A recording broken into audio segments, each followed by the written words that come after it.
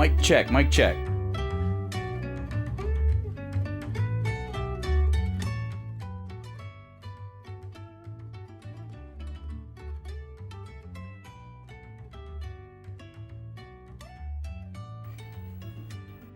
Alrighty, folks, we're here. We're ready. I'm just waiting for the ad to end.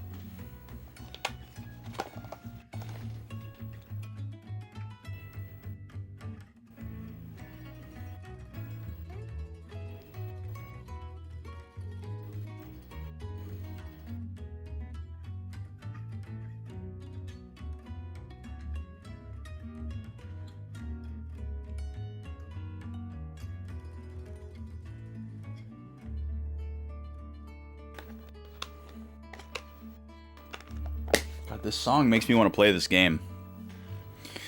Alright, welcome back everybody. It's Friday. Matcha's on. We're playing some tactics. Let's get into it.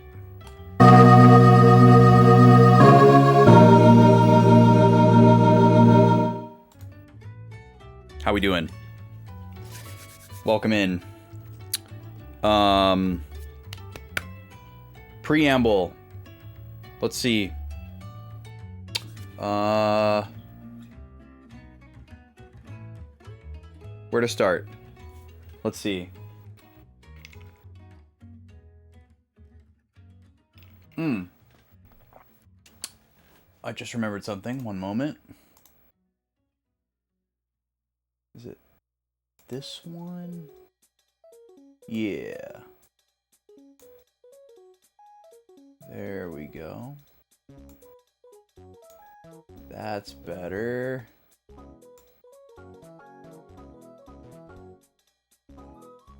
There we go. Okay. Preamble. I'm gonna keep banging on these. Fantasy Life is out. If you're playing and you want to trade items or chill, let me know. I'll be doing some streams in the Discord periodically, randomly. I'll ping when I do. Go into the notify channel to add the appropriate roles if you want to get pinged for those. Also, don't forget to sign in and do your dailies. There are dailies in Fantasy Life. They're optional. It's not like dailies in an MMO or like Animal Crossing necessarily, but there are certain things that you can do that reset every calendar day, not in-game day. And one of them seems to be very important because it's like one of the types of currency that you can collect to do things. Yo, Street, how are you? Welcome in. The main one is collecting your Celestia gifts, the blue flowers that you're going to be using to restore people's corporeal forms. You can only collect all of the flowers at your base camp once per day, and they don't regrow until the next calendar day. And then you can also collect them all with one button, which I worry that some players may miss. The game tells you, like, because you can go around and manually pick them just like you would any other flower in the game, but there's a way to just pick them all and not have to worry, like, did I miss one? Did I check that area over there? So it's really quick to just sign in, press a couple buttons, grab all the flowers, sleep mode. Like, if that's the one thing you do for the whole day, do it. Tired but good. Kiddo woke up at 5:30. The day after the end of the school year. Oh, man. What a way to be welcomed into the kids are at home every day again. I'm sure that'll be an interesting experience when I get to that point. Definitely sounds like an interesting kind of double-edged sword type situation.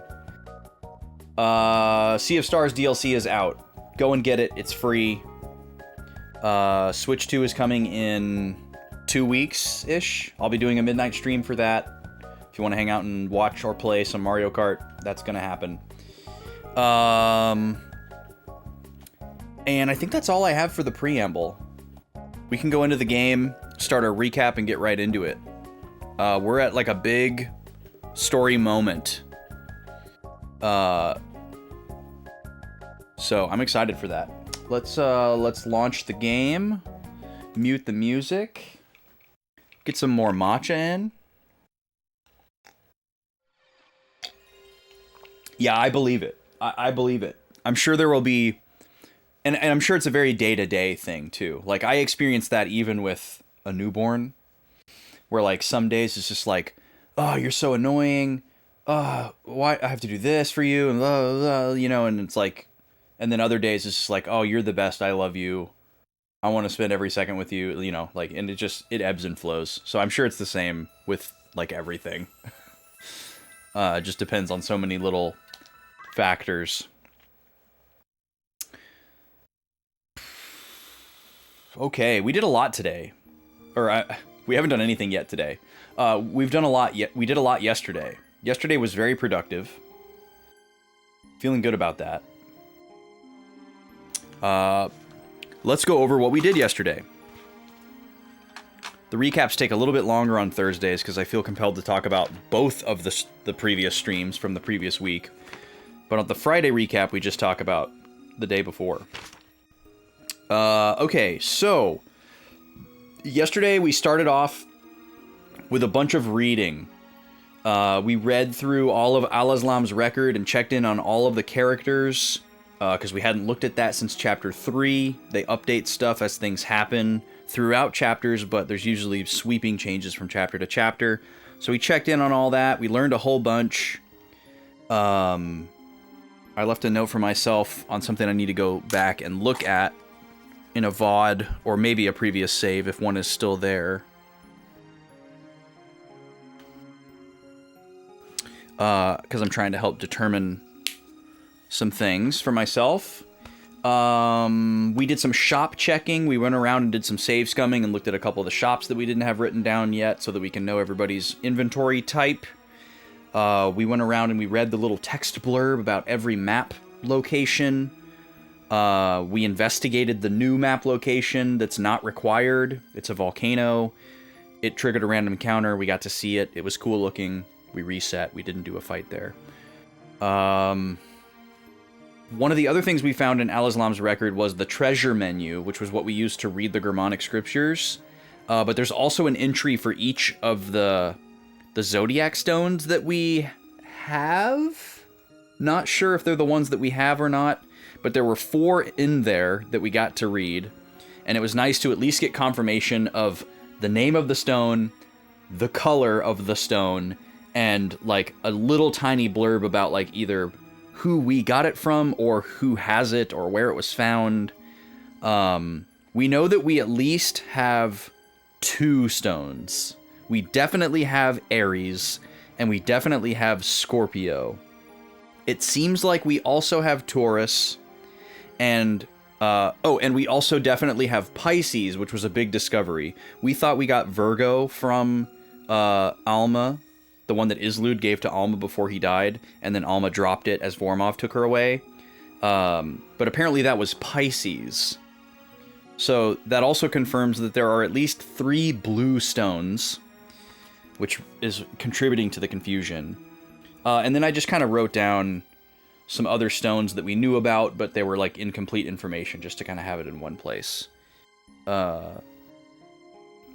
Then we started our trek on the red dots towards the required path. We did a fight at Dogala Pass, we did a fight at Bervenia Free City, and we did a fight at Finath River. So we did 3 battles yesterday. 2 were kind of like random encounters, but one of them had just the smallest amount of story to it. And they're obviously all required. Dogala Pass, we ran into some random Nanten, who were Goltana's forces. We don't even know that they necessarily knew who we were, but we wiped the floor with them. They were so easy. We destroyed them. Then we got to Bervenia Free City, and we met Meliadul, who is the sister of Islud. And this has happened to us a couple of times now, where they want revenge on us because we killed their sibling. And we're like, we didn't kill Islud. Your dad revived the devil, and the devil killed your brother. And she was like, right. Back to killing you. But then we did finally kind of get through to her a little bit. But not completely. Let's see, what did I write down here? Oh, Meliadul is also somewhat affiliated with the church, which makes sense because Islud and Vormov were also associated with the church. God forbid. Yeah, they are kind of like the Infinity Stones, you're right. So yeah, we tell her what happened at Riovanes. She doesn't believe us. And then Ramza kind of out of character called Islud and Meliadul pathetic puppets, which was very surprising.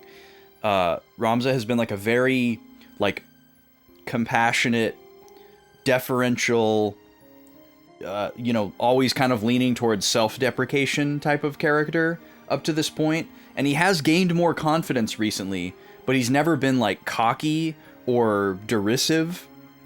So that was kind of surprising. So I don't know, maybe they're trying to illustrate that Ramza is like getting fed up with like people not believing him and not seeing, like he feels like he can see the corruption really clearly now, so he's frustrated and impatient with people who don't also see it, or it's just a translation thing that, you know, isn't perfect. And I'm reading too much into it, which is entirely possible.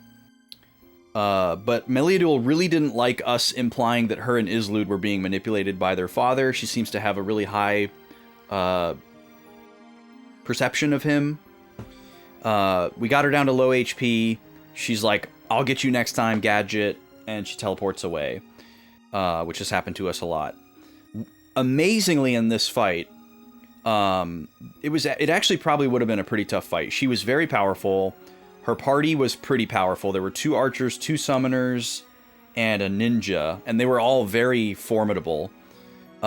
Somehow, we managed to steal Meliadul's sword and accessory, and they were incredibly low percentage chances, and we got them both on the first try. I have no idea why the RNG gods graced us so, but I'm very thankful for it. So we now have the Chantage accessory and the Defender sword, which is very cool. The Chantage accessory was a steal rate of 24%. We got that on the first try.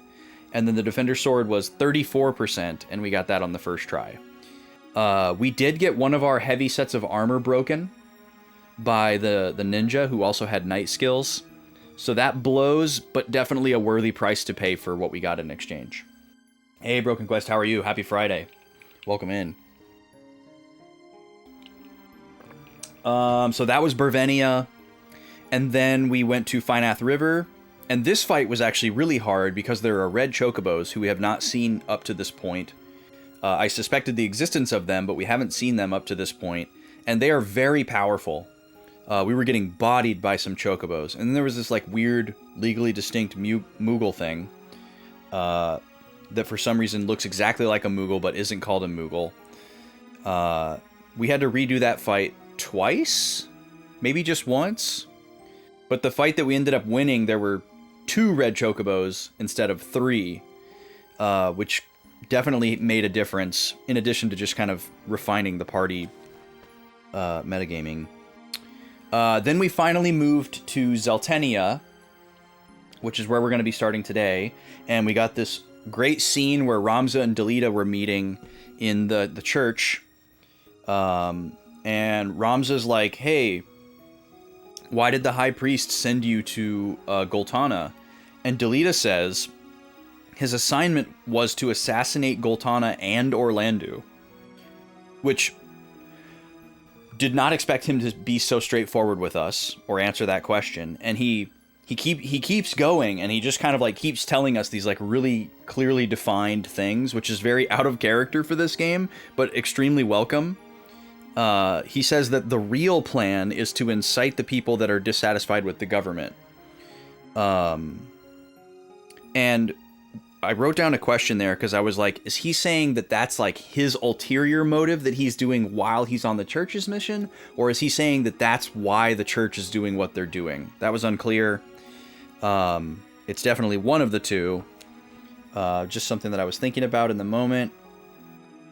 Well, Ramza's like, well, you're getting your wish right now. Everything's going according to your plan because, Larg and Goltana are falling apart. The church is gaining all this power. And, it seems like Larg and Goltana's forces are going to exhaust themselves at this big battle that's happening at Bethla. And Delita says this was wild. Delita says that someone is set to kill Larg and Goltana at the Bethla battle. And then he goes on to say that also Orlandu and Zalbag and Dysadarg are going to be assassinated as well. So it's like 5 of the most important key people in the story are all planning to be assassinated by the church. Have no idea how they think they're going to do that, especially if it's not Delita or them using, like, summoned demons, which would ruin their public image. So I feel like that's not what they're planning to do. Delita thinks the armies will choose peace if their leaders are dead, and, you know, like, they run out of, like, morale and supplies. I don't agree with Delita. But he seems to think that if Larg and Goltana die, that all of the wind is going to go out of the sails and everyone will just pack it up and go home and love each other again. And then Delita, after Delita says all this, he's kind of like, you're the only, like, unaccounted for thing left, Ramza, as far as, like, obstacles for the church in their goals. So I guess that's kind of the explanation for why the church is so hell-bent on taking us out, not just to get the stones, but also just because we're a nuisance, I guess, and we're against them. Ramza asks Delita if he's after the stones.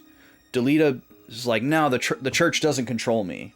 He's helping them, and he's doing things that they want to happen, but he says he's not being controlled by them. So, kind of interesting, but, you know, I guess to support that theory, he doesn't kill Ramza, he doesn't try to capture him, or at least he hasn't yet. And he says to Ramza that we want the same thing. So not exactly sure what he means by that. Delita just starts talking about Ovelia. He doesn't directly say her name, but it's very obvious that that's who he's talking about. And then Ramza starts using her name. But basically, Delita's like, whoever takes the throne needs to be easily controllable. Whether it's for his purposes or the church's purposes, whatever, we don't really know, but clearly that's what he wants. And it's interesting that he cares so much about Ovelia, because he also seems to like her for that reason. Like, oh, she'll be easy to manipulate. And then someone tells Ramza to come out of the church, says, come out with your hands up, we're surrounded, basically. You're surrounded. And it turns out to be Zalmo, the heretic examiner that we fought back at Lasalia.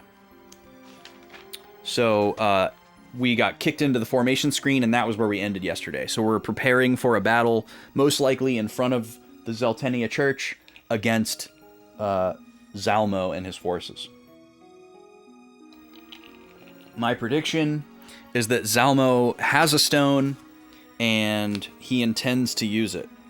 We're going to load save file number 2 here. We're going to have to mash through the cutscene that I just recapped in order to get to this formation screen. So you'll get a little slice of it here.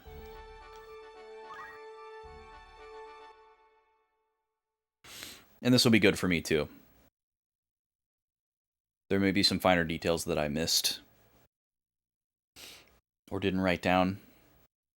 It's hard to resist stopping like every sentence and writing.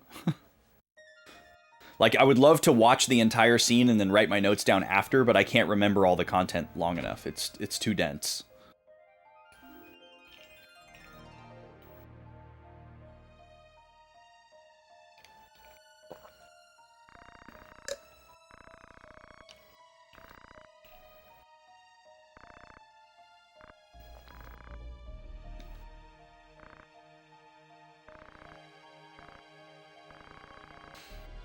I could see Delita assassinating Goltana, but not Orlando. We know that Orlando is, like, way too strong and protected. But I could see him getting to Goltana, because Goltana thinks that, you know, he can trust Delita.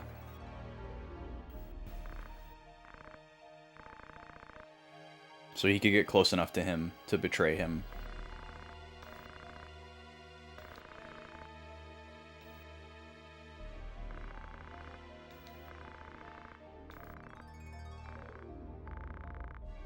But yeah, Delita understands that all of these other guys dying, like if all these other guys die and the war does end, he understands that the church will rise to power. And he doesn't seem to have a problem with that, but then he also is like, I'm not working for the church. So I really don't understand what Delita wants. Like, Delita wants somebody on the throne that's easy to manipulate. He seems to think that's a good idea. But I don't know how he thinks that the church rising to prominence is going to help with that. He's pretty smart for an idiot. Yeah, it's interesting because it seems like in the beginning of the game, Ramza has this very, like, kind of, like, childish black and white view of what's right and wrong. And Delita, like, chastises him for it. And he's like, you don't understand the world is gray, the world is nuanced, blah, blah, blah. And now it seems like Ramza has broken through that barrier, and the tables have turned. And now Delita is, like, the childish, idealistic one. And as well as, like, Ygraph and, like, a lot of these other people that we've kind of run our way through. That, like, spent the early game chastising us for being too idealistic. Seem to be getting caught up in their own ideals. And Ramza's at least a little bit more realistic. He's like, I don't know what I want, but what's happening right now isn't good, so I want to stop what's happening right now.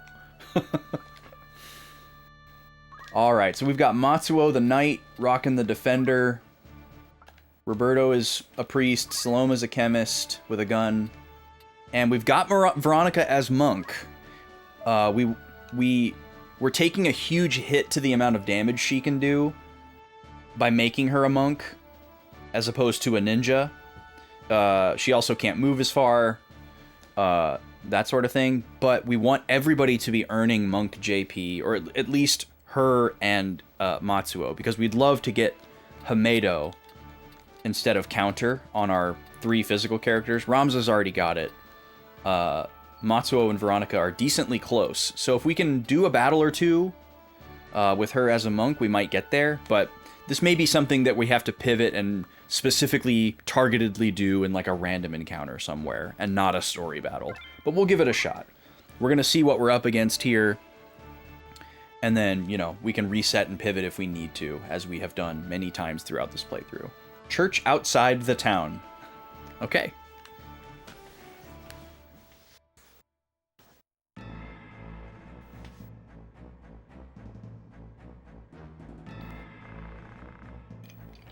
You are the Black Knight, Herald.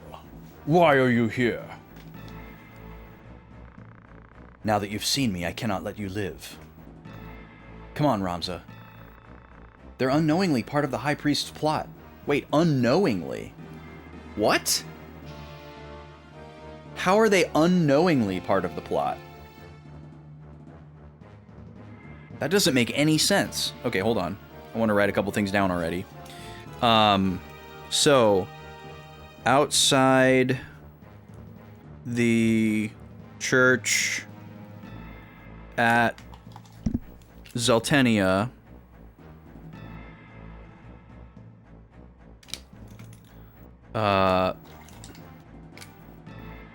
Zalmo confronts Ramza and recognizes Delita as the Black Knight. He's the leader of a group called the Black Knights. So I'm assuming that's what he means. Now this line, I'm probably putting way too much value and stock in what Ramza is saying here, but this is just wild to me. Ramza says to Delita that Zalmo is unknowingly part of the High Priest's plot. Go on. If you explain it, well, they'd understand. Are you still so naive? Well, good luck. What?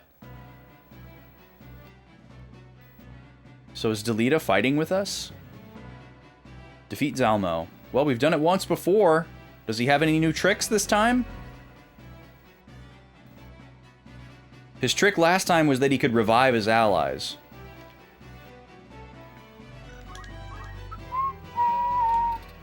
So Delita is fighting. We all get to go before they do. Scott, Ian, Neil, Whitman, and Slater. The class of 2005 is battling us. Alright, so we have 3 knights and 2 oracles. Looks pretty straightforward. One has items.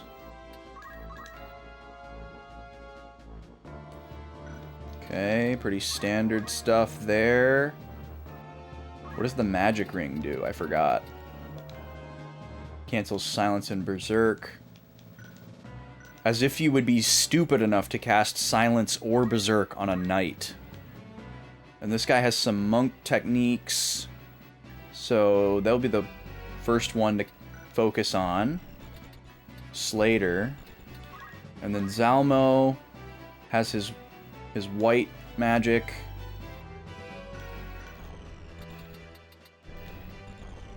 Okay. Well, we'll see what happens here.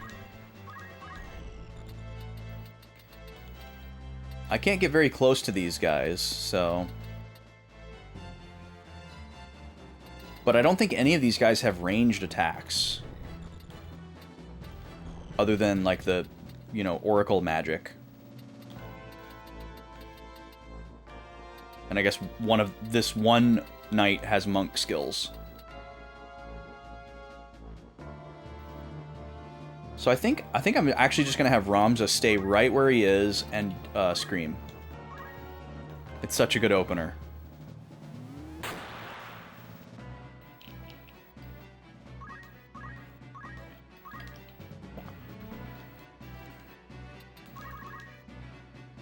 Okay, Veronica, we'll have you move up just a little bit.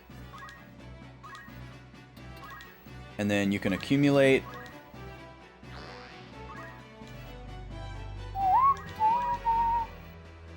Roberto. I might have Roberto and Salome just stay right where they are, because these are very defensible positions. So we'll just have him start singing. I'm gonna have Salome actually do the drop MP song, because I think taking away Zalmo's MP is probably going to be a good idea. But for Roberto, what do we want to do with Roberto? I guess we could go for Battle Song and just really start walloping, you know? Yo, what's up, SNES? How you doing, dude? We'll try Battle Song. We don't use this one very often.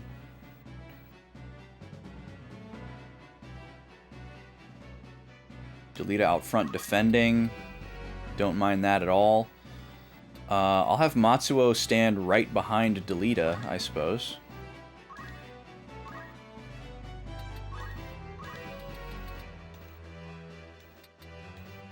Can't reach anybody with my Geomancy. So we'll just stay where we are.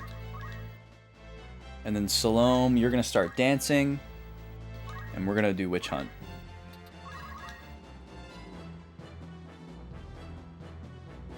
I suppose I should give her a different reaction ability, considering she already has Regen now. She doesn't need Regenerator anymore. I should give her something else. Thanks to the Chantage. Okay, so it looks like they're trying to do buffs, but I can't tell.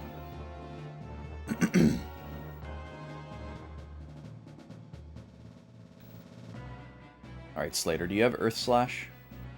If you do, you're not using it. So they're kind of playing defensive too, which is interesting. I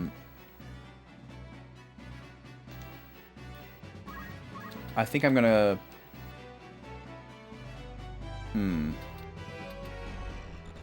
I'm gonna move Ramza here. I think that's safe enough. And I will scream again.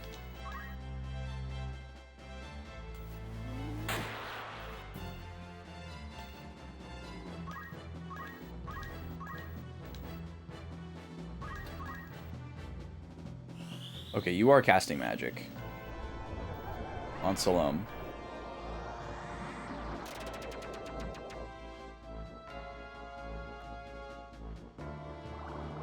Okay, I already have regen, so that's not helping me, but...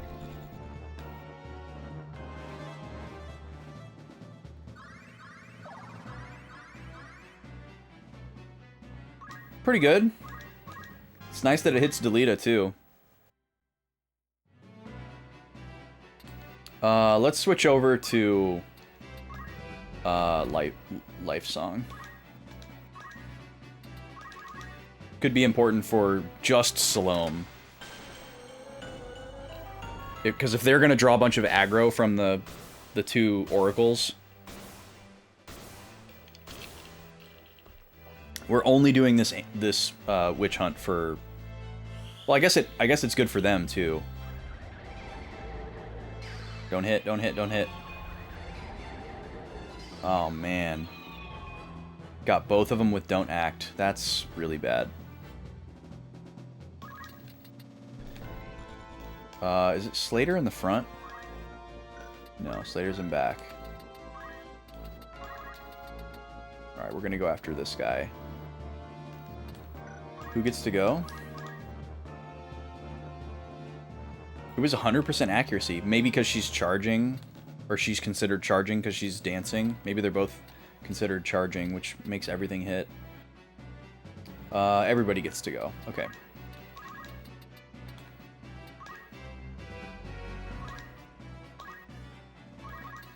What are we looking at here? 112. Petrify.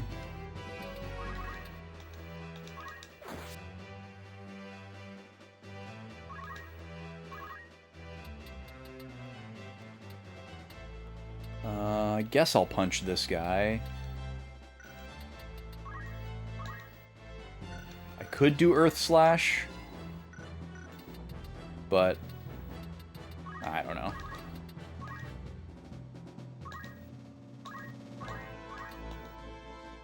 $63. We get 90 damage off of Earth Slash. And only 105 off of a regular attack, so I guess we are going to do that.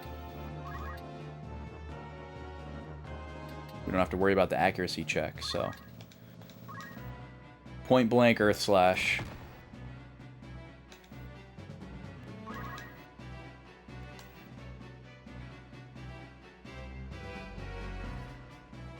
Oh, Delita has this thing that Y-Graph used to use. Goodbye, 240. Dang. Okay, Salome cannot act.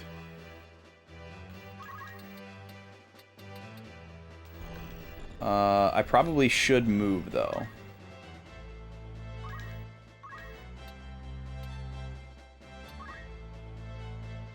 Luckily, she has regen. This guy should be dead.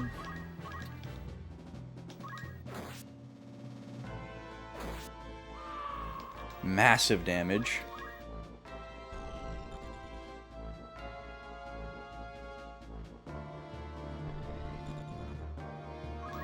Alright, we're also going to put Roberto over here.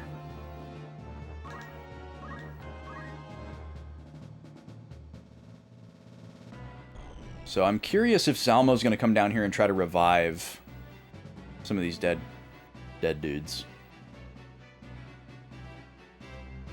Okay, they're leaving my casters alone, which is good.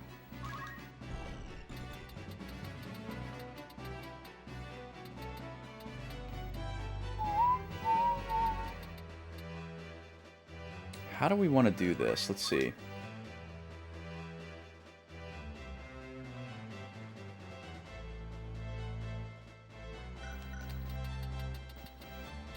Do we want to pincer them, or do we want to all go the same direction? Is kind of what I'm wondering.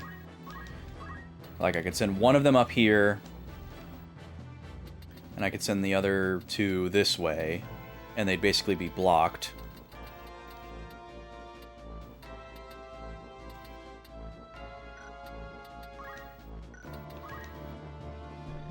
Matsuo can't get up there. He can't jump high enough because he's a knight. So it'd have to be Veronica or Ramza.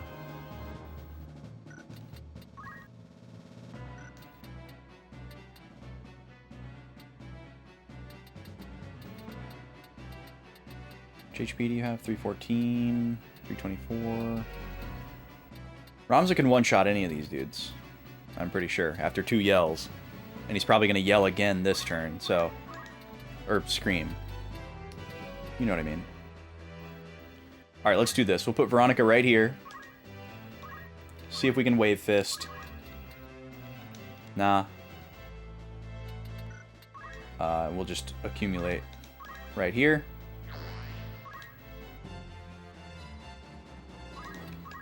Yeah, we're gonna let it all out. Exactly. And Ramza's gonna come up this way.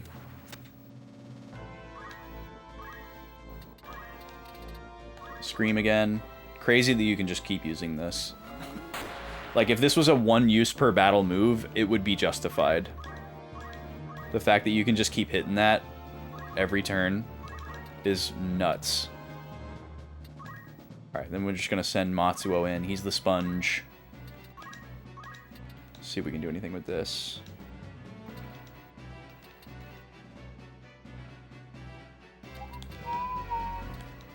Can't hit more than one person. I'll hit the guy with the most HP. Maybe we'll get a stop. Got him. Nice. Yeah, stop is very useful. Delita can't move very far, so he's like, hey guys, wait up. You can stay there, Salome. You can stay there, Roberto. We just have to wait for Don't Act to wear off. Okay, so am I just gonna kill Zalmo here and end the battle? Is that what's gonna happen? Only 41% accuracy.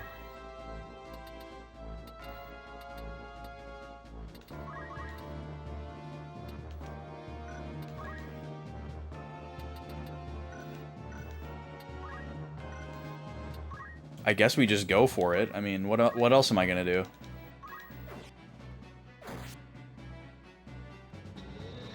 Nice, and we got the ice brand on him.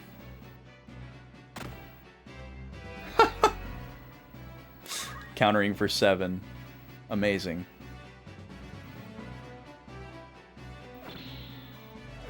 Get wrecked.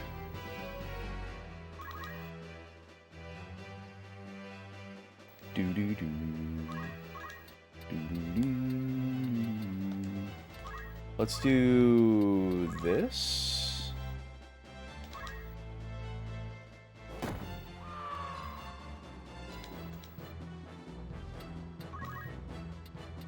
And then I can get out of Matsuo's way.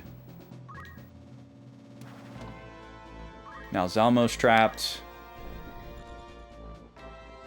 Alright, Salome and Roberto are back.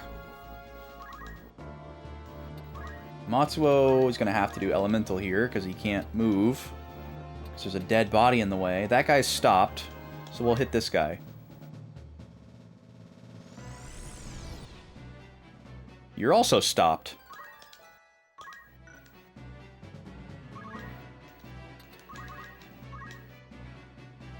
What do you got to say, Zalmo? Do you know what you're doing? He's a top criminal. Anyone who helps him is guilty too. You, leader of the Black Knights, dare oppose the trial examiners. I know who you are. That's why I must kill you all. Okay, I'm so confused. Because clearly, Zalmo is an arm of the church. Even if Delita secretly doesn't want to help them, Delita has been hired by the church to do what he's currently out in the field doing. So, are we wrong about Zalmo being part of the church? Has he gone rogue? I know who you are, that's why I must kill you all. Alright, let me write something down here. So, Zalmo rebukes Delita and it's funny that he's kind of like warning Ramza not to be associated with him, even though he already wants to basically kill Ramza. Like, oh, you gotta launder your image by not being associated with Delita, but he already thinks that we're a heretic, so like, why would we care?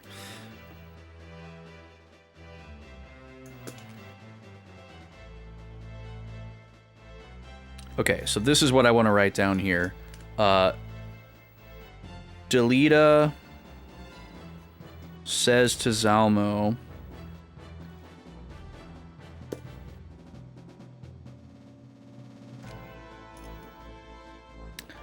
I know who you are. I'm writing this down verbatim.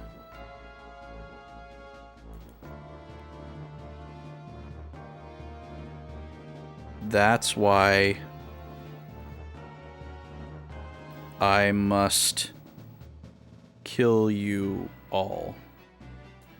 Now, maybe he knows that he has a stone and that he's like got a demon form, and that's what he's referring to? But I don't know if Delita even knows about that. What? You audacious fool! Your actions will disrupt the world order and oppose God's natural providence. Are you trying to rebel against God? Disrupt the order? This order you talk about is just a matter of your own convenience. Using God as an order to control people is absurd. You have no right to take advantage of the innocent.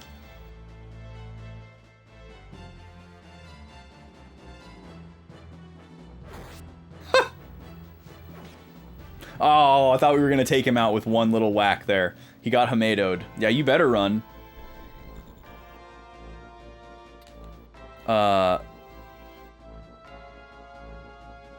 You had a pen that you think I would appreciate? Mechanical pencil, blue black. You know, I used to rock one of those. It's not exactly like that. It didn't have a pencil, but it's one of those pens that had the black, green, red, and blue, and you'd like turn it and hit the little whatever. I used to love using one of those and like color coding different things that I wrote. But these are fun because these are like felt tip markers, and they just feel really nice to write with, and they really pop out on the page versus like an ink pen. So, and I already had them. But I actually did toy with the idea of getting one of those green, red, blue pens with the black thing, because it would be super easy to swap. But then I was like, it's not going to be enough colors for my purposes. Because I have 1, 2, 3, 4, 5, 6... I have 7 marker colors, and then I have 6 highlighter colors that are all like in use for like a specific purpose. And I have more if I need to like add a new thing to the key. So I would need a pen that has like 19 different colors. I think they do have those. I feel like I remember seeing one of those in like middle school where some pen was like bigger around than like a highlighter, and it had like 20 different colored like little tabs that like different ink sticks that you could push down.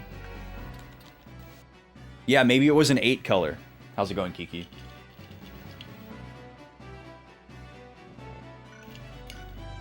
Okay, I need to decide if I want to stretch this battle out.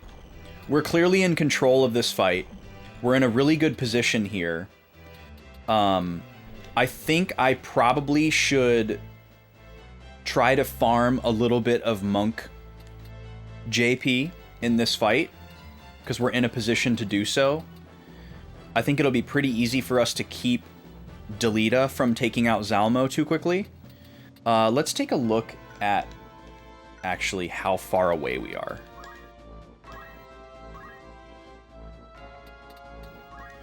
So Veronica is the one that would take a while. She would need 600 JP, which is a lot. Matsuo is pretty close. Matsuo, let's see where Matsuo's at. Yeah, Matsuo only needs like 98 JP. And then he's there. And he's got Hamedo. So I think what we'll do is we'll just try to get as much as we can. We'll try to do a little bit of stalling. We might be able to wall Delita off of Zalmo. We're not really interested in farming JP for anyone else other than Veronica. And with these guys being stopped, we could basically make sure that, you know, Veronica takes as many actions as possible. And everybody else can kind of just hang out. There's no reason for Roberto to earn JP because he's maxed out on Priest. Salome, we do want Salome to get JP because we need more chemist skills for her. So Roberto can... let's see. I don't remember what song he's doing right now. Is he doing Life Song? He's doing Life Song. He can just keep doing Life Song. That's fine.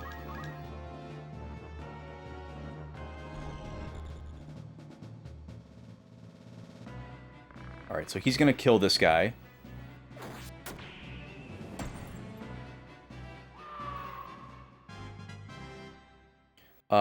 But Delita shouldn't be able to get up there, I don't think. But I don't know. Salome, you can just keep doing... Are you doing Witch Hunt still? You're still doing Witch Hunt. Yeah, you can just keep doing that. He's probably going to heal himself this turn, if I had to wager a guess. It'll be interesting to see, actually. I don't care about God. I just want you to see the truth. Truth? Are you saying this is not truth? You had a chance to clear the charges in the Cardinal Murder Zodiac Stone robbery. But you blew it by running away. That proved your guilt. We've already decided you're guilty and sentenced you. It's too late to say anything. Then I guess I must fight.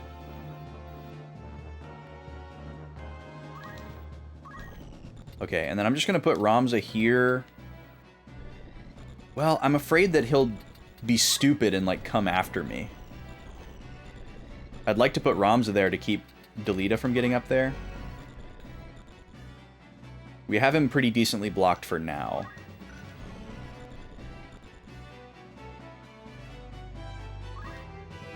I guess the way to really block Delita would just be to put the other two characters right here. So maybe that's what we do.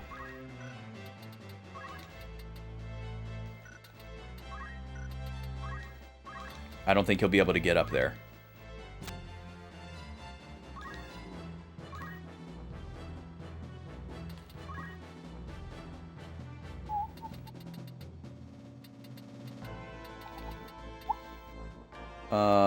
I don't really need Ramza to do anything, so I'm just gonna wait.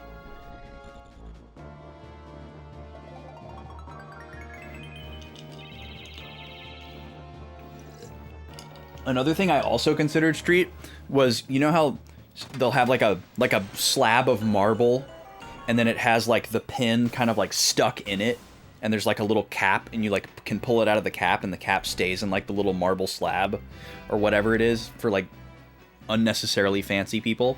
I was thinking, oh, I could make something like that that holds the markers, and that way I could just like easily like unsheath and sheath the like different colors as I needed them instead of having to like hold them in my other hand. But I don't really have anywhere. This table is so small.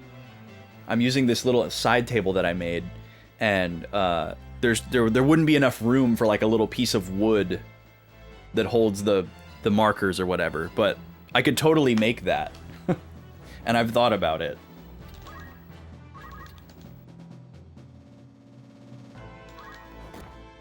Alright, 160 damage to you. Okay, his stop is gone.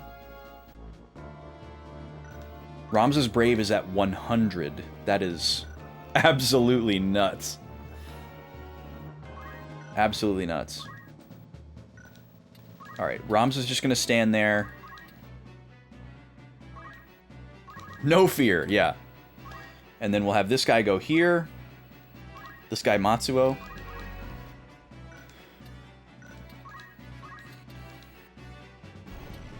Okay, we don't want to petrify him.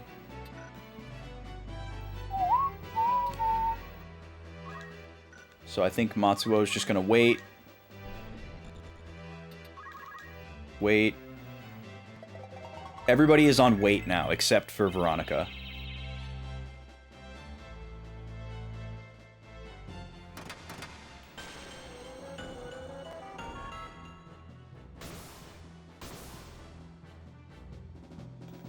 And, you know, Salome and Roberto are still gaining because they're passively acting.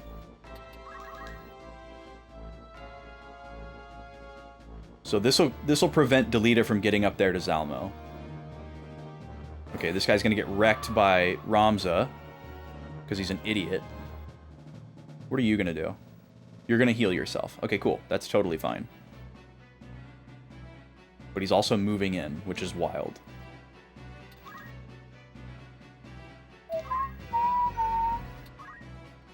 And then Veronica can just sit here and accumulate for basically as long as Zalmo will let us. So she's going to earn 34 Monk JP. A little bit of that is going to splash over to everybody else. We're really only interested in splashing it over to Matsuo, who's very close. And then Roberto is technically farming Priest JP, which he doesn't need.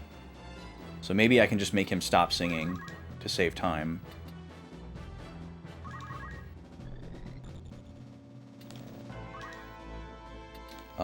What would I have him do? Just, like, attack nothing to, like, cancel out his song? Okay.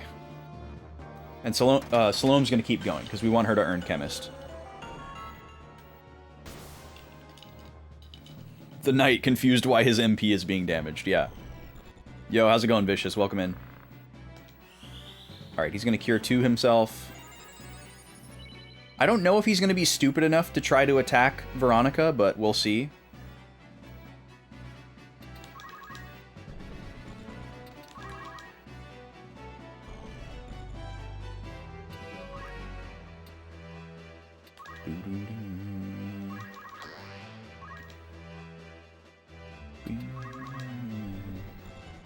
I doubt we're going to be able to keep this going long enough for her to get to 1,000, but we'll see. And I'm intentionally not farming with the other characters because it would make me way too overpowered. Oh no. Okay, he's going to end it. Because Zalmo stupidly moved in range. That's fine.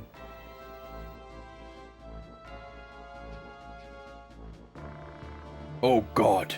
Please punish the wicked. Oh, is he gonna, like, reach out at his desperate plea to a stone and transform here?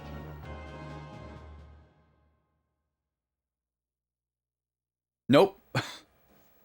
Delita ended this fight for you on turn 2? Holy moly. Just with, like, a lucky shot like that to Zalmo? Ooh, we got an angel ring. That's really nice. He just walked over and lightning stabbed Zalmo. That's amazing.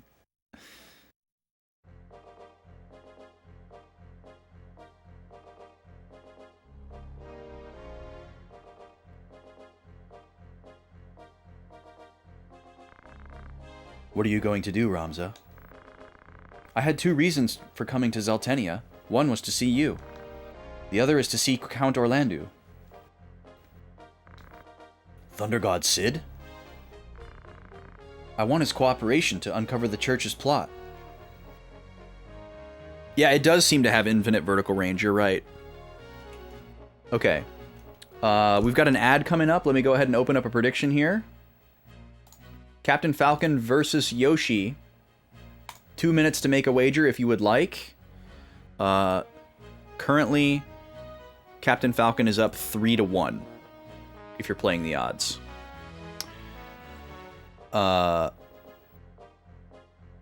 Okay, so, let's see.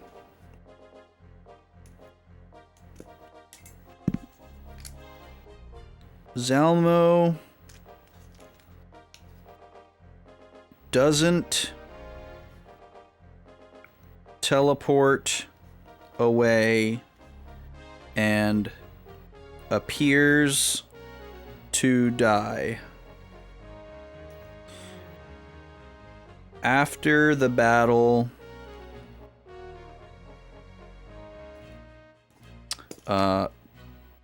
Ramza says he came to Zeltenia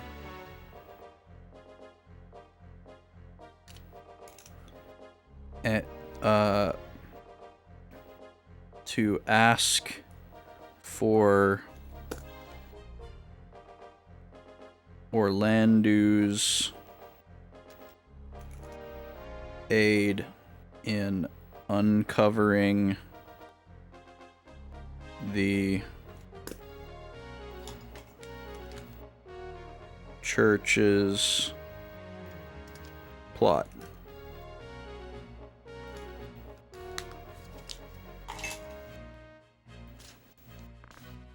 How? I have strong proof that will uncover the wrongdoing. The Gramonic scriptures. When I met Olan, the Count's son-in-law, he promised me if I had enough proof, he would stop the High Priest's conspiracy. Okay, so...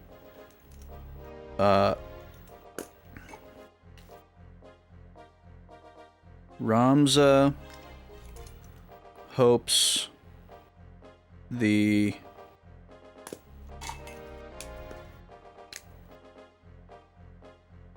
Germanic scriptures will be enough proof to get Orlando involved.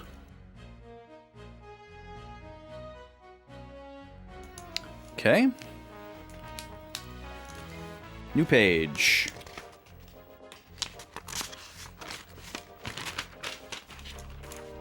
Oh, and we're in the ad. Here we go. Switching over.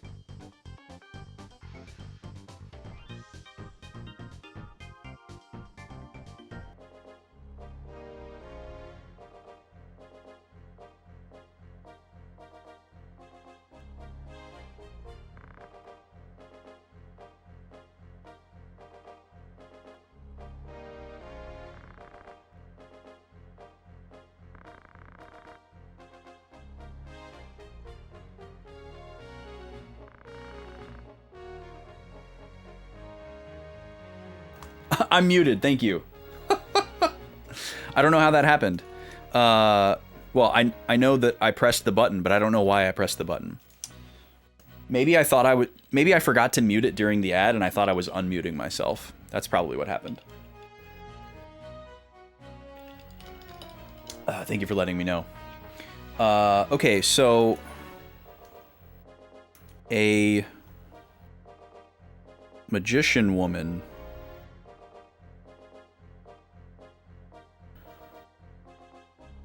has accompanied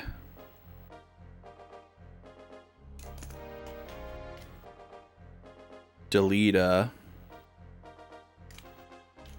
from Mirand. She's so gender.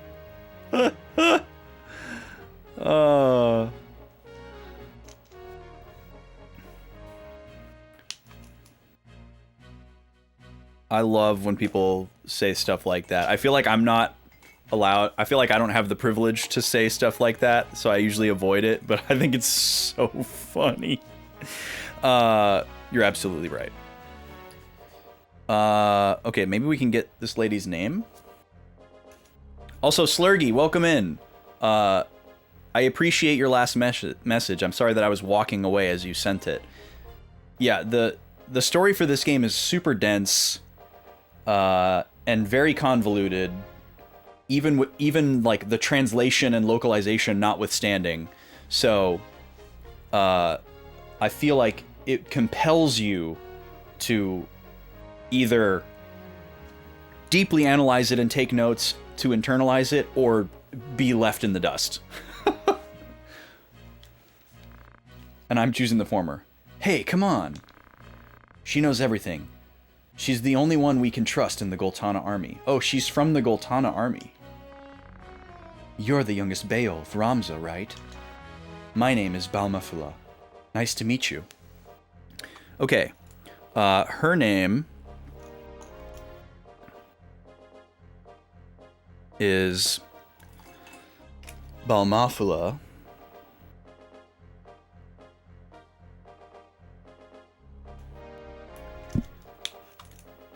And she is purportedly a mole in Goltana's army.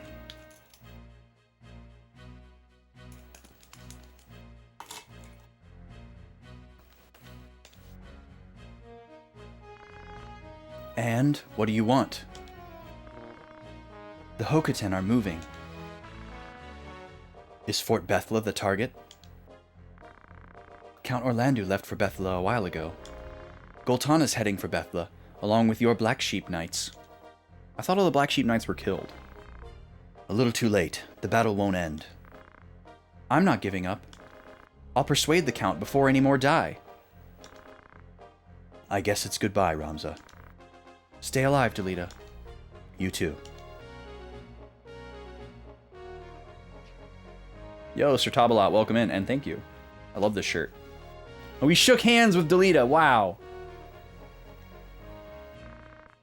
You're letting him go? I know what he'll do. You even use your friends. Shut up, what do you know? Ooh, she pierced him to the core with that one.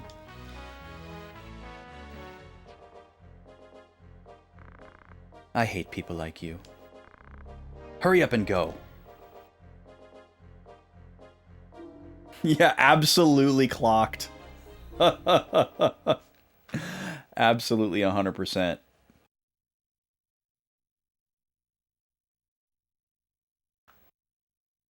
Got him good.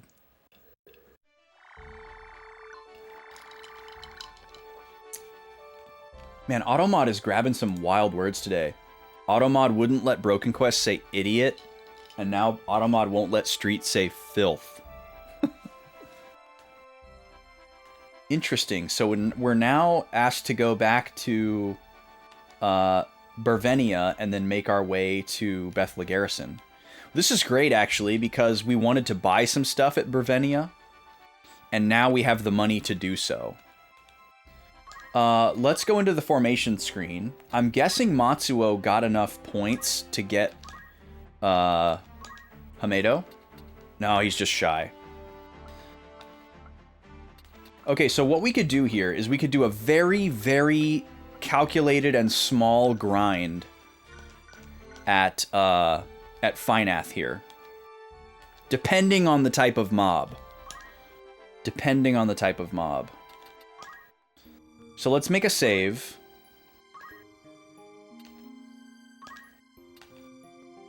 File 3 here. Let me write down one last thing about that last conversation here. Balmafula notices that Delita is technically using Ramza by knowing what he will do and not stopping him. And she calls Delita out on it. This seemed to strike a nerve with Delita.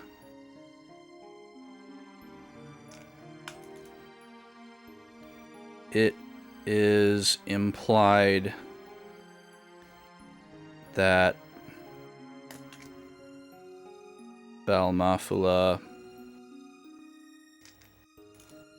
knows this is hypocritical for Delita based on her I hate people like you. It could mean just like the same thing that everybody else says, like, oh, I don't like people that use people. Okay, and then we have save slot 3. Post Zeltenia fight.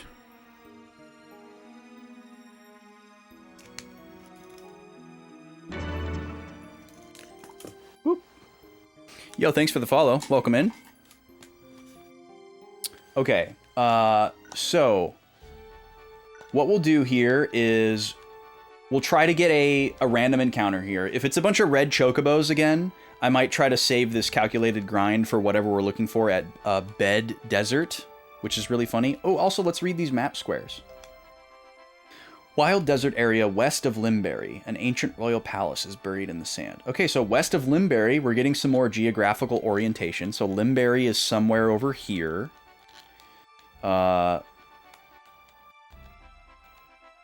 And then Bethla Garrison, natural fort surrounded by cliff on 3 sides and used as a frontline base in the war.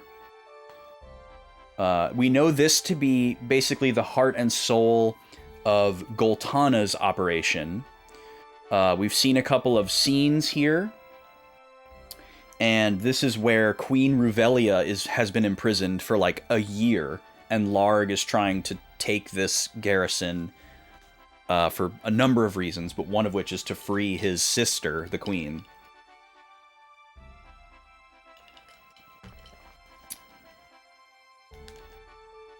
And actually, there was one point earlier in the game where we saw Bethla Garrison on the map, and we thought we were going there, and then some stuff in the story happened, and then it literally erased the line and the path to it, and we couldn't go there anymore. We never could actually go there, but it seemed like we were going to go there. It was interesting how they did that. So, okay, if this is... So, maybe this is Morond? If this is Saint Ajora's birthplace, and this is under the control of Church, I would assume that this is probably Morond. Because this is Lysalia. And then all this down here is Lionel. And then way over here is Galleon. And then we have Fovaham over here. Riovanes is the capital of Fovaham. Just figuring out the orientation of the 7 kingdoms. Okay, let's see if we can hit a rando at Finath here and what it is. And we don't know if this is scripted or not. It's probably not, because it's green. But let's see what we get here.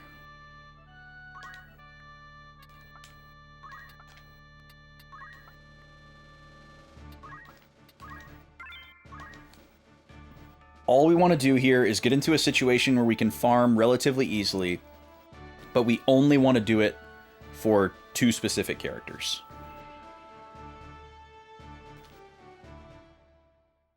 Because I don't want anybody else to get unnecessarily strong. Because we're already kind of like unnecessarily strong. Okay, I see a Marlboro. I see a red chocobo. I see a second red chocobo. This doesn't look great. I have not played Tactics Ogre, no. I own it. I own the PSP version and the remaster that came out recently. 384? That's a lot of health on these marbles.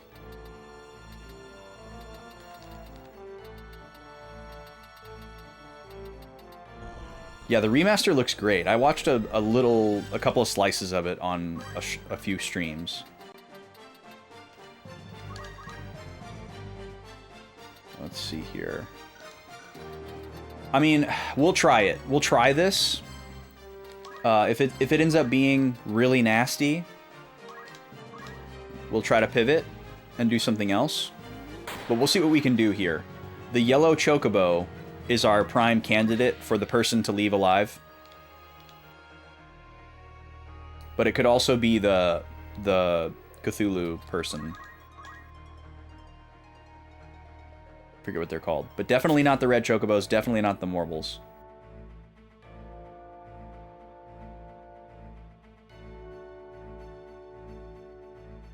Okay, 96 is better than 160. You hope Tactics gets the same treatment sooner rather than later. It feels like it's gonna happen. Are you in line? You are in line. Interesting. I can't quite punch you. I think it might be better for me to actually just accumulate this turn and let everybody get a little bit closer.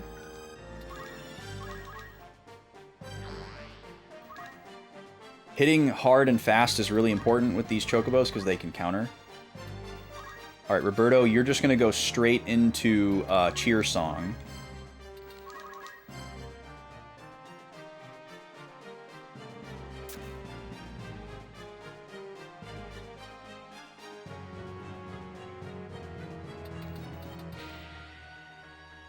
High electrical temperature, welcome in.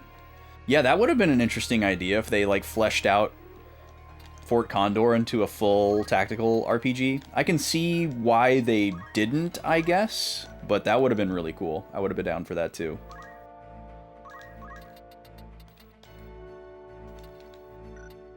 What status effect is this? Stop? Sure, we'll go for it.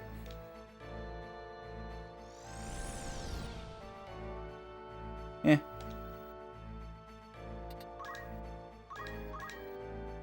Okay, Salome, you are going to do slow dance. We're going to double up here, basically. This is a good combo that we like a lot. It's going to take the Morbles and the Pisco Demon a while to get down here, so hopefully we can get some speed buffs on ourselves and some speed debuffs on them. Squidlarkin.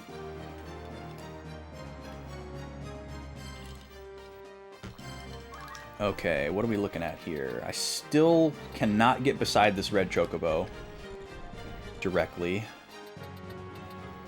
I could scream one more time. This next turn is going to be brutal, though.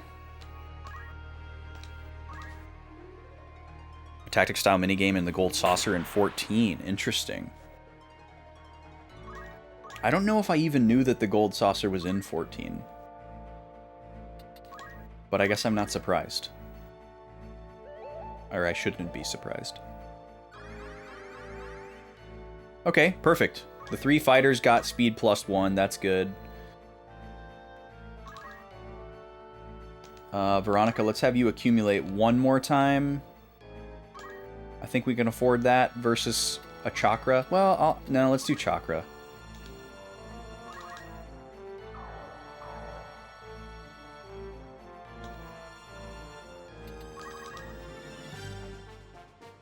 Okay, so you're going to be in meteor range now. That's going to hurt Roberto really bad. Regenerator is good.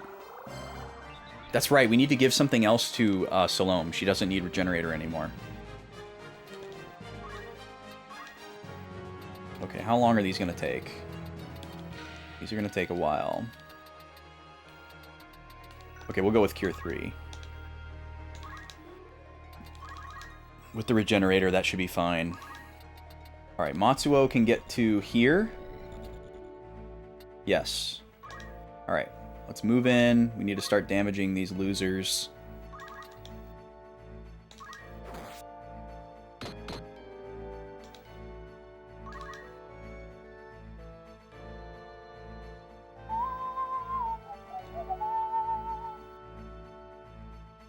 Get countered, get countered, get countered, please.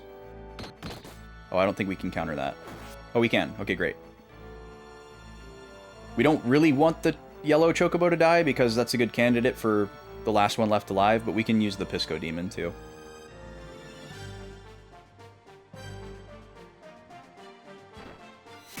Okay, they're trying to kill Matsuo. This really needs to land and shift the AT.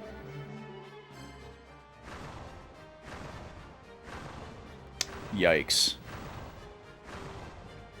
Yikes. That was really bad, Salome. Okay, let's take a look here. Roberto gets to go, and Veronica gets to go.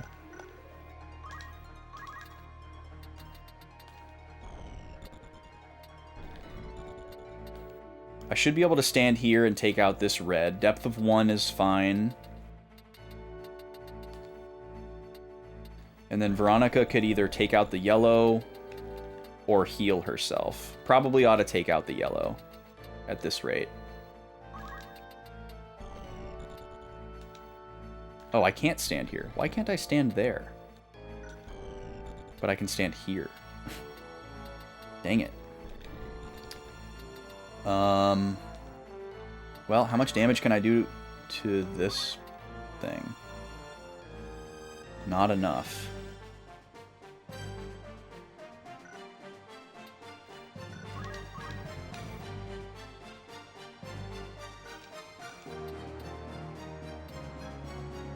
Yeah, plus this Chocobo is going to get cured by Roberto if we don't take it out. So we're just going to have to double up on this guy.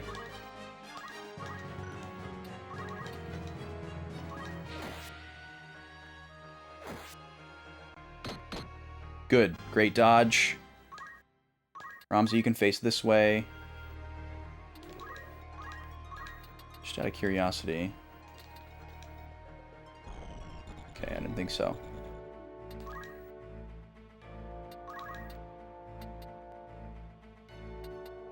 I'm wondering if I should hit Roberto with an X potion as well.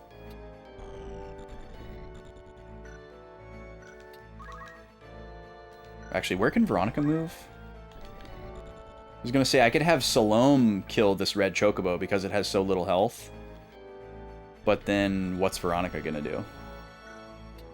I guess that would open it up for Veronica to heal Matsuo? Well, maybe I could have Salome heal Matsuo. Let's do that. So we'll go right here. Yo, welcome in. Thank you for the follow. Appreciate it. Hit him for $150.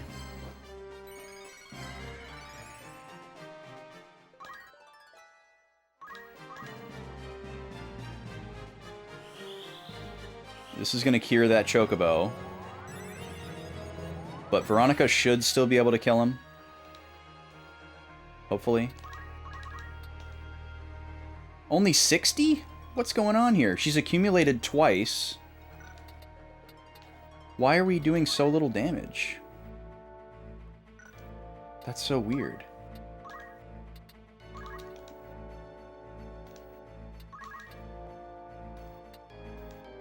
Oh, man. Alright, well, I guess this Chocobo is going to be still alive. We had to heal Roberto, though. There was no way around that. Who's going next? Not you. It's the two marbles. Okay, so the two marbles are going to go. Then Roberto again. Then this guy. And then this guy. Okay, so either Ramza or Matsuo will be able to stop Itorn before its next turn. The yellow Chocobo's at the end of the line. We'll be able to. The other one will be able to take that one out. So if Matsuo wasn't standing here, I would do Earth Slash. I can't Wave Fist from here, can I? No, not quite. I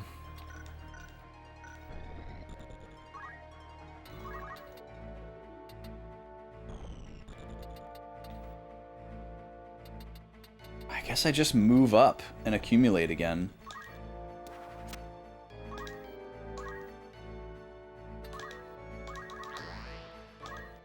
This is going to be a very annoying fight to try to do what we're trying to do.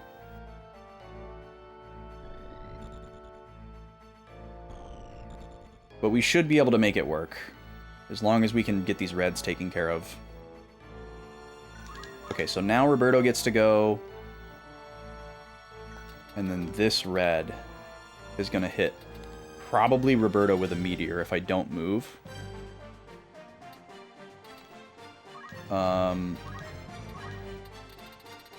long would it take to get Holy out? Quite a while. We haven't tried it out yet. I kind of just want to see it. But I don't think that's worth doing now.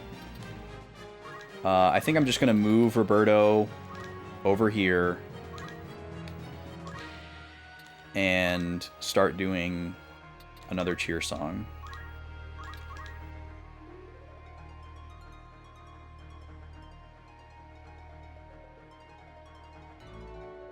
Alright, so who are you going after? Okay, you're going to take the bait and go after Roberto. That's kind of what I was thinking was going to happen.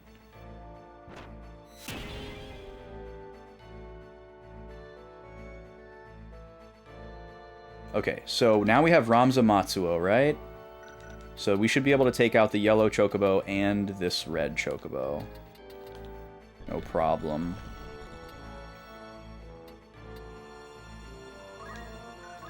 I'm going to move Ramza forward to go after the yellow.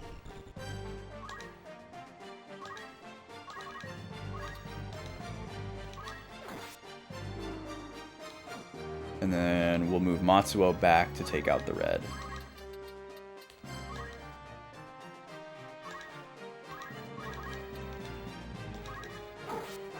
There we go. Okay, please do better than last time, Roberto. That was not better than last time. Okay, but we're pretty much in control of the battle now. We just got to take care of this other red. And we got to take out these Morbles. And then we got to just corner this Pisco Demon and do some farming. Which shouldn't be too bad. Shouldn't be too terribly difficult. Who gets to go here? Veronica Salome, Ramza. Okay. I'll probably move Roberto back to the right. So Ramza should be able to take out this red, no problem. Let's bring Veronica over here. See what we can do with these guys. 108? 108 sounds good. 110. Sure, we'll go for 110.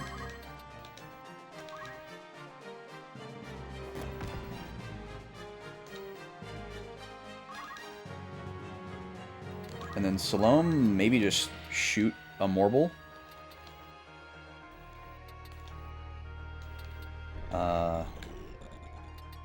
Rather than... Because nobody's really in danger heal-wise right now, except for Roberto, but his threat is about to be removed. So, yeah, I guess I should shoot this one and push it into kill range. Or closer to kill range. It's really only kill range for Ramza, and he's not going to go after it, so... Or should I even him up? We'll even him up. It's more damage, too. So we'll hit that. And... How far can you move? Yeah, we can just stay right here. Okay, we're going to take out this red. Goodbye.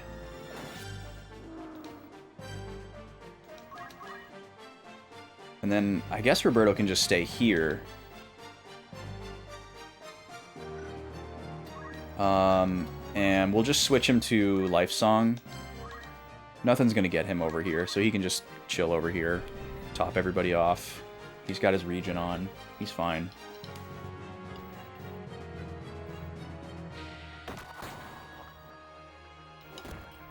Nice counter.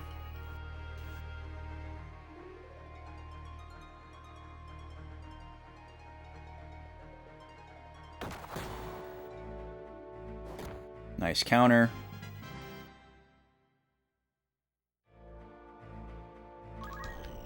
Okay, Matsuo can go right here.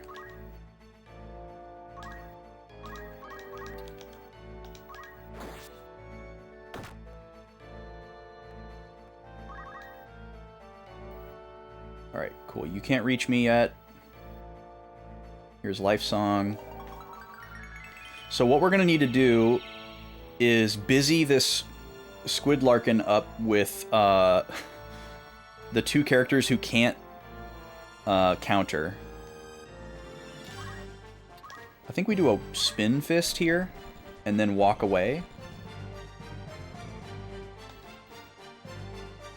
Oh yeah, we're still going, Halo Killer. You seemed like the story was near an end, really? Okay, we didn't hit anybody. That's awful.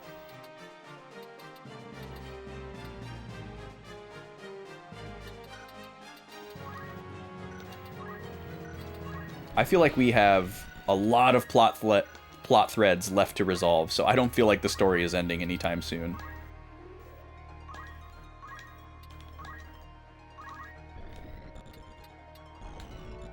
Okay, we can take out this Morble from here.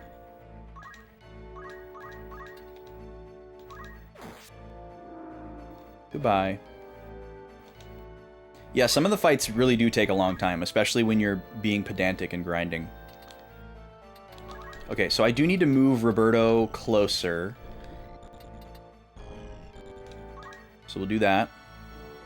Because we're going to have all of our other characters run away from this demon. And I don't think we're going to be able to corner this guy. So we're going to have to just be running around. Which sucks. Why don't you throw an X potion at Matsuo?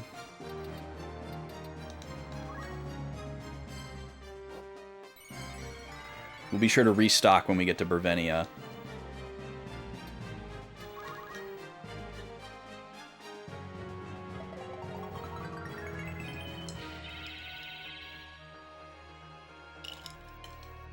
We were in Chapter 3 for a very long time, I feel. Alright. So now we're down to our last enemy, and we're going into stall mode. And what that's going to entail is all of our characters that can counterattack staying as far away from this thing as possible so that it stays alive. And hoping that it goes after our characters that are closer and can't counterattack. And only Veronica and Salome actually need to farm JP. Everybody else can just wait. Because we don't need to unnecessarily farm.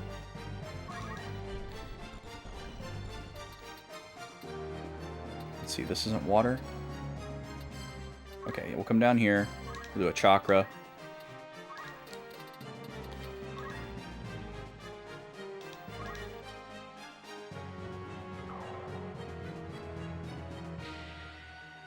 Yeah, enemies will either turn into a crystal or a treasure chest. In this scenario, we're hoping for treasure chests. The crystals will either restore health and MP, or they will give you abilities that that character knows. But in the case of monsters, we can't learn abilities from them. So we really are only hoping for crystals if they are from human enemies, or if we really need a heal. In this instance, we're hoping for chests, because we might get some good items. Alright, so I'm going to move Roberto in close here.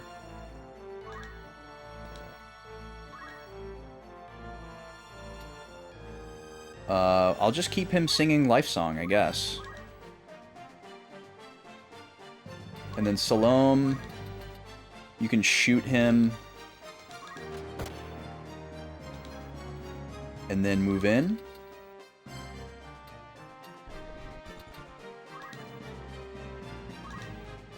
So these two characters won't counterattack him if he attacks them directly. But my other three characters do have a chance to do that. So we're going to try to stay away from him.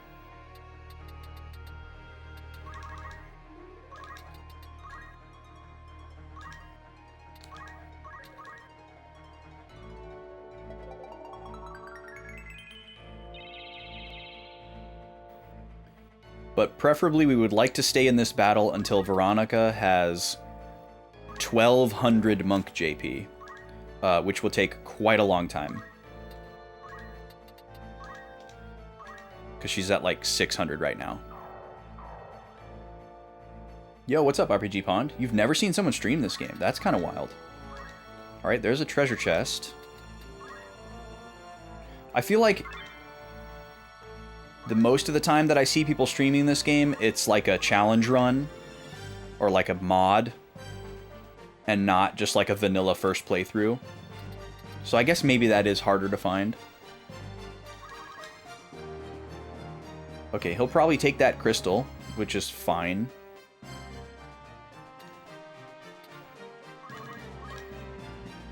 You don't get into speedruns or mods as much. Yeah, that makes sense.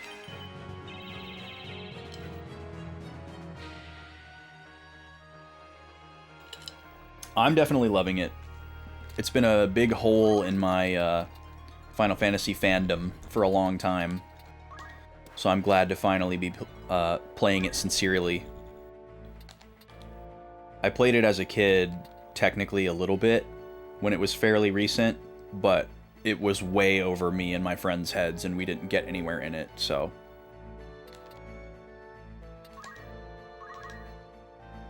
Love the concept for this channel. Yo, thank you. I really appreciate it. Me too, obviously. Yep, have a lot of games. I would like to play them. Best way to try to get through them is to put myself on a schedule. So he's going to take that crystal, right? Yeah. That's cool. Totally fine. Okay, Veronica's at full health, which means she cannot farm JP by using chakra anymore.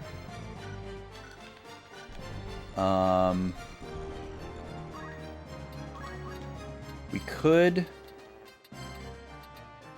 No, we can't do an Earth Slash. Your streaming goals are similar. Nice. Yeah, likewise to you. Keep it up. Make it fun. Motivate yourself to keep doing it. Okay, what can I do to have Veronica continue earning JP? She could attack Matsuo, but she might miss. She could Earth Slash Matsuo, which wouldn't miss. The play is probably to have Matsuo attack her and then her use Chakra turn over turn until her health gets too low. Although with Life Song, that should be fine. So let's do an Earth Slash here, and then let's move her, because we need to stay away from the demon.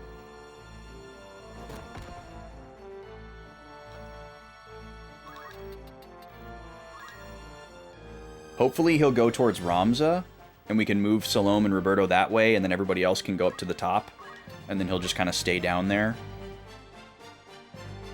This map is kind of a rectangle. He just healed himself, so we can safely shoot him again.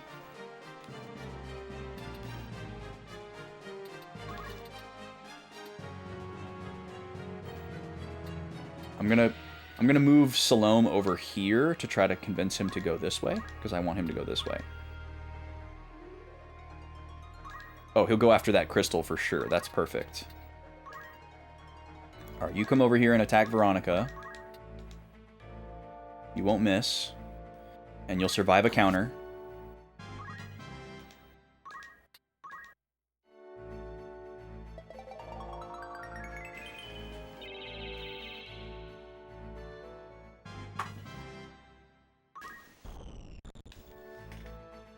Okay, now this is the tricky one. I need Ramza to go... I guess I'll just have Ramza go this way.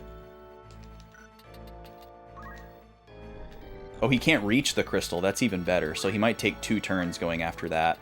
And that'll help me get Salome and Roberto where I want them. I'll probably have Roberto stop singing, too. Because he doesn't really need to farm any more EXP. And our health is not in danger. So, let's move him... Let's see, what was his web? He can go right there. So we'll go right here. And then we'll have him stop singing. Attack an empty square, so he'll stop singing.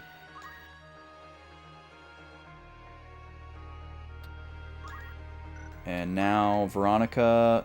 I'll probably leave them here for one more cycle until he moves over by this crystal. I don't think he's going to go this way. He should be tantalized by the crystal. He's missing health. So I'm going to go over here. And then we'll do a chakra.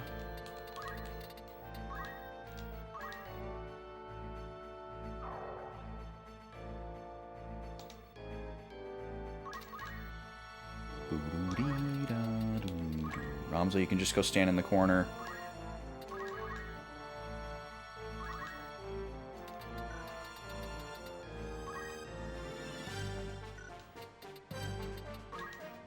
And I guess if he does end up following... okay, depth 1 is fine. If he does end up following Veronica and Matsuo, then... You know... will still be outside of his movement web. Okay, and then we'll have Salome go over here.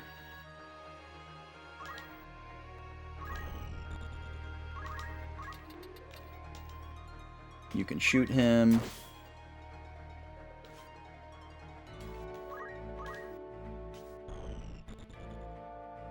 Roberto's waiting. Roms is waiting. Okay, cool. He's taking the bait. He's going for the crystal. What does this do? Oh, he took away our region? I'm not exactly sure what happened there. Let's see. She has a chance to get countered by this, so that's not great. So we'll move... Move and then chakra. Should be fine here. Yeah, the sprite work in this game really is amazing. 2D sprite games on the PlayStation are super special, because, like, they had the storage space of the disc media versus a cartridge, and so there can be so many different little special frames of animation that are maybe only used once or a couple of times. And there's all these cool little details, and that's really been a hallmark of this game so far.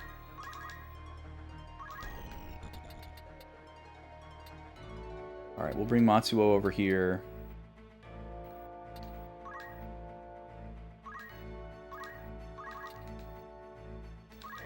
Yeah, the spells are very pretty. Good showcase of the 3D.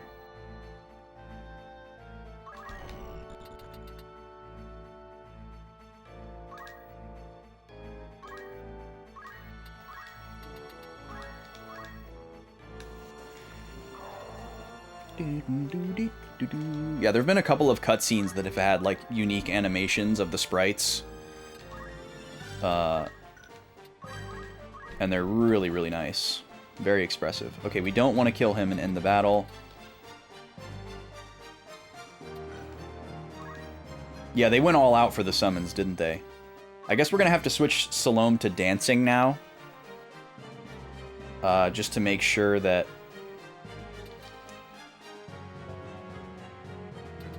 we continue to do damage, or get JP for her. So I guess we'll do Witch Hunt. We can do that for quite a few turns.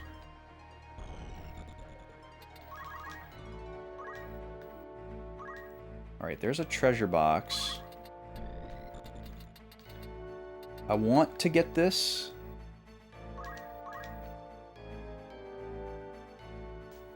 He should go... he should...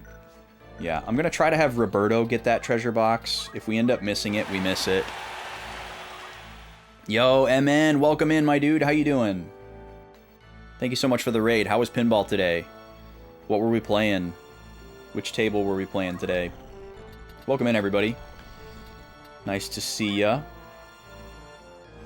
We're doing a very cheeky and very pointed grind in Final Fantasy Tactics here. We're trying to raise a couple of characters' specific job point balances without raising anybody else's experience or job point balances too much, because we're trying not to get overpowered. So we've got one enemy left in this fight, and we're kind of just letting him chase us around while we goof around and do what we want to do. Okay, Roberto's going to be stuck in the water here, but that's actually fine. For a maiden's kiss. So I think Roberto's going to be stuck there for the rest of the battle. Alright, we can do another chakra here. Should we move again? Where can Matsuo move? Yeah, we'll move right here.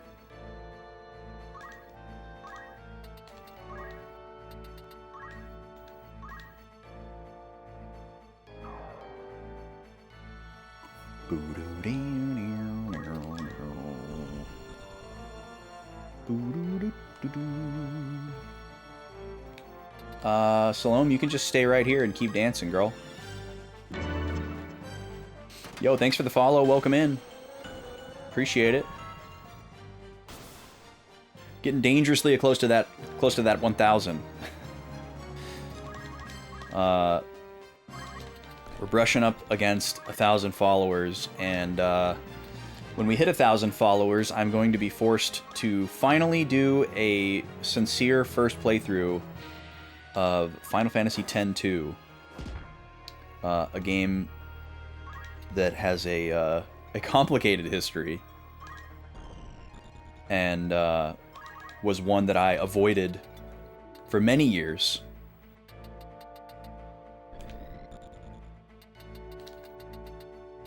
But much like this game, it is a little bit of a hole in my Final Fantasy fandom. And I hope to have kind of a cheeky Mystery Science Theater-esque playthrough where we can celebrate the highlights as well as kind of lampoon the absurdity. But it's going to be a spicy playthrough because I don't expect to... I expect to enjoy the game mechanically and completely pan it narratively. And I know a lot of people really, really love all of 10-2, and there's a lot of like really ice cold takes about why 10-2 is not a good game that a lot of people don't appreciate. And I think I'm gonna bring some interesting perspective to the conversation, because there's a very interesting history behind a lot of those ice cold takes. But I guess if we happen to hit 1,000 before this playthrough is over, that would be the next playthrough. If we beat this game before we get to 1,000, we'll pick a new RPG, and then 10-2 will have to wait until after that game. But we're getting pretty close, which is exciting and horrifying. Yo, no worries, MN. Your phone freaked. We're just chilling, playing some tactics. This is not a story fight. We're doing a little bit of grinding here. Some very specific grinding. As a matter of fact, let's have a look at Veronica and see where we're at. We're trying to get her Monk JP to 1,200, and we're at 1,000. Okay, nice. So we got a little bit further to go. I'm sure Matsuo is already there. Yeah, Matsuo's there. Alright, so we just need a couple more turns here to get Veronica where she needs to be, and then we can get the heck out of here and move back into story content. You fried a transistor live on stream. Yo. That sounds wild. Was there a flame out? Was there any sparks? Which table was it? Which one were you playing today? Guys, go follow M in Retro Gamer. He does live IRL pinball streams. It's really, really cool. You had some smoke. Oh, you were playing Hard Body. Wow. That seems like an appropriate pinball table for smoke to come out of, you know? It's giving you all kind of crap. I mean... no comment. No comment. Salome, you can just keep going. Oh, you've just been trying to fix it. Gotcha. So was today like a maintenance stream and not a playing stream? Alright, we can do another chakra here for free.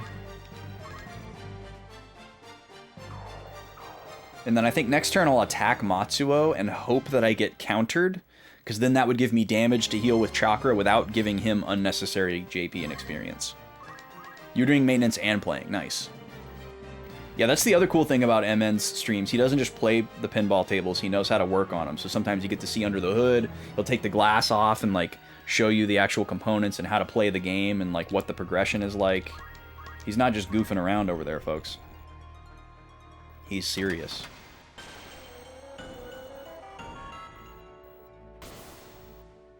Okay, we need to check how much MP this guy has. Oh, he has none. So Witch Hunt is much like Life Song, where you can just keep doing it. Good to know. We gotta take Regenerator off of her and give her something else cool. You recapped your bookshelf speakers a few years ago. What an interesting... Do you just have like a really soft spot for those speakers, SNES? Are they like really nice speakers? That seems like something that most people would just throw away and get new ones. By that you mean trial and error and breaking things. Hey, it's all part of learning, right?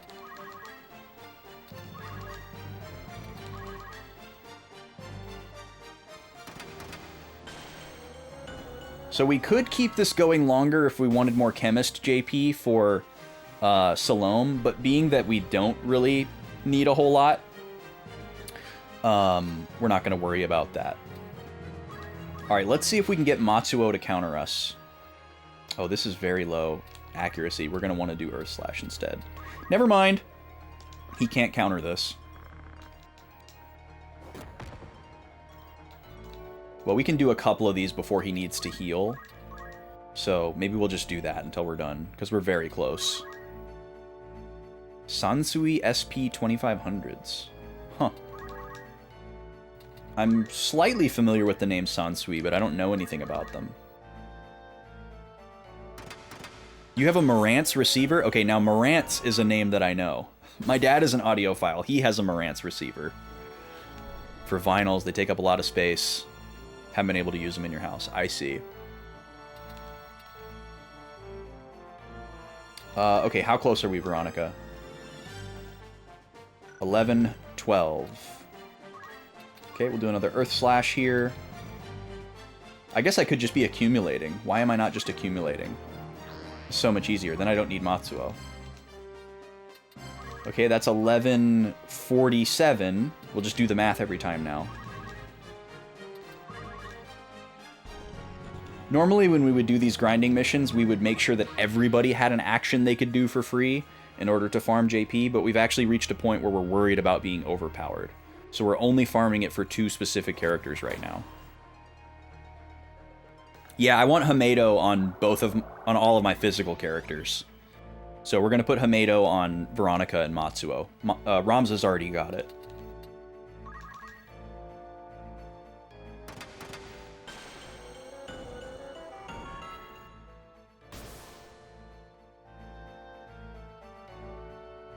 I need to buy a new stereo. I recently discovered that my stereo and CD player must have something wrong with the optical laser. Because I don't use it very often, and I was listening to a CD on it a while back, and it skipped a couple times, and I just assumed it was the disc, because a lot of the discs that I have from like my childhood got a little dinged up over the years, because I used to have a 5 CD changer on a shelf, and it would fall down with the discs in it, so a lot of the discs got scratched from that 5 CD changer. But then I played a CD in it the other day that definitely is not scratched, and it also would randomly skip. So I think there's something wrong with the stereo. It's either been stored for too long or whatever. But I need to replace it. Okay, that's another 35. I think we just need one more turn to be at 1200. Yeah, one more of those and we're there. And then we can end this. We're about to get hit with an ad. I don't have enough time for a prediction, but I will cut away when it is time. You got some 80s Klipsch speakers. Whoa. Yeah, that's money right there. That's what my dad has. I don't know what year they're from, but they're Klipsch. And they're either from this late 70s or like early to mid 80s. The speakers that I'm actually listening to right now are like some modern Klipsch that they made for like PC speakers. It's like 2 little tiny desktop speakers and a subwoofer, and I use them in here as the game room speakers because the big like tower speakers that I have, there's no room for them in here, so those are down in the living room. Those are Kenwoods. Okay, one more accumulate. You got a Harman Kardon 730. I know that brand name. Don't know a lot about them, though. Okay, Veronica is good to go for Hamedo. Double check Matsuo. He's good to go for Hamedo. So now we just need to kill this thing and get out of here. So let's go over here. We'll shoot him. I don't know why he's not going for that crystal. We'll move Ramza in case he needs to strike the finishing blow. And then I'll have Roberto collect this crystal so he doesn't go for it. Oh, ads are happening. I'm going to switch away and finish up this battle.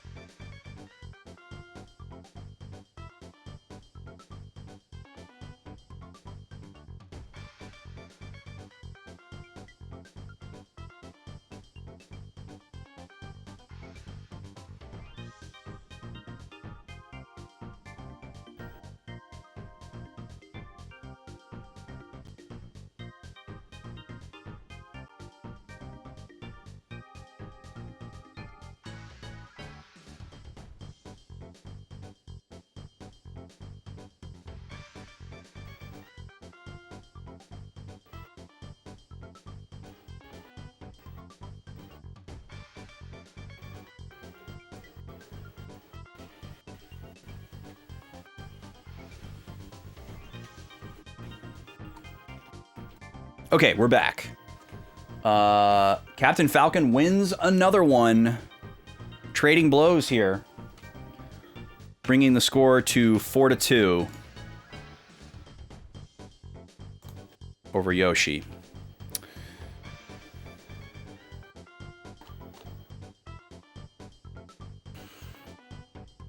We're so back, that's right. Creative Waste, welcome in, how are you? Alright, let's finish up this battle here. I said I was going to finish it up behind the ad, but I ended up going to the restroom and doing a couple other things, so... Here we are. We just got to take this guy out. And we're good. We have the JP that we need. Maybe I should have Veronica be the one to take him out. And I'll just have Ramza stay out of it. That works. Veronica doesn't need any more JP.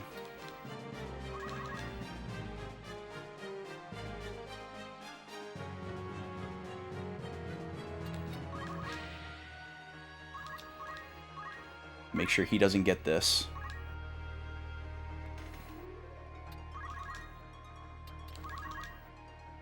Everyone just standing around.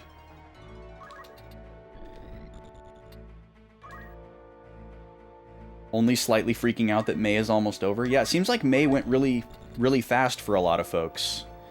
I've been hearing a lot of where did May go discourse. That hasn't affected me personally, but I have a very different day-to-day routine than most people, so. Time dilation, yeah. Maybe if I just have everybody really, really far away from him, he'll just be forced to go after Veronica.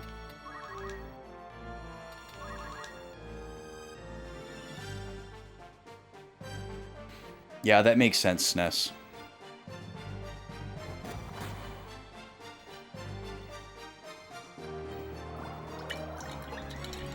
I'm at the bottom of the dregs of the matcha. Okay, it's going to take 2 more shots to take this guy out.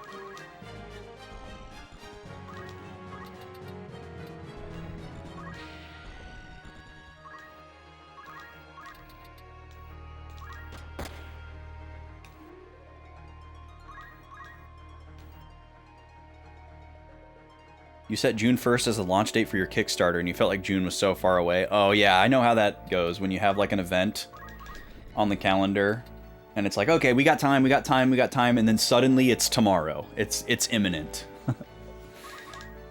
I'm on the board of directors for a convention, and we get the same kind of thing. Like, our event is in April, and like the whole month of like January and February, it feels like the event is so far away and like plenty of time. But as soon as it's like March 1st, we're like, oh my god, oh god, oh god, it's tomorrow. And then every day until the event, it just kind of feels like it's tomorrow.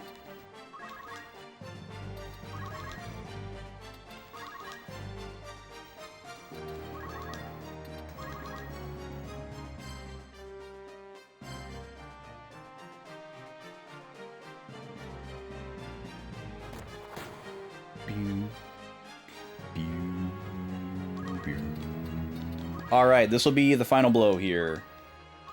Just a little bit of extra JP for Veronica. Or Salome. Might as well. While we're here, you know?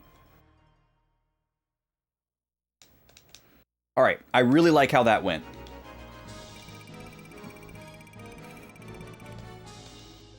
Yeah, you gotta protect yourself, RPG Pond. If you're doing first playthroughs, you gotta really go out of your way. Like, people are wild out here. Like, people don't read, so you have to be very verbal about it. Baby's doing great, Creative. Doing great. He's doing awesome. Let's go into the formation screen here and check in. So, Matsuo is going to learn Hamedo. You're a spoiler hater? Yeah, I'm a spoiler hater too. The problem with the Twitch culture, though, with spoilers, is you have to define what a spoiler is for you, because there are moving goalposts, and a lot of these people that don't come from first playthrough culture will assume that spoiler only means like a major plot detail. And, oh, well, I can still tell you about a smaller plot detail or something that happens early in the game, or I can talk to you about these, like, mechanical, strategic things that aren't related to the story. No, all of that is a spoiler as well, you know? And, like, things can also, like, imply other things, like... So it's like, after somebody says, like... I'm trying to think of a good example, because a lot of people struggle with understanding this, so it helps to have an example ready to go. Like, let's say you come into a,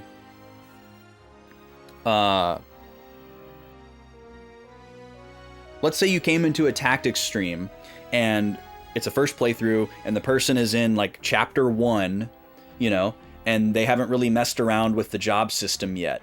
And then, they're, like, battling or whatever, and then you tell them, oh, well... you can, I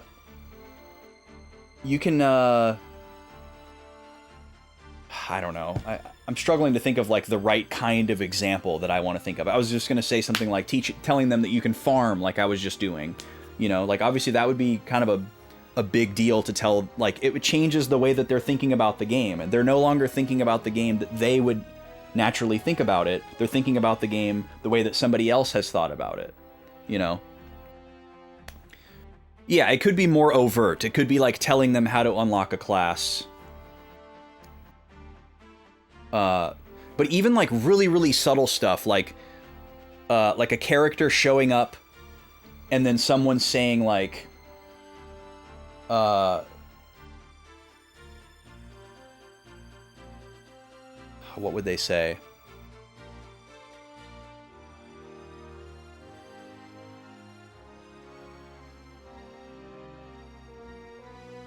Like, okay, let's say you meet a character in a game, and then somebody in the chat is like, oh, I loved this character. I used him for a little while. You know, like, that could make your brain start, like, thinking, like, oh, does this character die?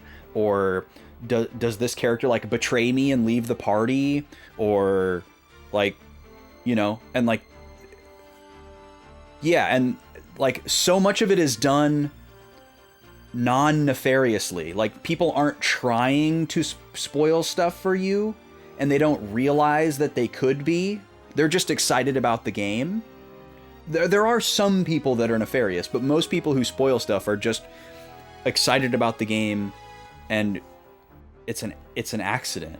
So yeah, you really have to set your boundaries, and you have to do it over and over and over and over, especially people who have like much larger and bigger chats than I do. How do you feel about version exclusive content like bonus classes, re-releases, bonus dungeons if they aren't in the version you're playing? I mean, for my personal tastes, I wouldn't want to know about it until after I was done with the base game. Because that falls into more like fun fact trivia category for me. Which is also like another big thing that you need to like set boundaries on. I'm pretty anti-fun fact because it's hard for people to know where the boundaries are. Like, I feel like most fun facts that people share about games that I'm playing, I either already know or it's more of a spoiler than a fun fact. And so I usually just say no fun facts. Even though, like, in my waking life, I enjoy trivia. I enjoy little nuggets of wisdom. But in the context of, like, Twitch chat, I usually just say, no, don't do it, because the odds of the person sharing a fun fact that is the type of fun fact that I'm interested in, and I don't already know it, is so astronomically low that we might as well just not worry about it. Yeah, exactly. Fun fact, that guy becomes a boss later. Yeah, and then it's, yeah. And then you're like, damn it, you know, now I'm going to ban you for giving me a fun fact. That was not a fun fact. Yeah, it seems like there are a lot of like really commonly shared fun facts that people jump to, and that they're more like common knowledge, and it's almost like a meme. Okay, Salome needs a new reaction ability because she doesn't need Regenerator because she already has regen. But none of these other ones are super useful to her either. So let's see if there's one that she can learn that we might want. We'll just go through the list here. Auto Potion is definitely a possibility. She would just become impossible to kill. We're not worried about Weapon Guard. Auto Potion and Regen is wild. Speed Save. Arrow Guard. Arrow Guard could be a good one, actually. Because Salome is usually going to stay in the back, and she's only going to be susceptible to ranged magic and archery.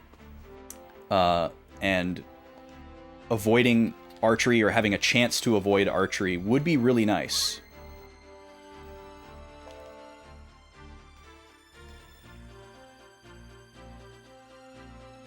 Someone spoiled The Sixth Sense for you the year it came out. Yeah, I think that's the other problem with game spoiler culture, is that the way that we learned like what a spoiler was is more related to movies and maybe books, where the spoiler can only be plot related. Right? There's no gameplay in a movie. So it's natural for people to think in a game that, oh, a spoiler is the plot. And it's not, hey, if you use this item on this particular boss, it does a ton of damage and makes the fight trivial. You know, they don't think of that as a spoiler.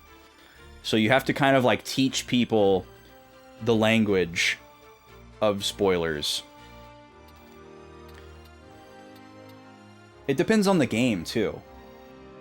Like, even for me, I have a pretty generally homogenous view of, like, what's a spoiler to me and what I don't want to know.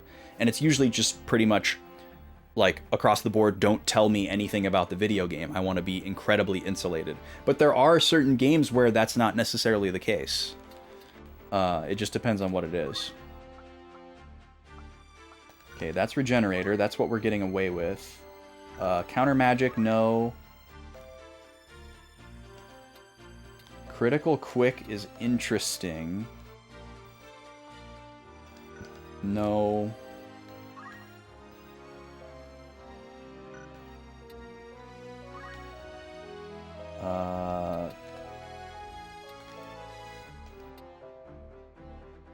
No. No. We don't use MP, so we don't need any of the MP stuff.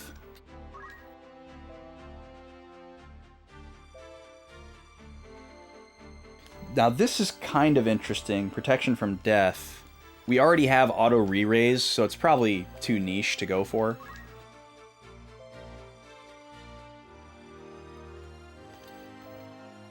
Evade physical attack.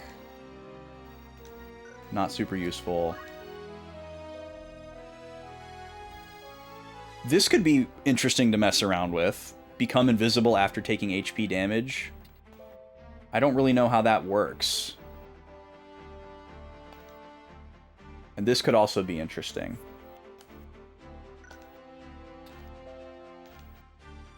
And then Dancer.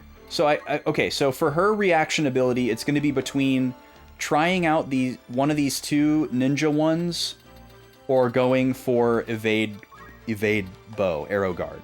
I feel like this is a pretty solid choice though. So I'm going to start with this. I'm going to start with arrow guard. We see archers pretty regularly.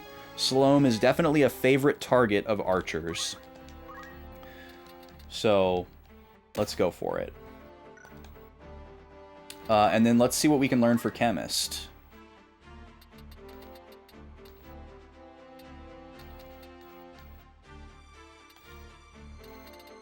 I think...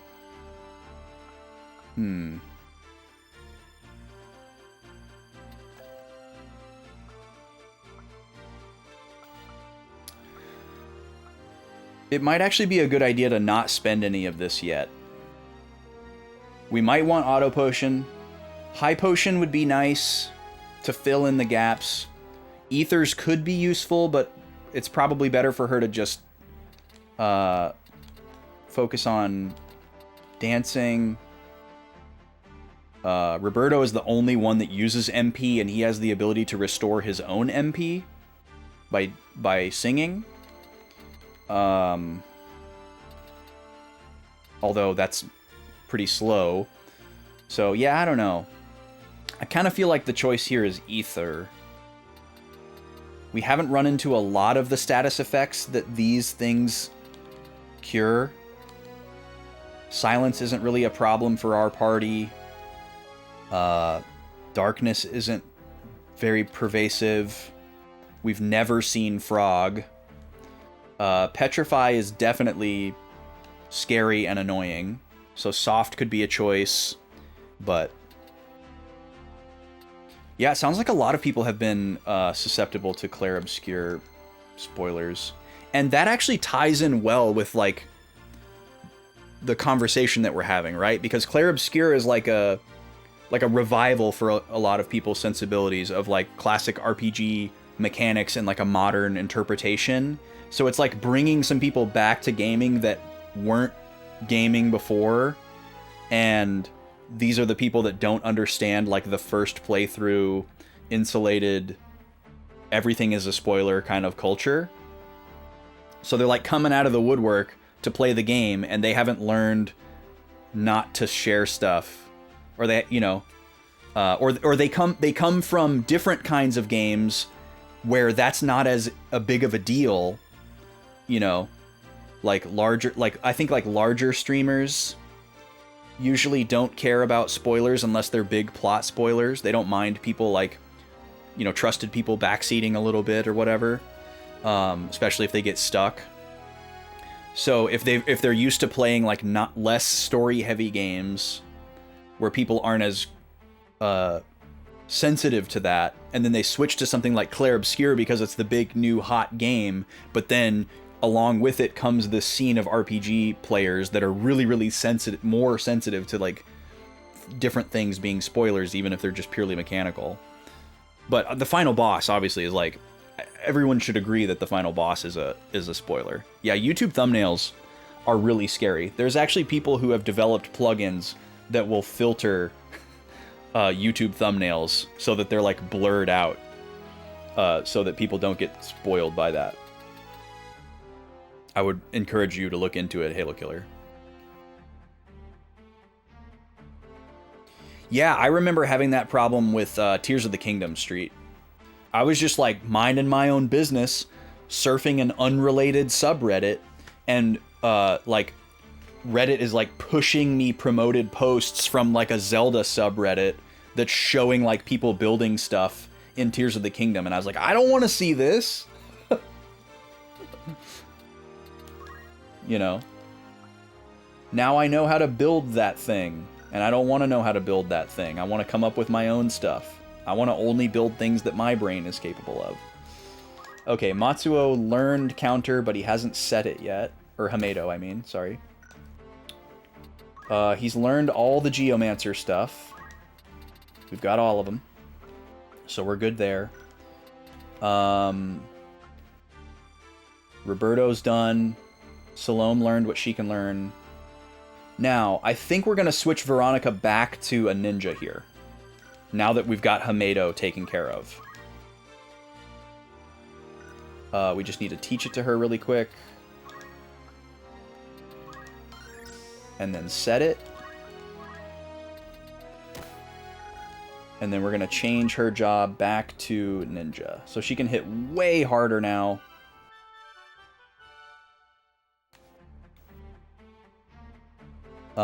Thank you, Creative Waste. I appreciate that.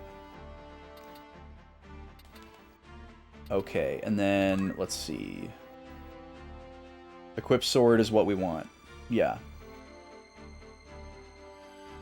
And basic, we stick with basic skill. So we go ninja just to get inherent 2 swords, and then the movement and speed buff.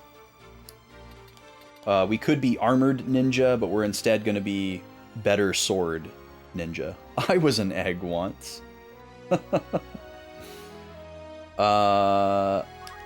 we want to change any of this? I don't think so. I think we stick with Earth Clothes. We can switch to Power Sleeve if we really, really need to hit things super, super hard and be a glass cannon. Well, actually, for 15 HP, I think we just do this. Yeah, we are the glass cannon. Twist Headband is a little bit more of a sacrifice. I don't care about the 50 MP because Veronica doesn't use MP at all.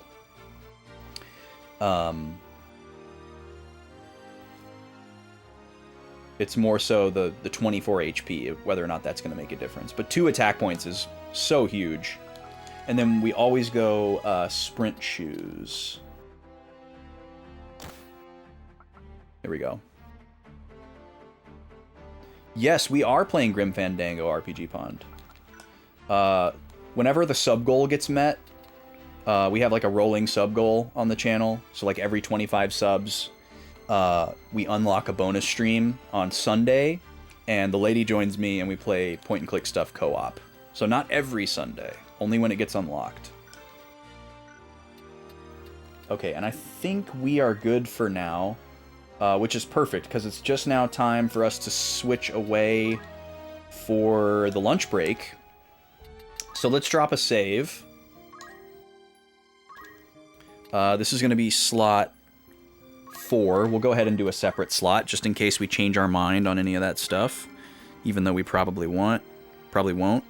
So this is save slot 4, and we'll call this Bervenia shops, because we're going to do some shopping after this. Pre-Bervenia shop and JP spend. Parentheses, Hamedo. Okay, so if you've never been here before for one of these, in the middle of the stream, we switch away from the scheduled game, and we go to a segment that we call Out to Lunch, because I need to feed the Backlog baby and myself.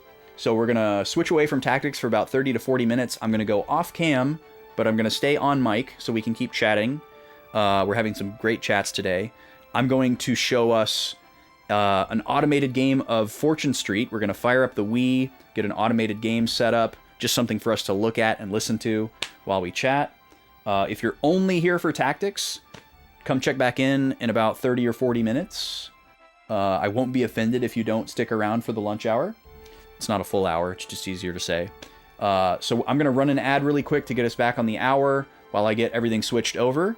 And we're going to go out to lunch for about 30 to 40 minutes. What's for lunch? I haven't decided yet. I will let you know when I get back with it. Walk your dog. Sounds great, RPG Pond. Thanks for stopping by. Nice to meet you. And yeah, we'll see you next time. All right, I'm going to hit you with another Smash fight here, or an ad break, depending on if you get hit with it or not. And then we'll be back with Fortune Street. Tactics will resume around 2:35, 2:40. Thanks for being here, y'all.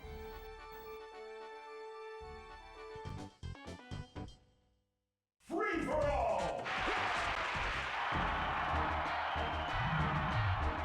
3, 2, 1, go!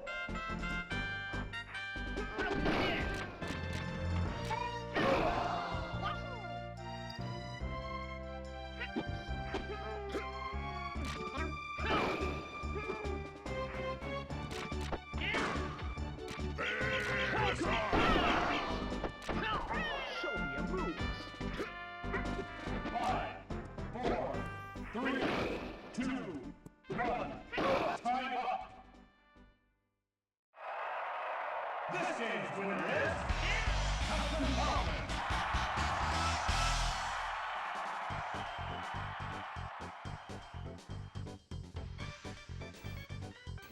All right, that's another one for Seafalk. Brings it to 5-2.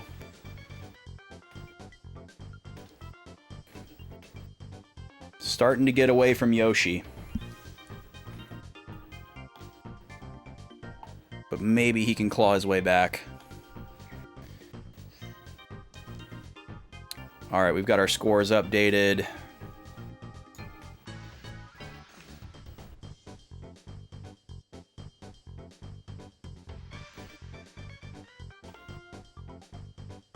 And let's see. We're going to switch over here. Because we are now out to lunch, folks. We're going to set up a game of Fortune Street here. If you have no idea what this is or what's going on right now, don't worry about it too much. Tactics will return shortly. Backlog Baby's very excited about it.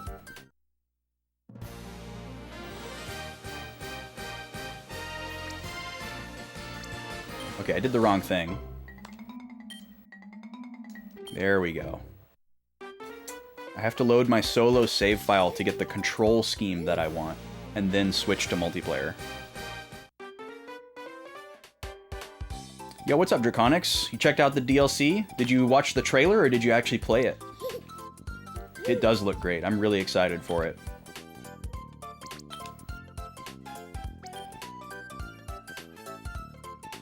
Alright, today...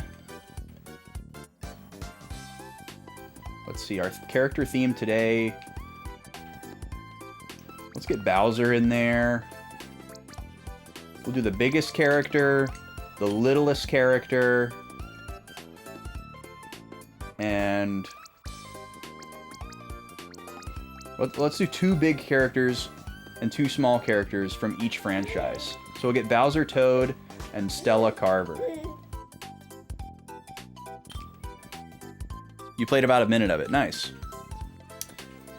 Let's see if anybody voted on a particular level / song for us today.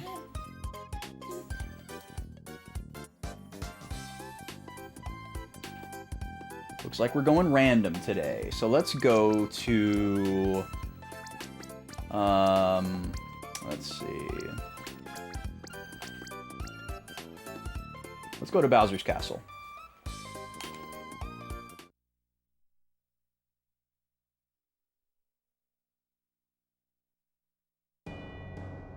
Isn't there a Square Enix version of this with Dragon Quest characters?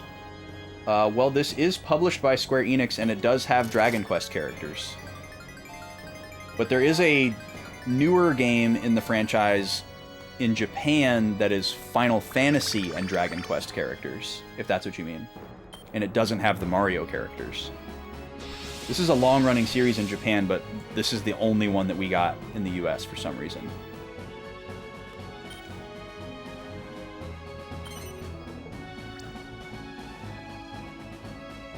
But yeah, it's a shame that they haven't imported the most recent one. I feel like it would actually do decently well, just because of the characters. The problem with this franchise in the West is that people can't stop themselves from assuming it's the same thing as Mario Party. And then when it's not Mario Party, they're like, this game sucks because it's not Mario Party.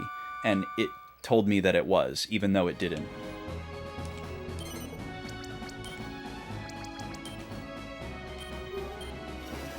Like, I'm pretty sure that when this game came out, all the reviews were like 6 out of 10, no minigames.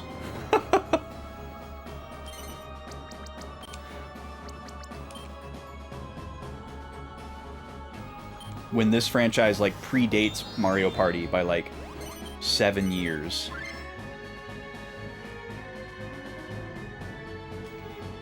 There's a version of this in one of the Kingdom Hearts games? Really? That seems wild and nigh impossible. Alright, we're running now. Like, there's just a board game, or it's actually Fortune Street? Because this is a very specific board game. With a lot of mechanics.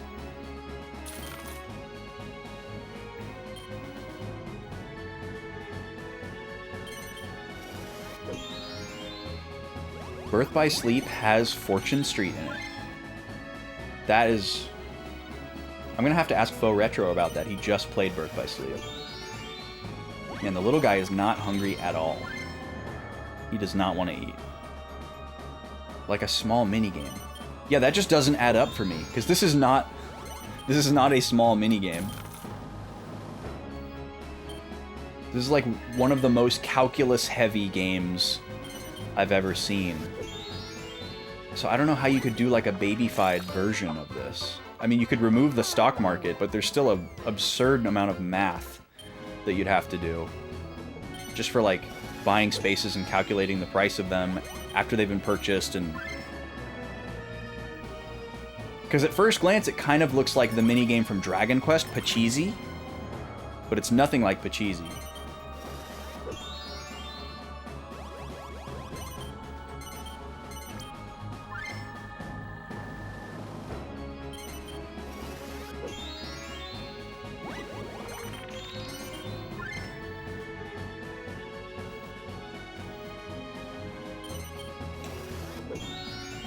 Does it really? I've only actually played the original Kingdom Hearts. I kind of bounce off of the rest of it. I've like seen a lot of vertical slices of the other games, but... And I've listened to like absurd plot essays about the series, but I haven't actually played any of the other games in the series. Now, hold on, Street. The best Star Fox game since 64. Hold on. Sounds like somebody hasn't played enough Star Fox games, because the best Star Fox game since Star Fox 64 is absolutely Star Fox Command on the Nintendo DS. Because Star Fox Command is a masterpiece that deserves a remaster and will probably never get one.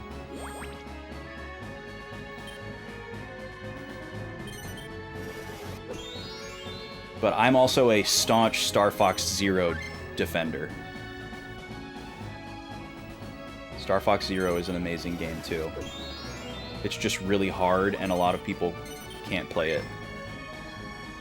But like, I would non-ironically say that people who don't like Star Fox Zero, I non-ironically say skill issue.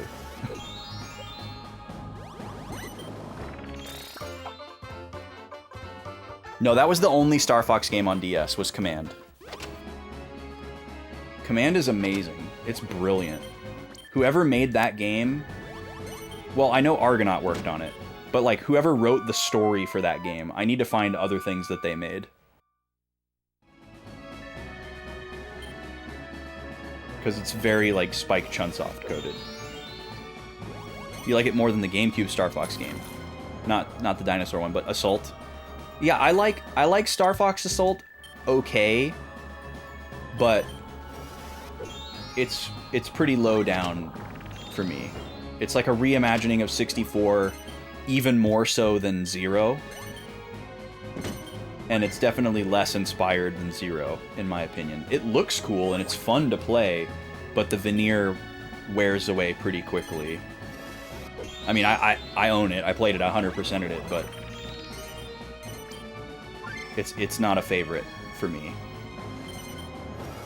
It makes a great first impression. Oh, the multiplayer was good. Interesting. Yeah, I've never really been interested in playing Star Fox multiplayer. It's always been a very single-player heavy game for me. Although it was fun to unlock the walking around on foot with blasters mode in Star Fox 64 and goof around with that with people. Because a lot of people didn't even know that that existed. So it was kind of funny to just like show it to people and blow their minds and then goof around with it for a little bit.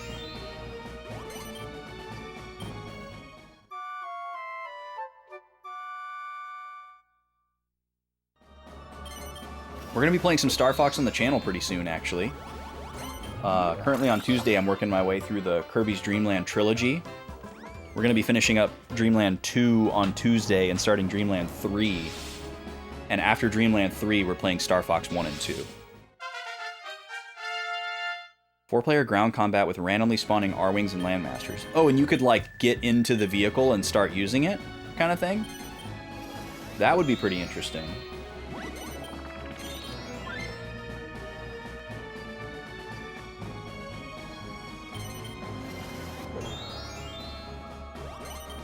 Alright, now the little guy's eating. Good job, little man.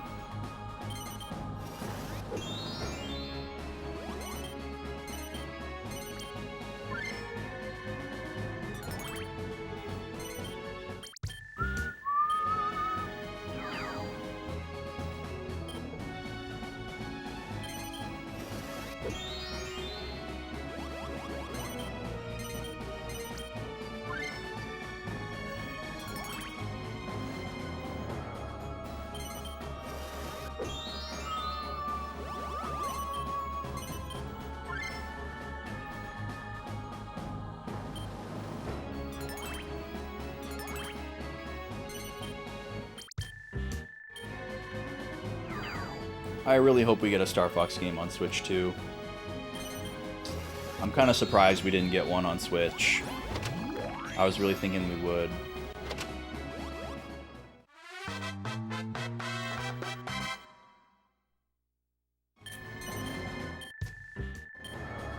I knew they wouldn't port Zero and sacrifice the special control scheme.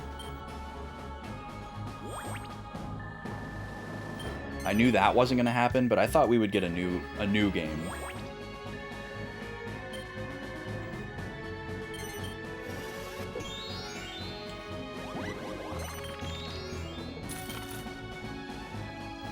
My dream would be a Star Fox Command 2 on Switch 2. That's what I want.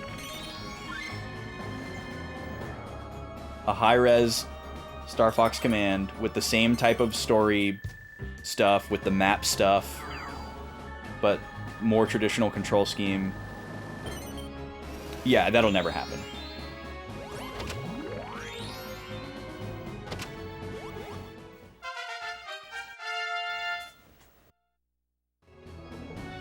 I would eat one of my Star Fox plushies on stream if that happened.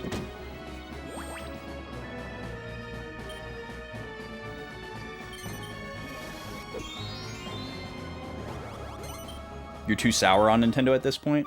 I'm fine with Nintendo right now.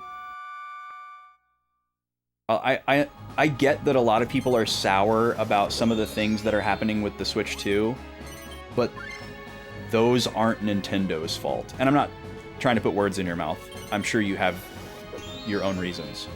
I think there are a lot of valid reasons to be sour at Nintendo, but I'm fine with them right now. I'm pretty happy with them. I'm very excited for the new console. I think it's sad the way that the industry trends are going, like away from physical media and just like all these rising costs and like bad environments for developers. Yeah, see, I'm the opposite. Like, Nintendo hardware is the only hardware that I want on day one.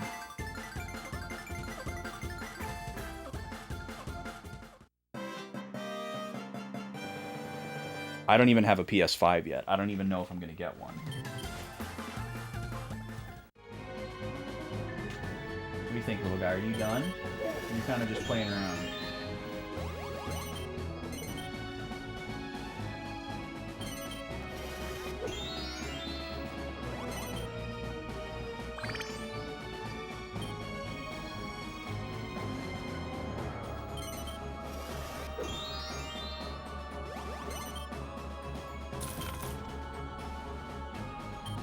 Hate the way they hold games hostage and leave IP to die for years and years until it gets a random low-budget and under-marketed revival. Yeah, that's a totally valid criticism. There's a lot that goes into that, though. Horizon Pokemon Ranger. There's a lot that goes into that, because, like, sometimes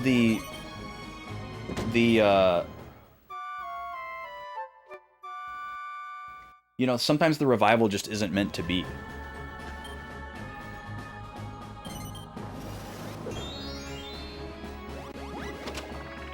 Sometimes it is, and they fumble it. Absolutely.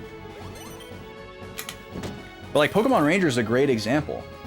You know, it's like a super cool franchise with a really, really staunch fan base. But like, how do they modernize it without changing it too much? You know, and plus you already have like major Pokemon overload happening where they're putting out too many games too fast and they need to slow down, so they can't also do that. So there's a lot of like tough questions to answer when it comes to like franchises that haven't had an entry in a while. You can't believe they're still holding old Pokemon games hostage. What do you mean by that, Street? Like, you think that every generation of Pokemon should be playable on, like, every piece of Nintendo hardware? Or... You want them to stop remaking them, or...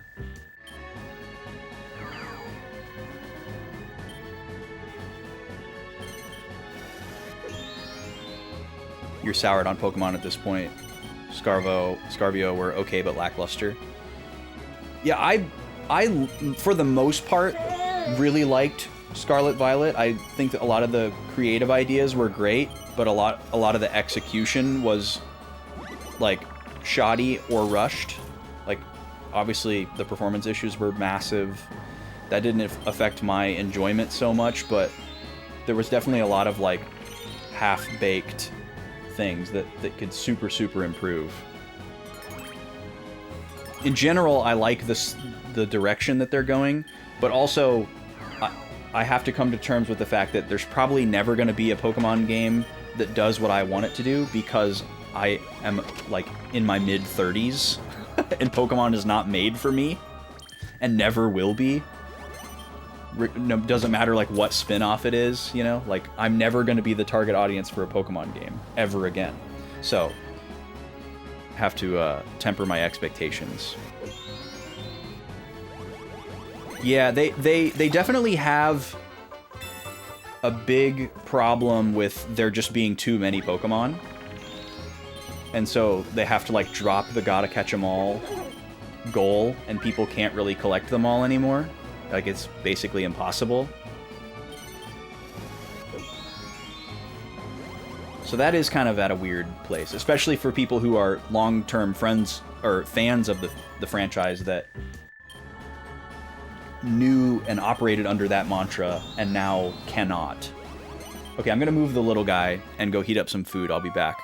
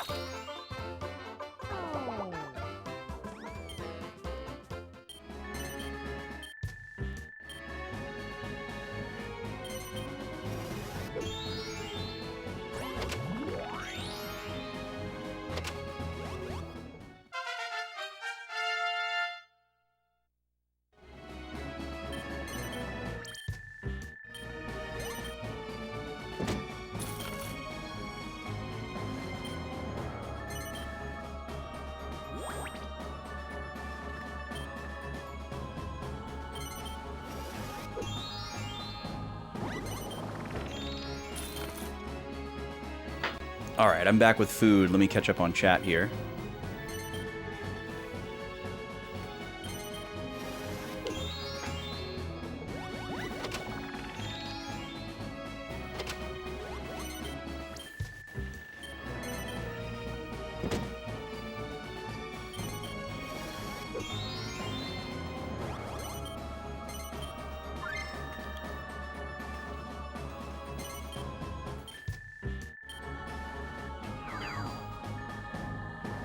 You think you're done with Pokemon. If Zelda stays in its current form, bye-bye from you. You don't think Breath of the Wild, Tears of the Kingdom are bad games. But you weren't able to adapt to the new control scheme. Never been a Zelda girly. Like Majora's Mask, Wind Waker, and the Capcoms. Zelda's been dead for you for like 15 years. Yeah, the times they are a-changin', aren't they?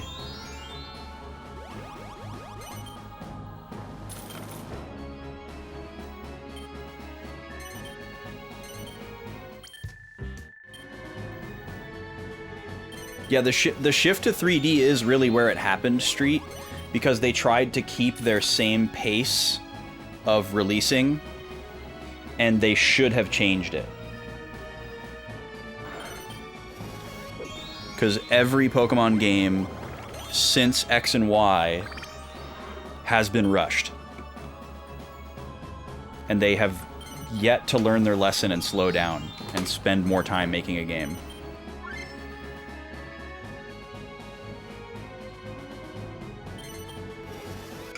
And if they can manage to do that, I'll be happy. But we'll see.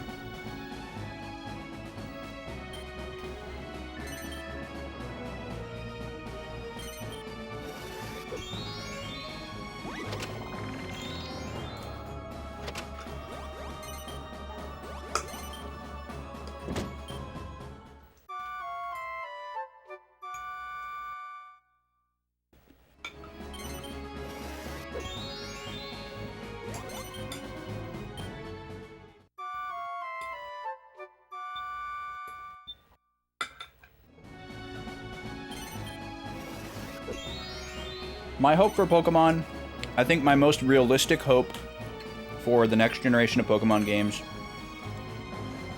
is that when they make their quality of life and accessibility options, is that they allow us, like, they embrace the challenge runner. Like, I'm not saying make it a darker story, I'm not saying make the game more difficult, but give us ways to make the game more difficult for those of us that want to play it that way. Like, embrace the idea that, you know, the concept of win with your favorites, right? You don't have to use the most powerful Pokemon to beat the game. You can use whatever you want and still beat the game. So embrace that notion and take it further and let people play the game in such a way that they can make it more difficult without having to self-impose challenges upon themselves. That's what I would really like to see, is, like, you know, make the base game the same kind of difficulty that you normally would, make it kid-friendly, make it so that any new player that's never played Pokemon before can jump in with that entry and understand. They have to do that. But acknowledge the fact that, okay, there are people who have been playing this series for 20 plus years, and they don't need their hand held. And let them turn off the tutorials, and let them crank up the difficulty by, you know, there's a number of different ways they could do it. They could make money harder to get and make items more expensive. They could have, I doubt they would ever give us control over, like, the enemy AI.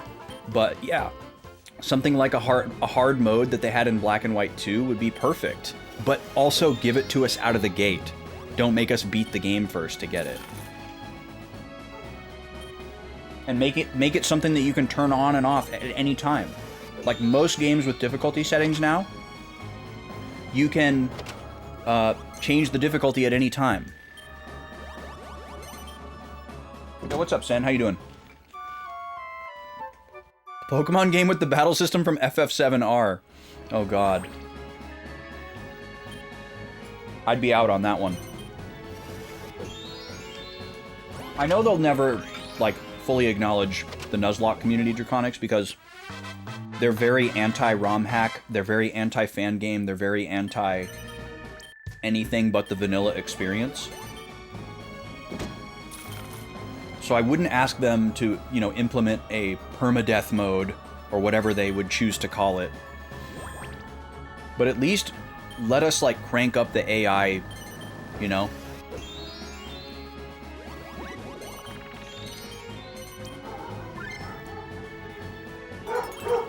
Yeah, there's been very little information about this quote-unquote Pokemon Stadium-style game. I still really don't believe anything that I've heard about it, because it seems to be a lot of conjecture. And I'm certainly not going to get my hopes up for it, but certainly something to watch.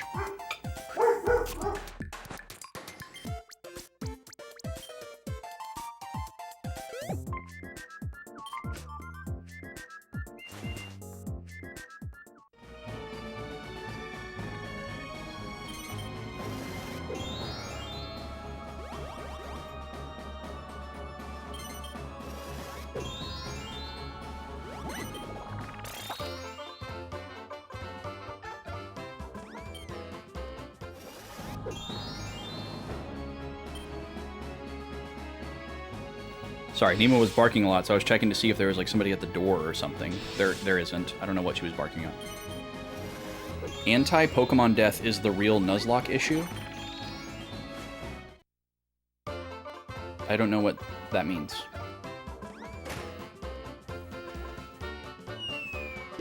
You're saying that the vanilla, like, Pokemon universe should allow Pokemon to die? Is that what you're saying? They're death adverse. Gotcha. Yeah.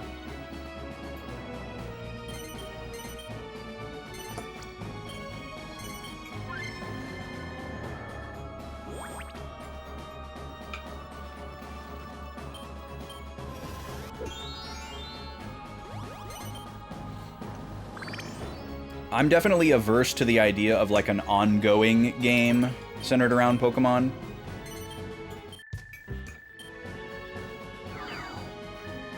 Because I'm just kind of in general against ongoing games.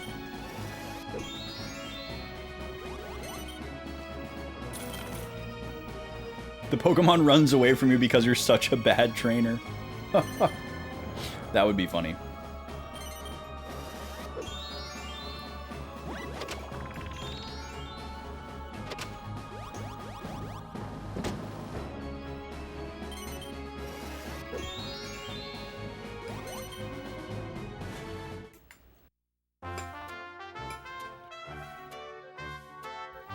I actually have a couple of Pokemon ROM hacks, fan games, on my list to play that I'm definitely down to do on the channel sometime.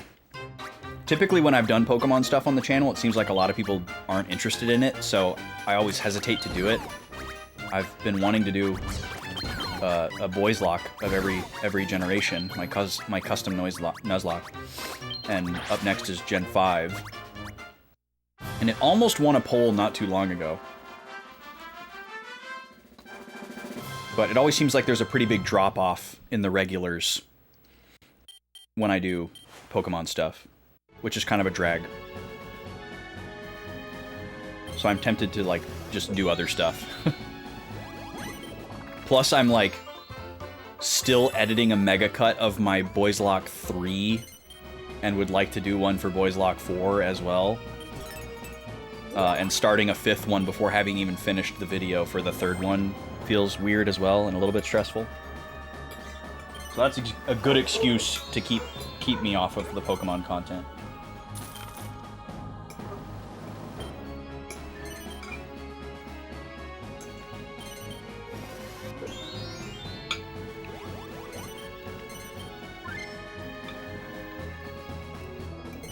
Oh, interesting street. Yeah, I'm up for whatever when it comes to ROM hacks. If it's got a good elevator pitch, I'll check it out.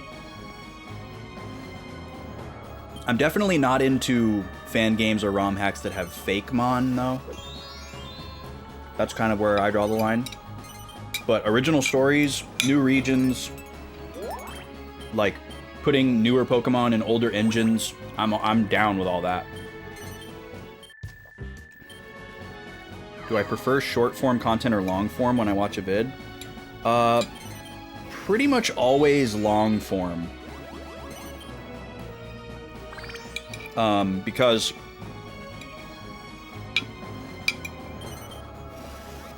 every time a video ends, I have to find the next video to watch. And I don't like scrolling, I don't like going through an algo to like find something that I like.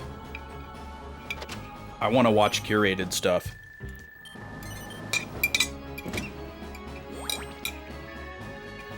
So, I'd rather throw on like a 3-hour video and not have to think about what I'm listening to or watching for the next 3 hours because I've got something.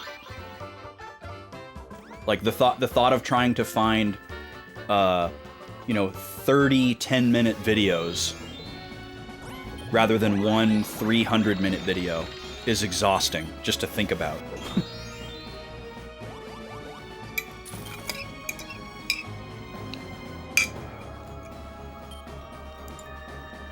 Because I'm rarely completely locked in anyways. I'm usually listening for a good portion of it and not even looking at the screen.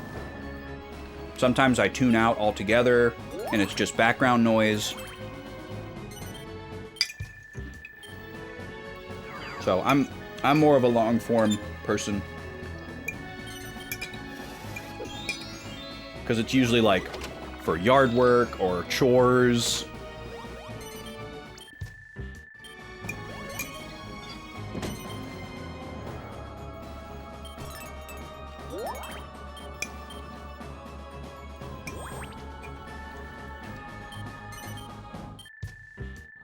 A Mario ROM hack that looks good, Draconics?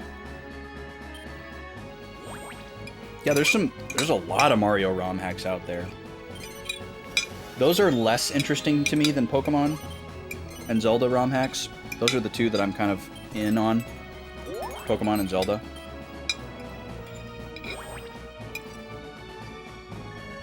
Because, like, I guess maybe it's because I still really like the current Mario games that they're making. Whereas Pokemon and Zelda are very different than they used to be, and if I want to get the old experience, I have to turn to fan content. But with Mario, like, they're still doing it.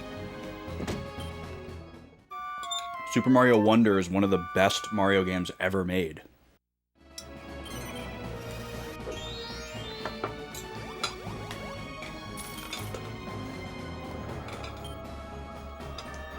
Alright, I'm gonna go take care of these dishes so we can get back to the game.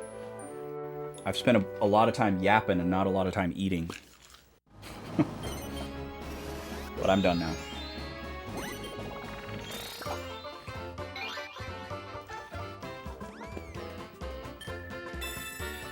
Yeah, I mean, short form has its place. I associate short form video, for my tastes, more like with like comedy or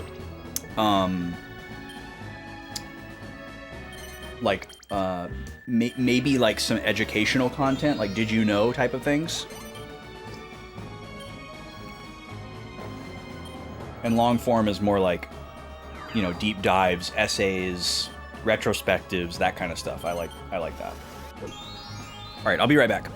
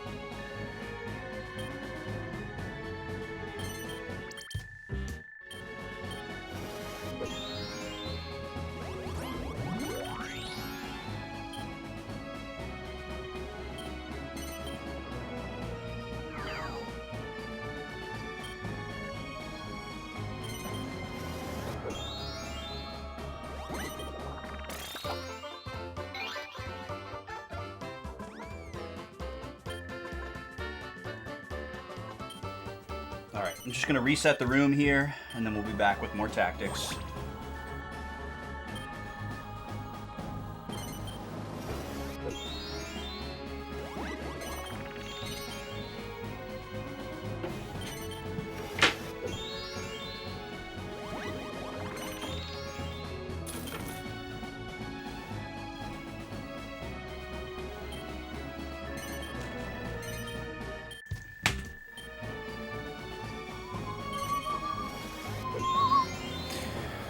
Okay, now it's time to say goodbye to Fortune Street.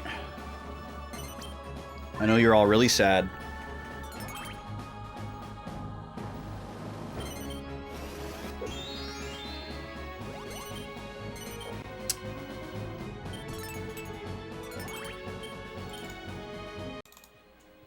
There it goes.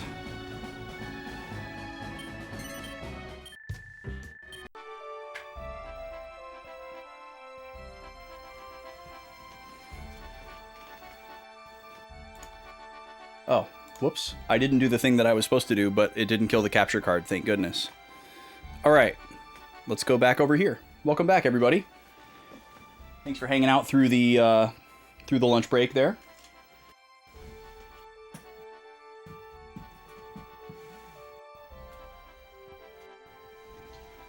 It's time for more tactics. We're going to head to Bervenia and do some shopping.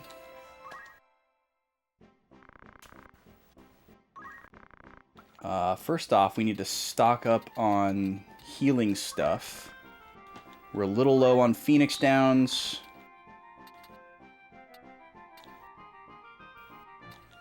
We can get a couple more X potions. We can't even buy high potions anymore. Oh, yes, we can. Okay, we have 21 of those. We definitely don't need any. Alright, cool. And now... Can we buy some shields? No, you don't have shields here. It's a shame. We'd really like to buy some shields. What does this one do again? Attack +3. God, that's insane. Okay, Angel Ring is Rebirth Ring, essentially. So we just got one of these, which is amazing.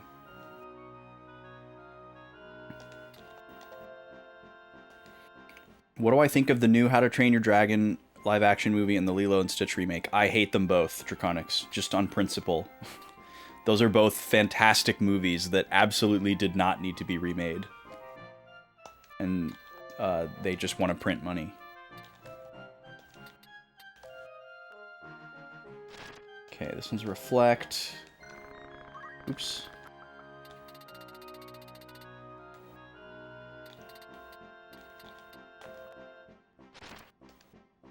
I don't think I want to buy these mantles. It's too expensive.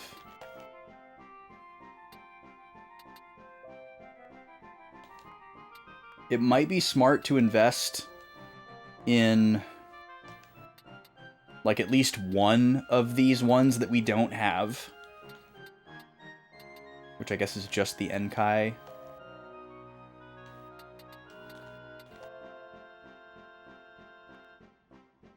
Like, this Angel Ring might come in really handy, because if we see Led and Celia again with Elmdor, which we probably will, they're going to try to use this stuff on us. They had Dead, they had... can't remember if they had Petrify and Stop. And they definitely had Charm.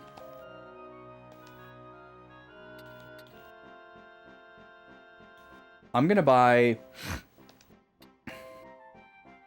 Yeah, we have 6 of these, which is great. We bought these because of Ygraph.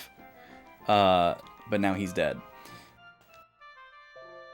So I'm tempted to buy at least like 1 or 2 more of these Jade Armlets. In case we run into somebody that's spamming Petrify and or Stop. The Enkai Armlet, I'm less concerned about. I mean, Confusion and Charm are bad. For sure. Maybe we buy 1 of those. Let's buy 1 of these. Let's buy 2 more of these. We have 6 of those.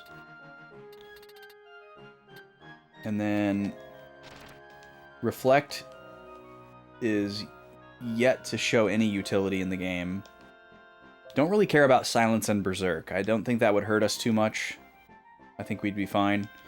It is possible that we want to buy another Angel Ring, though. I'd love to have these bracers, but giving up move +1 and speed +1 is hard to justify. It would definitely be a situational thing where like we decide what's most important to that particular battle. Because physical +3 is just insane. Absolutely in the membrane. Physical +3. That's why it costs 50,000. I don't remember who Pleakley is. Street. Which character is Pleakley? Oh, they changed the story too, Kiki? It's not even like the same story? I mean, I would expect small changes, but changing the ending is kind of wild. The Green Alien. Oh, okay. I was thinking of How to Train Your Dragon characters. Okay. Yeah, I don't even want to think about all the things that I would hate. Oh no. Oh no. Wait, really? That's wow. Okay, I don't want to know anymore. I'm just going to get mad. We have to stop talking about it.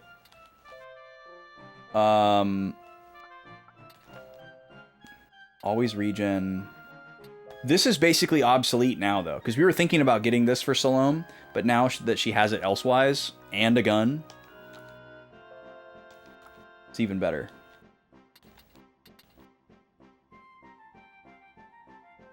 That's... wow, that's wild, Halo Killer.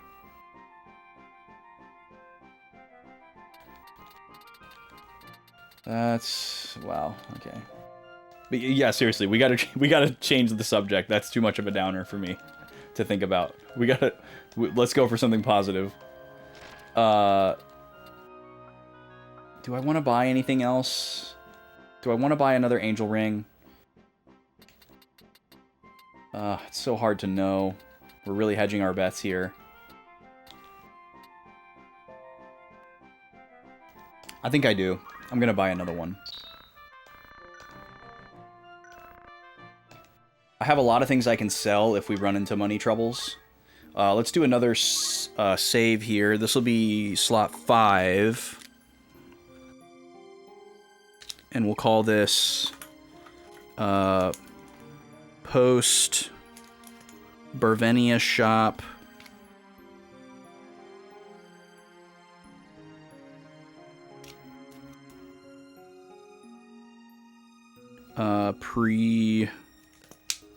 Pre-bed. Bed Desert. I can't believe this place is called Bed. Out of all the big, long, flowery names in this game, to have a place that's just called Bed is really funny.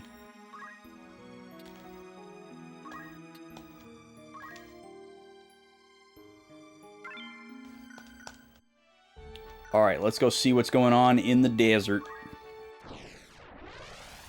Oh, I'm going to open a prediction because there's an ad coming soon. And I'll probably forget if I don't do it now. Captain Falcon versus Yoshi. 2 minutes to get your points in. Captain Falcon is currently up 5-2, if you'd like to know the odds.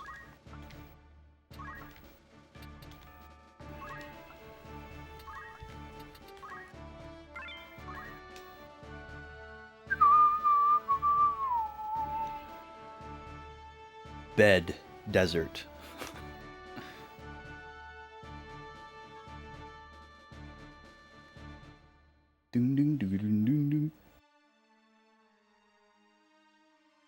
Oh, is that Varmov? Oh, this is the new character, Bulk. They're all spread. Nice wind. Should be enough to float them around in the air for most of the day.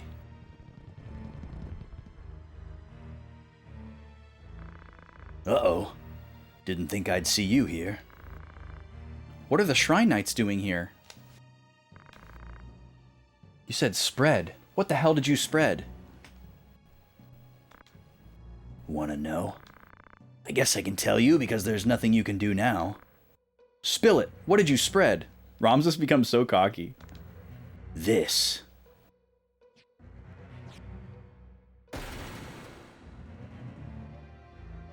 Oh. Poison? That's right. I spread this to the Hokuten province. Any soldier who inhales this will be too sick to fight. The High Priest doesn't want Goltana to win the war. That's correct. If the Hokuten can't fight their best, the Nanten will open the fortress, totally annihilating it, making it a good chance to kill Goltana and Orlandu. Of course, plans are set to kill Larg in the confusion. It'll probably be easier to kill him in the confusion over the poisoning. What? You should be happy. The war will end. From now on, we'll be the center of authority. The people want that. No more of you aristocrats ruling the kingdom. I won't let that happen. It'll end the war. I'll end the war differently.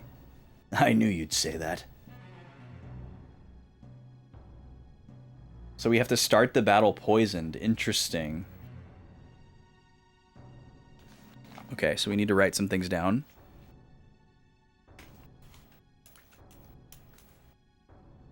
I guess I'll wait for the AI turn first. Oh, he's an engineer. Interesting. What? Was he trying to punch from a distance? That was wild. Okay. Upon arriving at Bed Desert,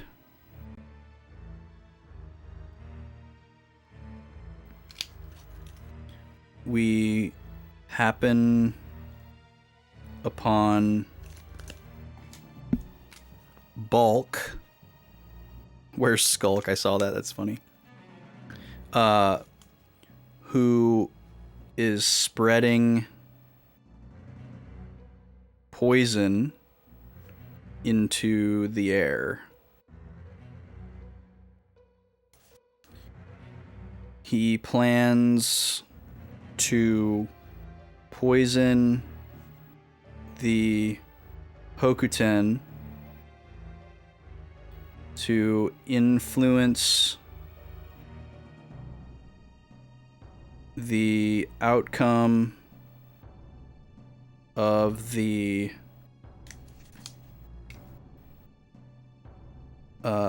Bethla battle,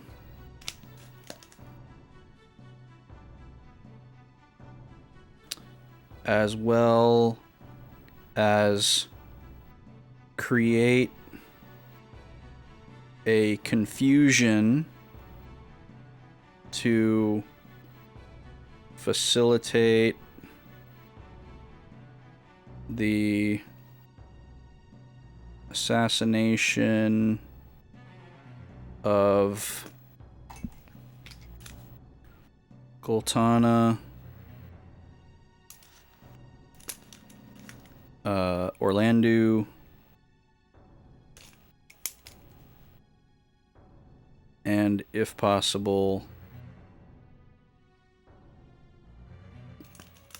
Larg as well.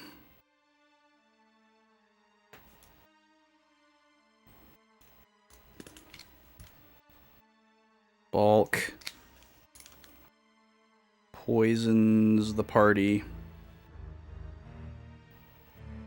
before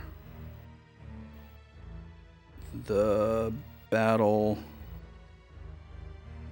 starts. Okay, so this is a great example of us waiting to use our chemist JP, so we could very well end up resetting to give Salome access to antidotes. Now, it's possible that something like Life Song would mitigate the poison damage. I don't really know how much damage poison does, because we haven't really seen it yet. There was one other random encounter that had enemies that could poison. There was like a terrain poison from like a swamp. And that was a very long time ago. Let's take a look at the AT. Everybody gets to go. That's great. So we've got archers, knights, and a wizard. Let's take a look at everybody. A flash hat and a blaze gun. This guy's very fast. Attack power 20? 20? Holy moly! That is a powerful gun. A crystal hat. Magic +1, speed +1. Interesting. He's got a pretty nice robe, too.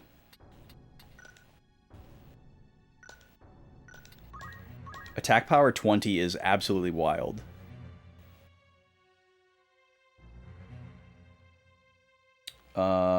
Pretty standard knight here. He's got items. This one's got monk skills. Very standard stuff. Wizard, also time magic. We'll want to watch out for that. And archers. Pretty standard stuff here too. So we're definitely going to focus on the archers and the wizard first. Yo, Lisa! Welcome in. How was Wind Waker today? We were talking about Wind Waker a little bit ago. Some folks were lamenting some of the changes to some favorite long-running Nintendo franchises in the last decades. Welcome in, everybody. Thank you so much for the raid, Lisa. Everybody go follow Lisa. Lisa's a super good time. Plays everything on hardware like we do here. Has a lot of great knowledge and good game literacy. She also likes to play super insulated and stubbornly like I do. So if you like hanging here, you'll definitely like hanging there. Go check her out. But if you're new here, welcome in. My name's Austin. The channel's Backlog Boys. Just a boy trying to clear his backlog. And everybody here is welcome. Everyone's one of the boys here. I'm on a quest to make boys gender neutral. We've done it with the girlies. Love being one of the girlies. So let's make everybody one of the boys. Allie, welcome in. She also has flawless hair, but won't admit it. Lisa does have nice hair. Yeah. I will readily concede. What do we do here? I do first playthroughs. On Thursdays and Fridays, I'm always playing an RPG. Those are kind of my bread and butter. We're doing Final Fantasy Tactics right now. We're super deep into the game. If you have any concerns about spoilers, this is a story battle, although I don't know how much story detail you would see. So it just depends on how insulated you want to be. And then on Tuesdays, I do kind of anything else that isn't an RPG. Right now I'm playing through the Kirby's Dream Land trilogy. We're currently on Kirby's Dream Land 2. We'll probably finish that on Tuesday and move into Kirby's Dream Land 3. And then after that, I'm going to be playing Star Fox 1 and 2 back to back, which I'm pretty excited about. That's what's going on here.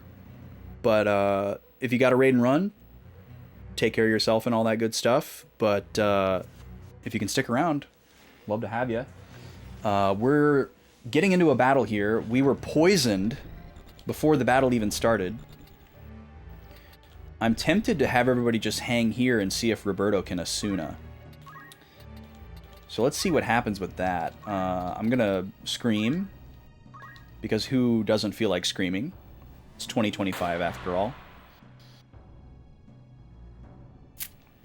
You're excited to watch me play those? It's been a fun time. Dreamland 2 is really cool. I'm pretty impressed with it. Pukey, welcome in. Kirby games are a dream of a landscape to play through. I see what you did there. Okay, 32 damage is how much we take from poison. Good to know. I'm going to have Veronica accumulate. Yeah, we've kind of weirdly pivoted back to Chemist late game. Okay, let's see what we can do here, Roberto. When does Yuriasuna go off, first of all? It goes off very soon. Unfortunately, before Salome can move. But we could hit all 4 of these folks with it. So that seems like a worthwhile try. So we'll do that. See if we can get some poison removed. Or if this is like special plot poison that can't be removed. And then Matsuo, he's not going to be able to do anything here to buff up. So he's just going to have to stand still, I think. Our Geomancy can't reach far enough. So we'll just wait like a good knight might do. See what happens here. 1, 2, 3, 4. Okay. Well, that was pretty nice. And Salome is unfortunately just stuck poisoned. What do we want to do with Salome? Salome can shoot, but not far enough without moving. They're pretty well protected right now. We're going to focus on these archers and this wizard, because they pose a lot more threat to us than the 2 knights over there. Obviously, this main guy is pretty scary, too. But we'll probably leave him for last. So, I do have the ability to use an antidote on myself. So I could do that, but also Salome has regen automatically from an item that she's wearing. So I think that'll just neutralize the poison in and of itself. So I'm going to immediately move her to dancing. And we'll go for the slow dance. I think that's a good move.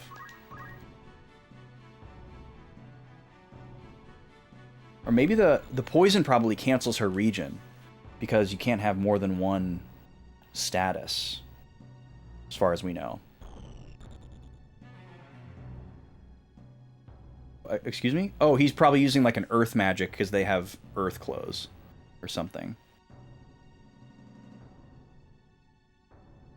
Okay, they're trying to aim for Salome. We just gave her the thing that makes arrow attacks potentially miss. I think I'm going to take this bait and go up here after this guy. Who all gets to go? Just Ramza. Oh, he's going haste. Right, I forgot it had time magic too. Then Veronica. Okay, so... Okay, everybody's going to pretty much get to go. How far can you go, Veronica? Not far enough. Did I forget to give her sprint shoes back? No, she's got them.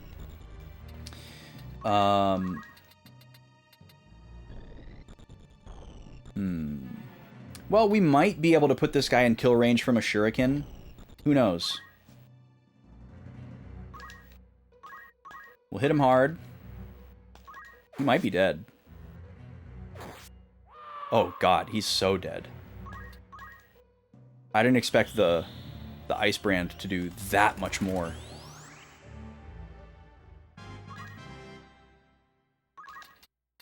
Okay, so we could have Veronica go here and kind of act like a door to keep them from coming out this way.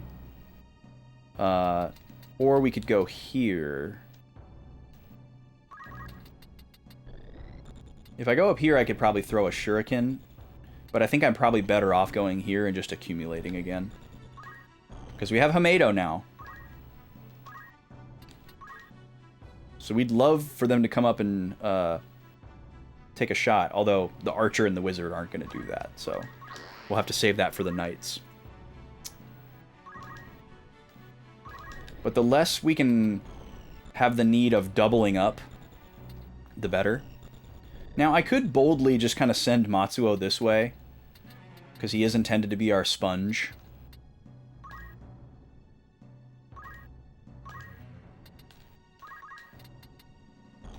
What can we do here? We can do darkness.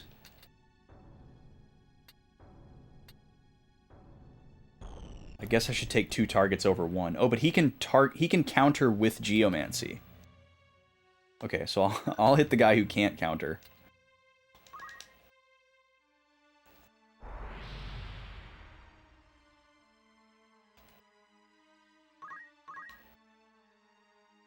Okay, so Do I want to remove this poison on Salome? I think probably not. I think I can just stay next to her in case I change my mind.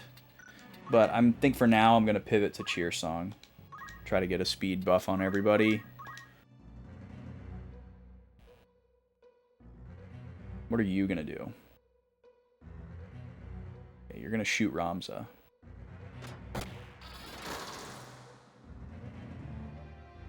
That gun is wild.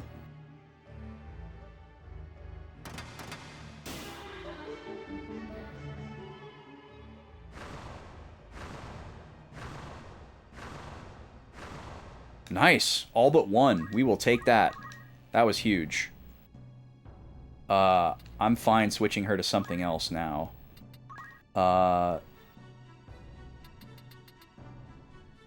Maybe I'll just have her antidote and then switch to something else next turn.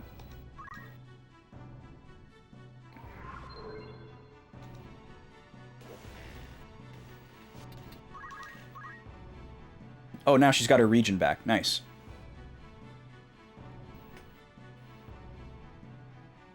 Alright, Daniel. What are you gonna do? Nice. Dodge that arrow. Okay. Ramza should be able to kill this archer. But it might be better to go for the wizard. Let's see what's going on here. Greg. Which one of y'all is Greg? That's Greg. Okay.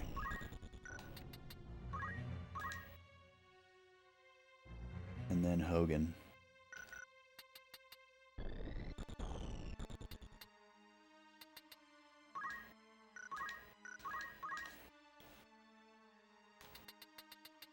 So we get to go again before Daniel does. So I don't need to kill Daniel on this turn, despite him being hasted.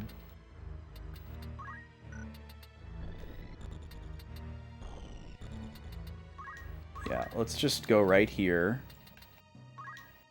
Take out the wizard. Get a nice heal.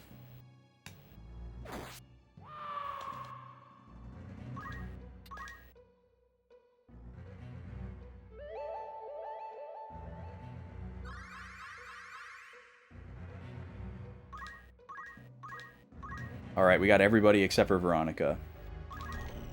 So we can probably switch his song too. Let's see what we can do to this archer.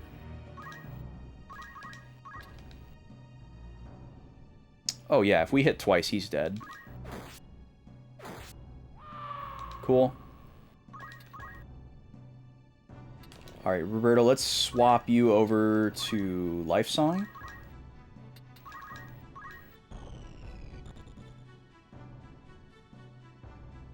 Okay, he's gonna go for Matsuo. Get Hamedo'd. Loser.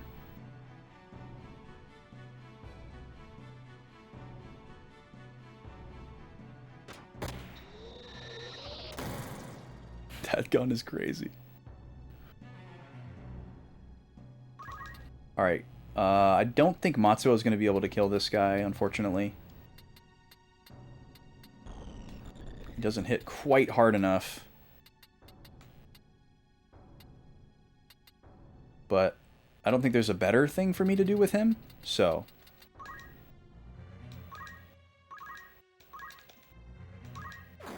we'll just hit him hard.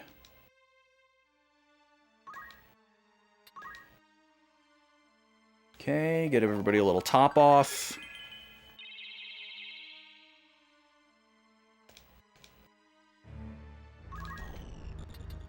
Okay, Ramza.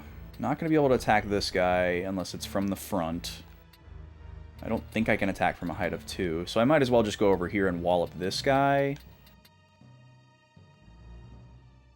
Who all gets to go? Pretty much everybody.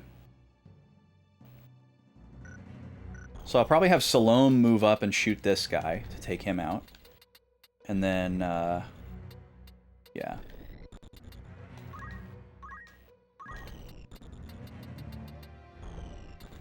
I'm worried that I'm just going to kill this guy and prematurely end the battle, but I guess it doesn't really matter. We're not here to farm. Okay, he's got much higher defense.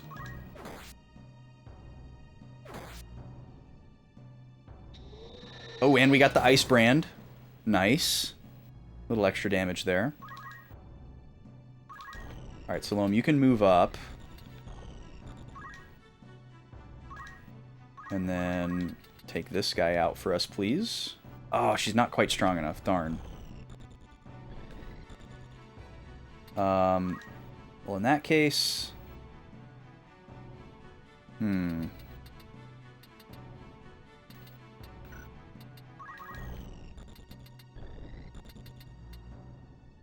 Can't reach that guy.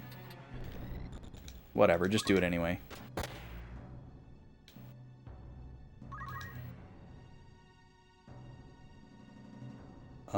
Is this the turn where we try out Holy? It's gonna take so long to charge. I don't think it's really worth it. But we'll move in. Let's just see, I guess. That's not that far away.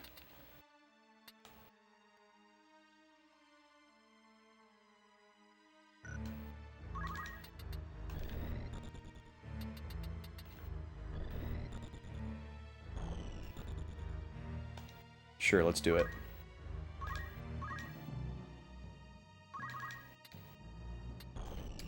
Can this guy counter?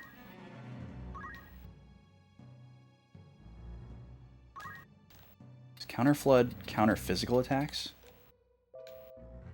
Yes, okay. I don't want to risk him, like, inflicting some weird status on me. I was planning to attack him and then walk away.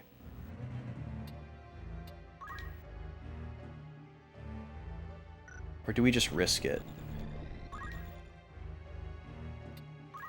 Yeah, I think we just risk it. Oh, it's also low accuracy. Well, if they both get through, he's actually just dead. Okay, let's do this. We'll have Veronica retreat. And...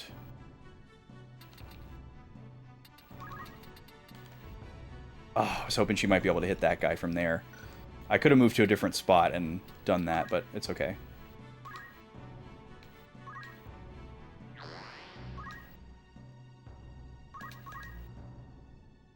We're very well in control of this fight. We're kind of just playing around now. Oh, you got something to say? What are your plans after this war? How are you going to clean up rotten Ivalice? You should know, unless you cut out the rot, the same thing happens over and over. Cutting's your only solution? Not everyone's rotten. There are many people who aren't. There should be other solutions besides war. There are no other solutions. As long as your aristocrats will be exploited. There's no such thing as equality. One side is always being exploited. Then I want to be on the exploiting side, after I overthrow you. Then the same thing will repeat itself. You're only thinking of yourself. Someday you'll be overthrown by somebody else. You're being an idealistic hypocrite.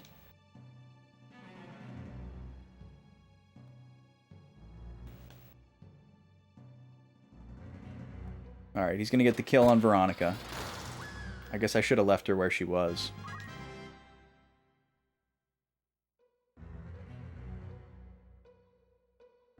Okay, Matsuo probably is just gonna have to hit this guy with 6 HP, unfortunately. Let's get rid of you. And we'll go stand over here. Alright, we finally get to see Holy.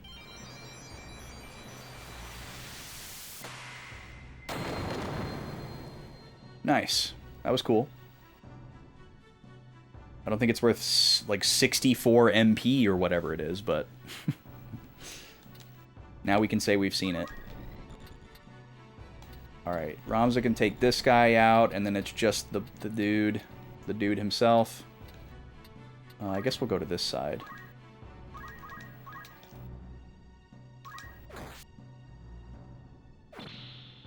Oh, okay. He's still alive. Okay, who gets to go here? Does Salome get to go? Okay, yeah, I'm gonna have Salome bring back Veronica.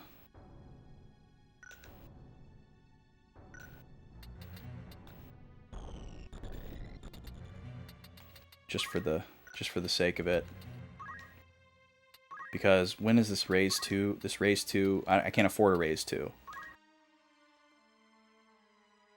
I guess I'll switch to Life Song. And move a little bit.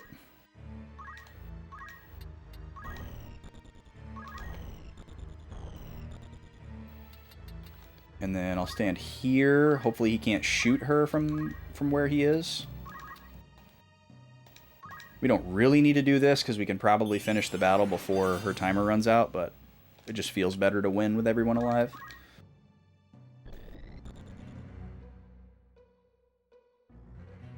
He's going to potion himself. Interesting choice. Are you going to also run away? Yes. Okay, now just Ramza gets to go. But then everybody gets to go. Alright, yeah, we'll let that guy attack us one more time. He shouldn't be able to attack Veronica, but he might be able to. We'll see. We'll get rid of this guy. Come on. Double guard. Are you serious, man? Come on. Okay, he can still attack her. That's so lame.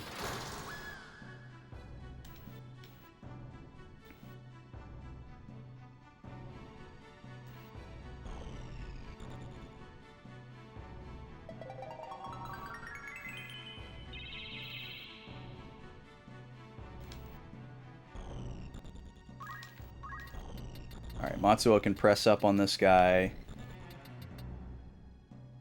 I guess we can go up here, and then we'll do some Geomancy, see what we get.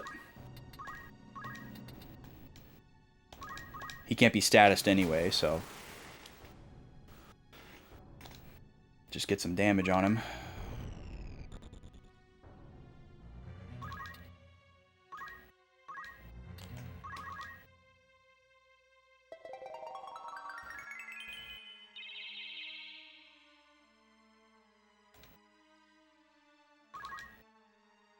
Alright, this guy really needs to die. Okay, good.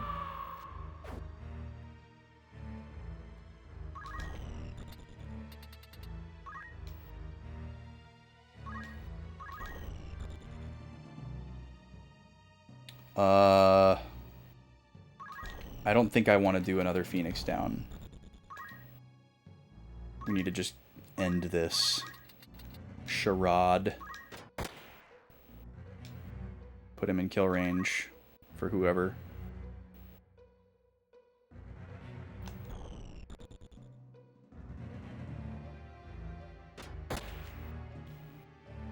Sealed act. That's weird.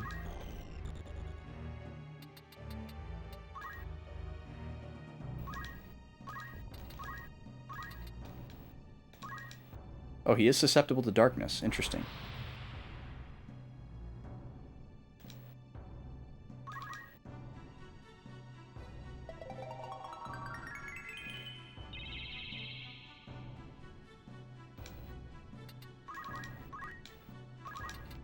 Alright, this should take care of it.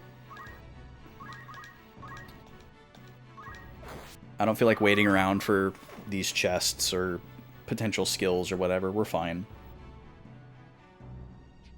We're cocky, we're on top of the world, we're overconfident. Damn it! I'm not going to die in a place like this. Looks like you just did, my guy. I have to hurry.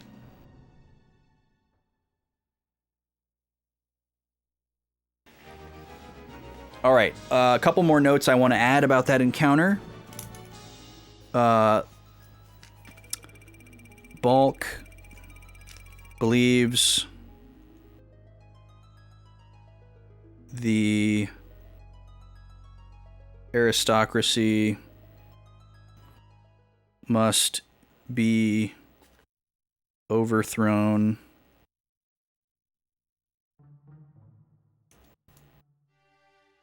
but oh, we're in another scene. Okay, it doesn't auto advance, don't worry.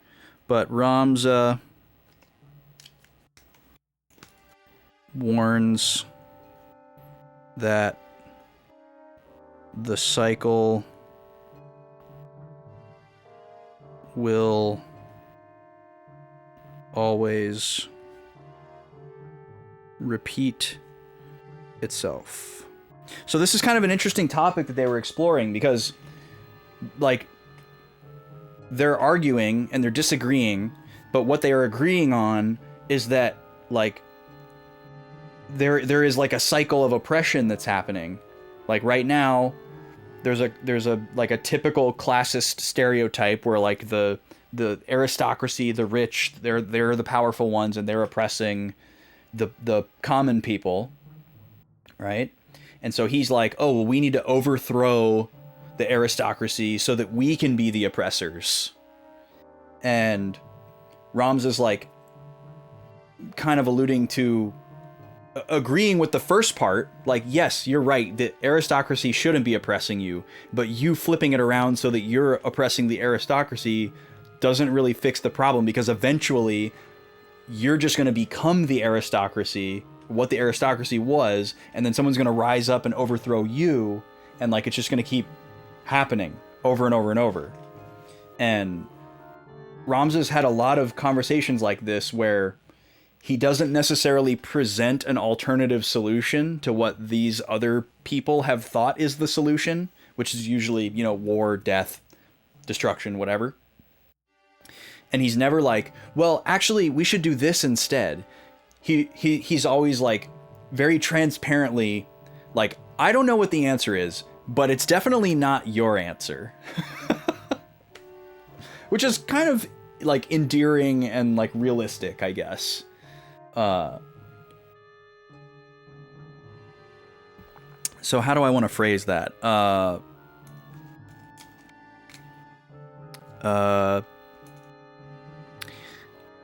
As usual,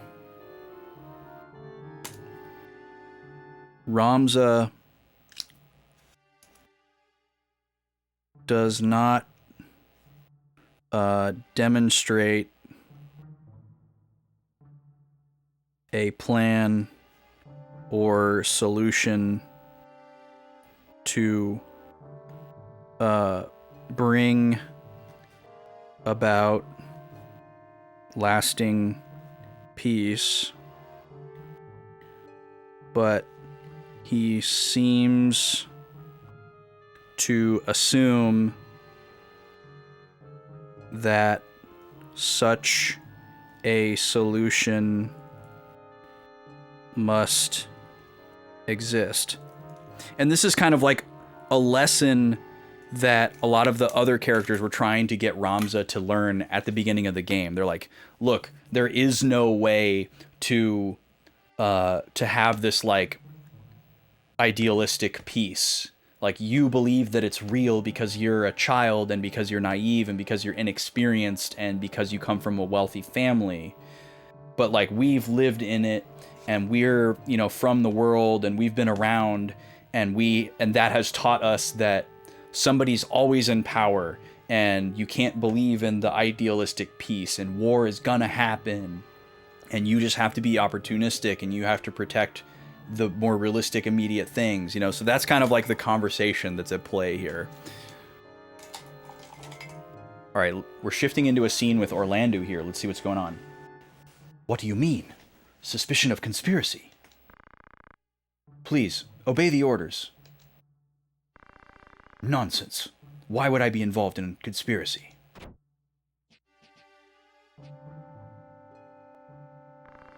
It's too bad, Sid. Attempting rebellion. You can't be serious. I'd never think of... I have proof. You've been secretly planning with the church to overthrow me. Nonsense. Who told you such a lie? You still deny it.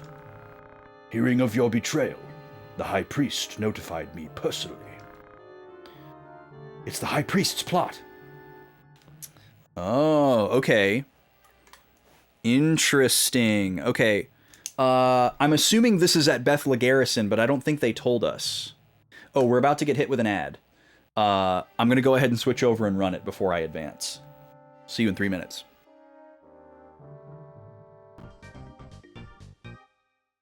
Free for all. 3, 2, 1, go!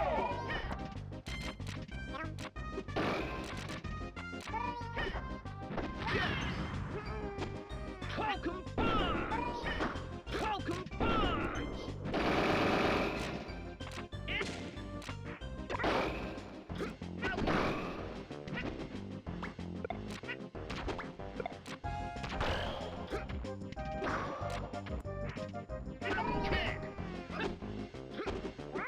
Falcon Punch! Show me your moves!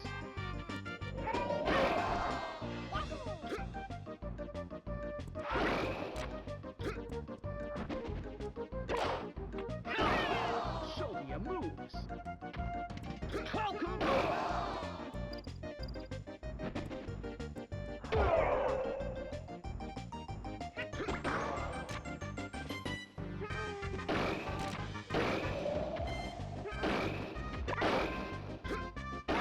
Show me your moves!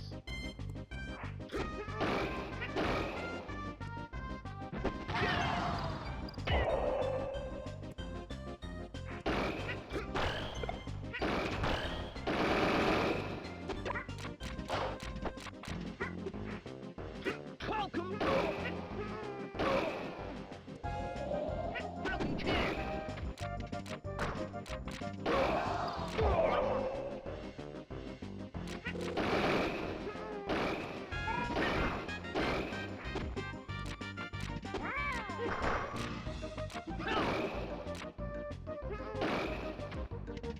Falcon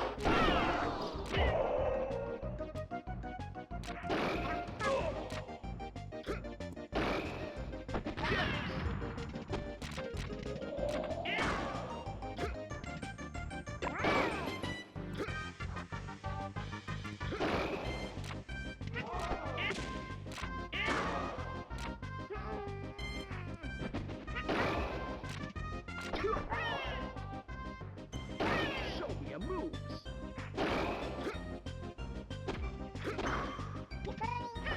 Falcon Show me your moves!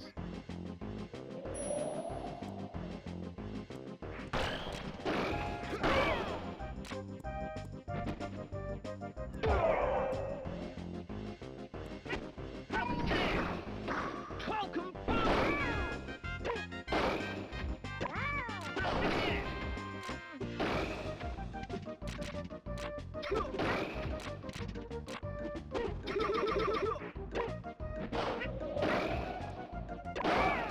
Four, 3, 2, 1, time up! Time up! Go! Game set! This game's winner is Captain Falcon!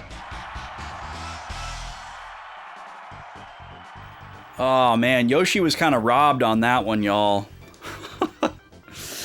I don't know if you were watching, but Captain Falcon was literally falling off the edge with like a couple of seconds to go, and the timer ran out before he hit the blast line, and that would have won it for Yoshi, but then it went to sudden death, and then Captain Falcon got him.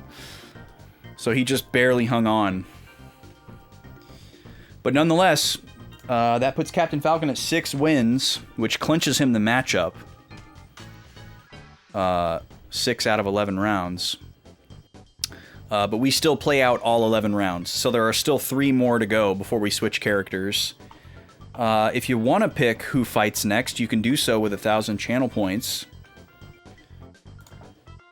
We're working our way through every possible matchup in Smash 64. We're going to build our own CPU tier list. And whenever we make it through them all, we're going to do some kind of special on-stream event with like a seeded tournament bracket and find out who the best CPU is. It's going to be a fun time. It'll be like a special dedicated stream. Okay, let's get back into this scene here. Okay, so we have some things to talk about here. I wrote down some stuff during the ad there. So we're presumably at Bethla Garrison. I don't think it actually scene set and told us that we were there, but I got to assume that we're here based on Goltana being here and his men being here. So at Bethla Garrison, presumably, Goltana and some non-10 are accusing Orlando of conspiring against Goltana. Orlando is vehemently denying the accusation, and he's trying to urge Orlando to believe that this is part of the High Priest's plot. So this makes sense. We just met Balk, who seems to be the person who is in charge of killing some of the people Delita said were going to be assassinated. And it's possible that they're also trying to get Goltana and or Orlando to take care of each other. You know? So, like, they're going to create this distrust, and maybe Goltana will succeed because he's in power and he's got his men all around him and they can overpower Orlando. Or maybe Orlando will defend himself with his great purported might and kill Goltana, you know, and one of them will probably eliminate the other. That might be what the High Priest is thinking here. So I like that Goltana says he has proof that Orlando is conspiring against him, and the proof is that somebody really important told him it was happening.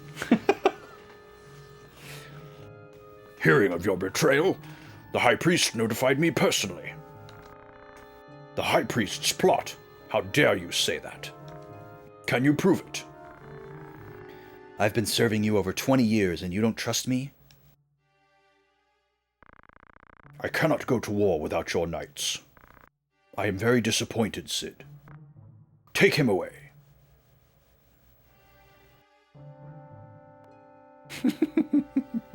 His little shuffle. That's funny. Oh, Delita is here. Yes, Your Excellency. Continue your contact with Mirand. If we get an official edict, overturning Log will be easy. Okay. More to write. So Orlando reminds Goltana of his 20 years of service, but he is, we'll just say, arrested anyways.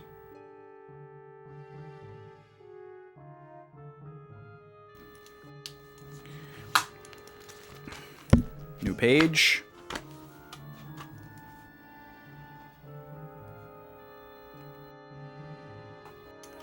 Okay, and then Delita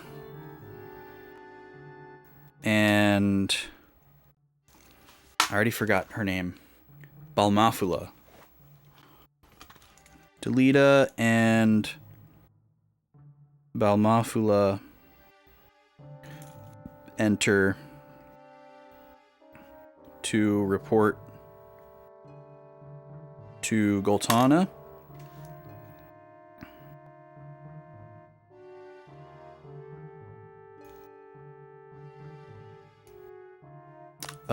Shoot, I wish I could look at his previous text box again. He said something like, continue with your efforts in Mirand. The High Priest's already decided. No need to worry. Thanks for your trouble. I will grant you command over the Nanten Knights. You will become a holy knight. I appreciate your kindness. I'm counting on you, Delita. I know I can trust you. I won't let you down. Okay, so Goltana promotes Delita to leader of the Holy Knights. Now, is that because Vormov is MIA and he was the previous leader of the Holy Knights, or was he leader of the Temple Knights and that's a different thing? We're going to go into Al-Islam's record here, because I think some of our entries are going to be updated.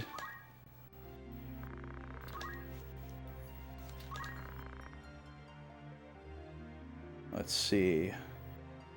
Yep, here we go.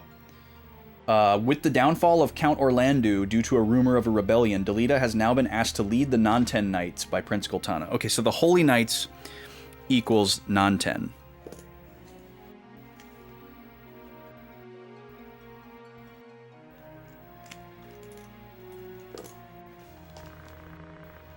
How about Gultana?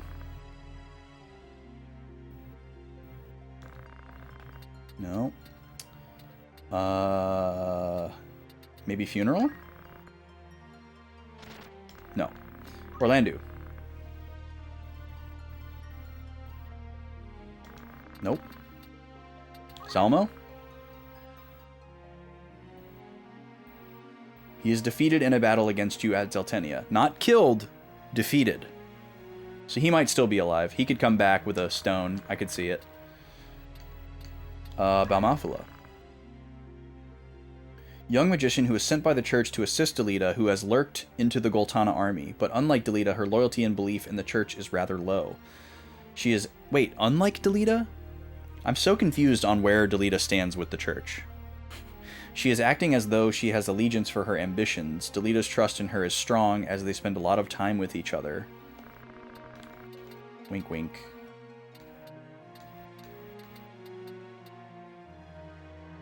Balk. Temple Knight of the Moran Glabanos Church. Okay, Temple Knight. Different than Holy Knight. So Holy Knight is probably what the Non-Ten call themselves, and everybody else just calls him the Non-Ten. He lived as a machinist in Gog. Therefore, his skill with a gun is superior to his swordsmanship. As a commoner in his machinist days, he was involved in the anti-aristocratic movement and was on the blacklist of knights. Died in a battle at Bed Desert. Amelia Duel? We've already read that.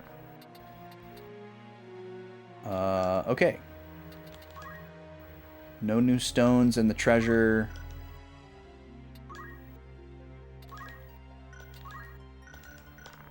Okay. Let's drop a save here. Slot 6.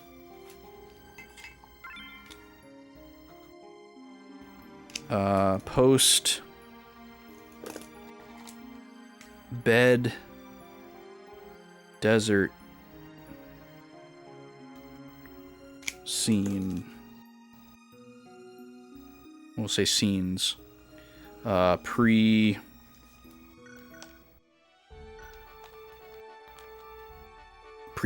Oh man, this is the big one here. This is huge. We've been working up to this one for a while. I guess let me go into the formation screen really quick. Let me take a look at Salome's items. We have a lot of chemist points to work with, which is very good. I think it's probably better for me to just keep these doors open and then decide on what to get based on things that we run into. So we'll just hang out as far as that goes. And then same thing with her having...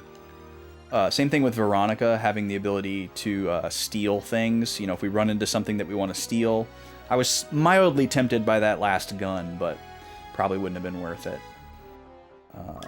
We'll keep her with basic skills for now. I'm tempted to give Matsuo Squire skills, too, rather than his Geomancy. But it's also very situational, something that he can pivot to. But I think everybody else is pretty much set.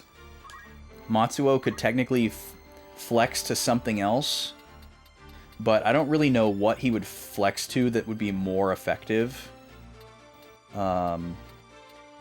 I think it would be very situational.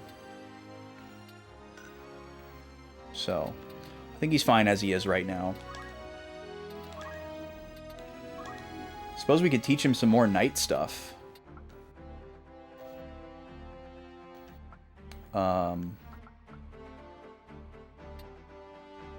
We haven't tried out speed break.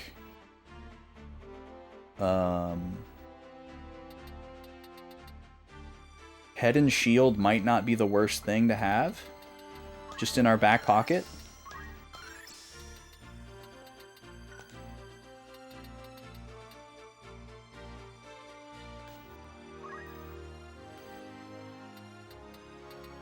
And I think we're fine otherwise.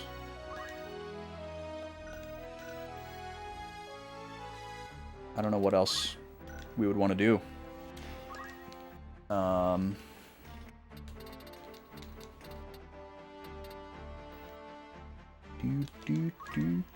Do we have enough JP to master ninja? 13, 16, 20. 1, 2, 3, 4, 5, 6, 7, 8. No, not quite. I was just thinking, like, you know, just master it for the sake of mastering it. Just because it's nice to look at. But, no, not even close. Yeah, I think we're good.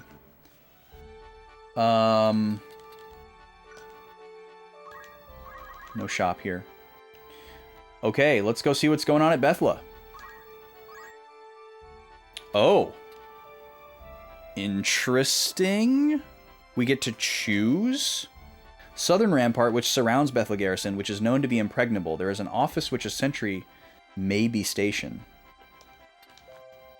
The rampart which surrounds Bethla Garrison runs 7,000 Doma as food and weapon storage are annexed. Okay, that doesn't really tell me a whole lot. What's it gonna be, sir? This is interesting. I mean, we could obviously save scum and see what both of these are. So, I might want to do that just for the sake of, like, getting the game content anyways. Okay, so it takes me straight to a battle.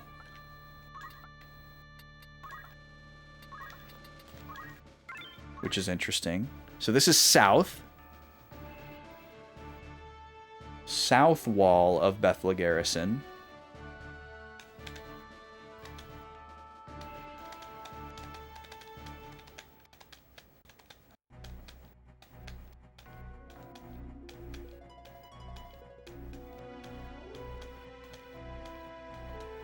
Two archers and 3 knights.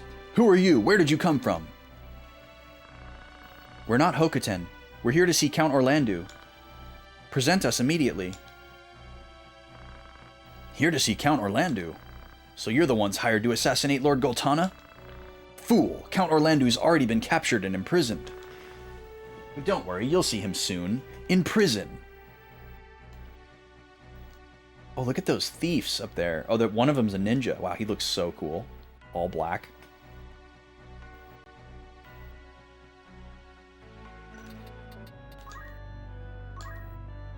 Steel with Lancer abilities. Interesting.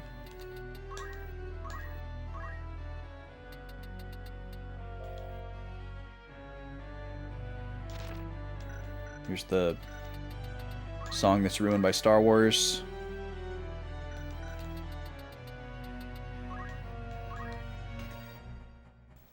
Monk abilities. Oops.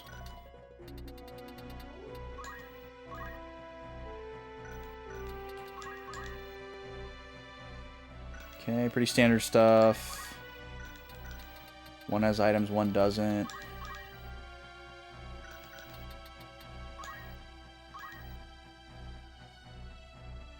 Okay, this guy's a little scary. Oh, interesting, SNES. How's the AT look? Ramza Veronica, then the ninja.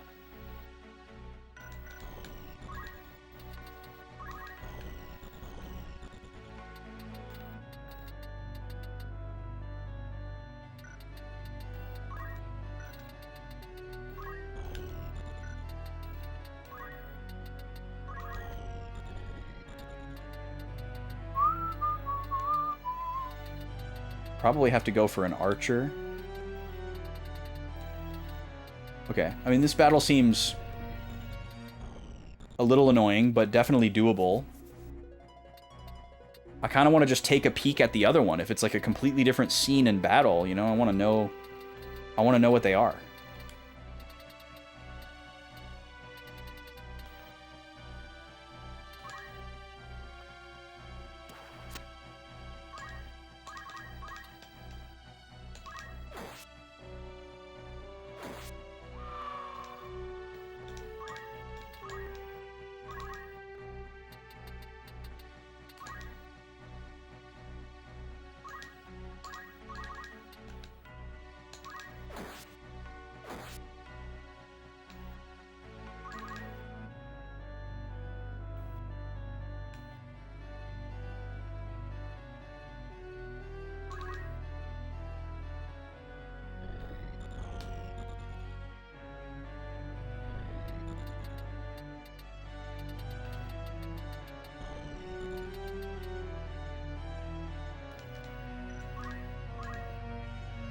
Matsuo gets to go.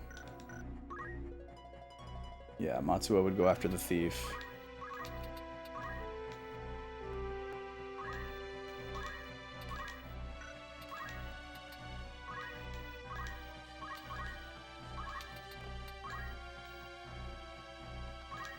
I'm assuming the difference between the two battles is fairly inconsequential, but it might not be.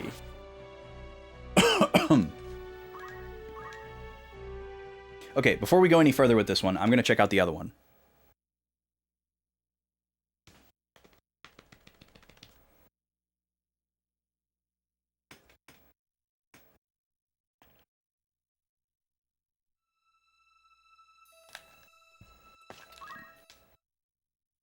So that was the south wall.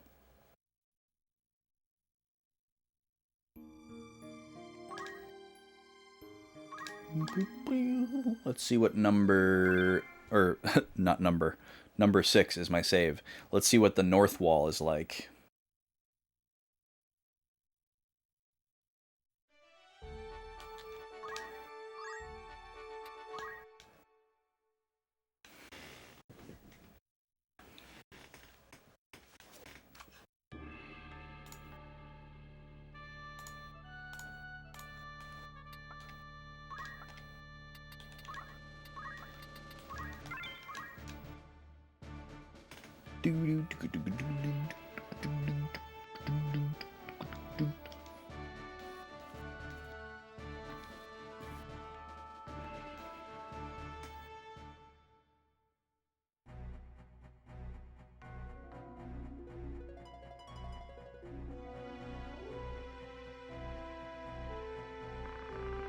I never thought Hokuten would attack from the front. We'll get them all at once. Attack!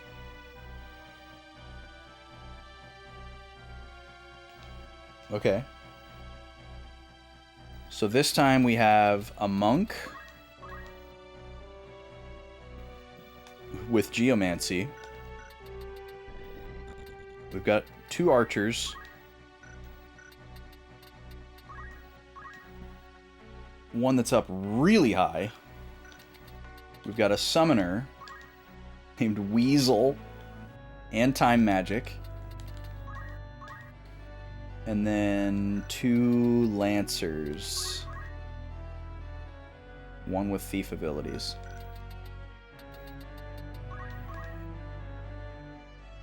This fight looks slightly more annoying.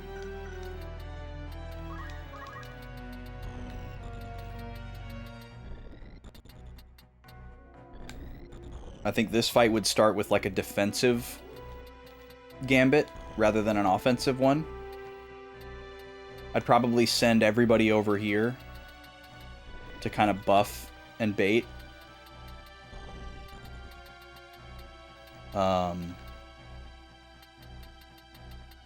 what we don't know is if like the next fight is influenced by your choice here, you know? It could be more than just 2 different ways to get into the same scene or the same fight. This could be the start of a longer path. And we wouldn't know until we did it. But I guess the only way to find out would be to do both battles.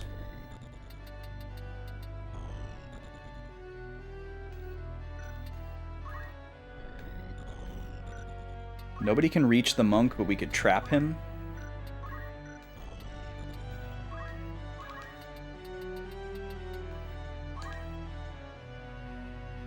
So let's see what happens if we do this. We'll go over here, we'll scream.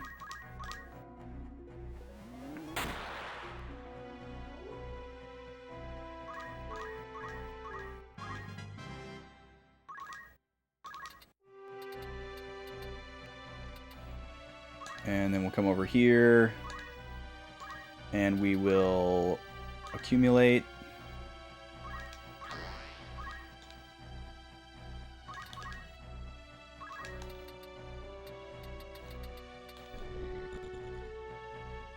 I think Roberto is fine right here,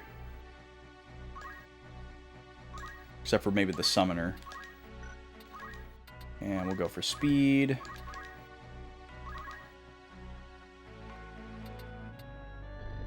And then Matsuo might want to go...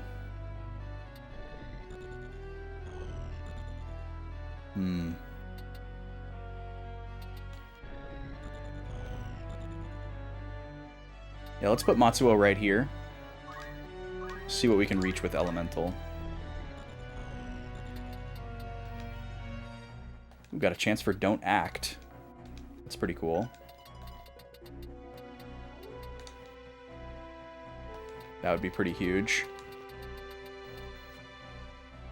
Might be better off for the Lancer with stealing for safety, but the Archer gets to go sooner.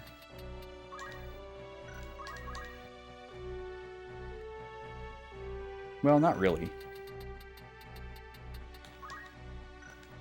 Yeah. Let's just see what happens.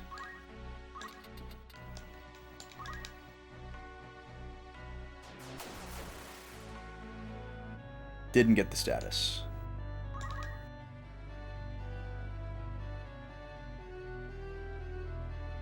Okay, you're gonna try to shoot Veronica.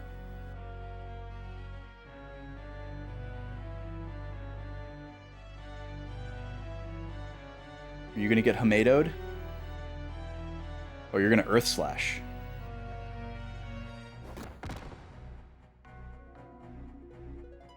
Smart.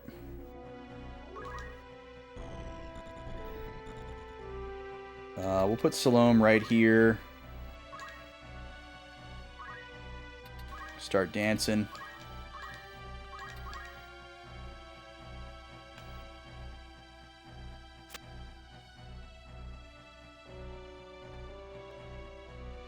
What are you gonna do? Okay, you're gonna go for Veronica.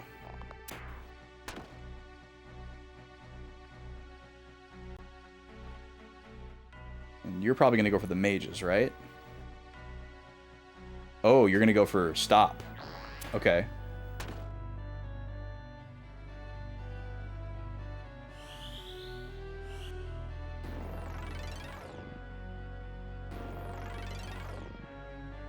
Okay, that's fine, considering we don't really want to move them if we don't have to. Oh, that was horrible. Got nobody. Alright, we should be able to get through 80% twice and get a heal as well. Nice, okay. And then we'll move Ramza in.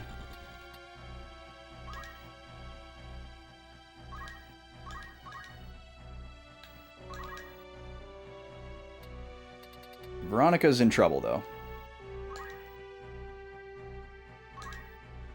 Yeah, we got the blood sword on Ramza. Let's see. I guess just accumulate. She doesn't have her monk skills to heal herself. Well, we definitely got to go for another cheer song. Hopefully this slow dance will go off.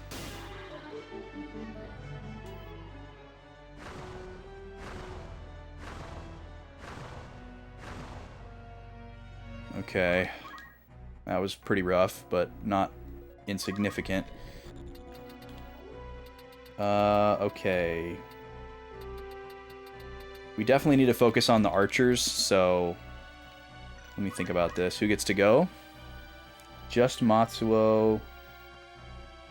Which one is Zeke? Is this Zeke? That's Zeke. Okay. But he gets to go before Greg. Okay, we'll probably have Ramza kill Greg. Zeke will unfortunately just get to go, and will probably kill Veronica. Matsuo cannot get to the summoner.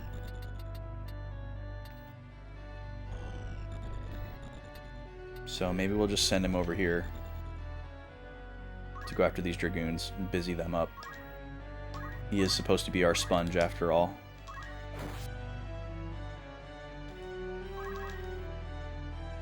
Yeah, Ninja with Night Swords is pretty busted.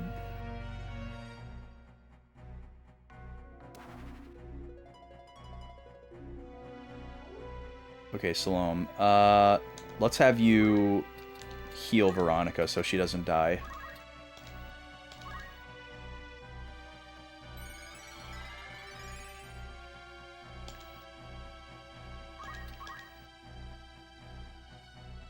Come on, Roberto.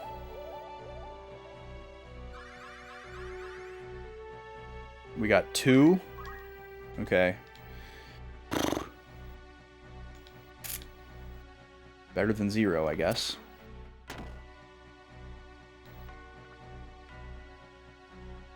Alright, yes. Please come down closer. That's great. Alright, hopefully we can kill this guy.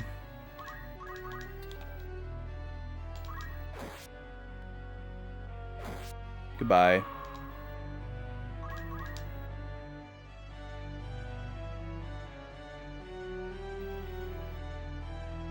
Oh, get Hamadoed. Scrub. I might be able to throw a shuriken at the summoner or the lancer, who's almost dead, from here.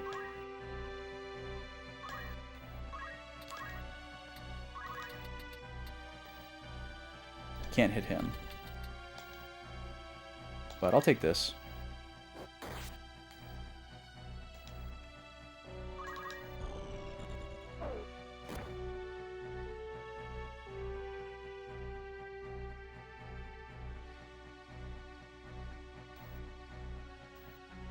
Okay, he's coming down. Roberto still can't move. Let's swap to Life Song, I guess.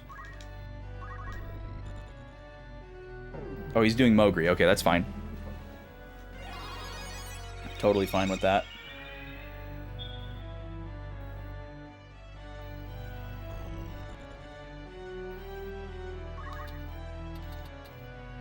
This guy's still in kill range. What's my accuracy from the front? It's 100. Okay, cool. We'll take that.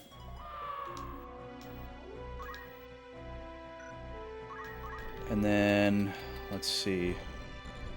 Probably ought to just press up on the summoner. Force him to move. Get away from the Dragoon. Let's go right here.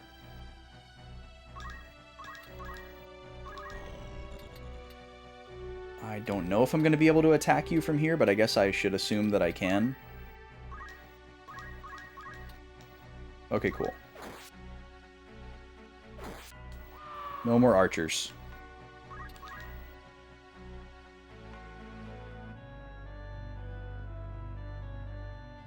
She's not even looking at you. Yeah, get wrecked.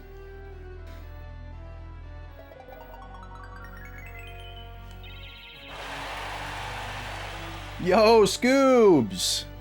My man! How you doing, dude? What's going on? How have you been?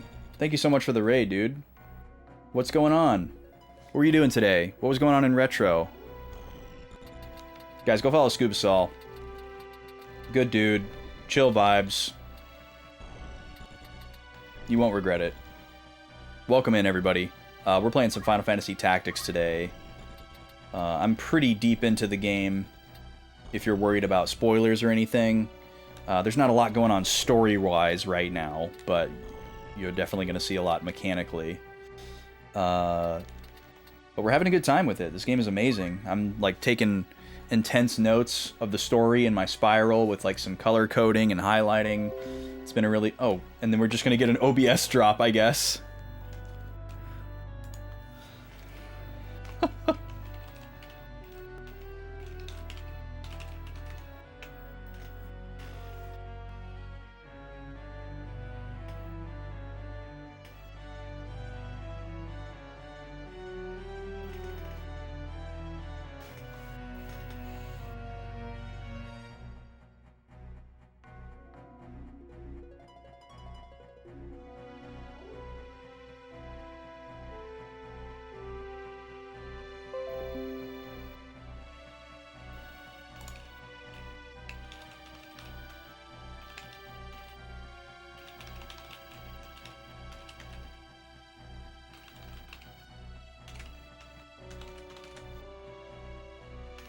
Okay, we should be back.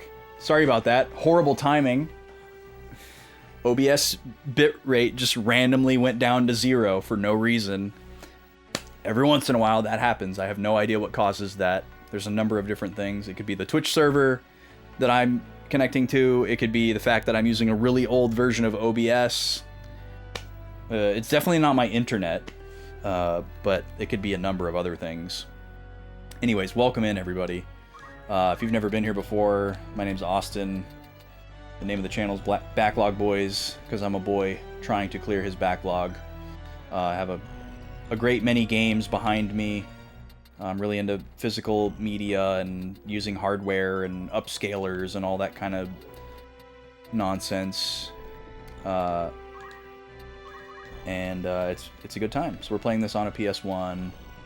Well, we're actually playing it on a PS2. Don't at me. But yeah, we play pretty much everything on hardware over here. I'm not like against emulation or anything like that. It's just more fun for me to play on hardware. My preference. Okay, who gets to go here? Everybody gets to go. Veronica, then Ramza, and then Matsuo. Okay, this guy has 178. Well, either way we slice it, Veronica and Ramza are going to be doing the kills. I don't think Ramza can make it to the Lancer. He can stand right in front of him. This is a hard battlefield to look at. Okay, and then Matsuo can get down there. Okay, so here's what we're going to do. We're going to have Veronica take out the summoner.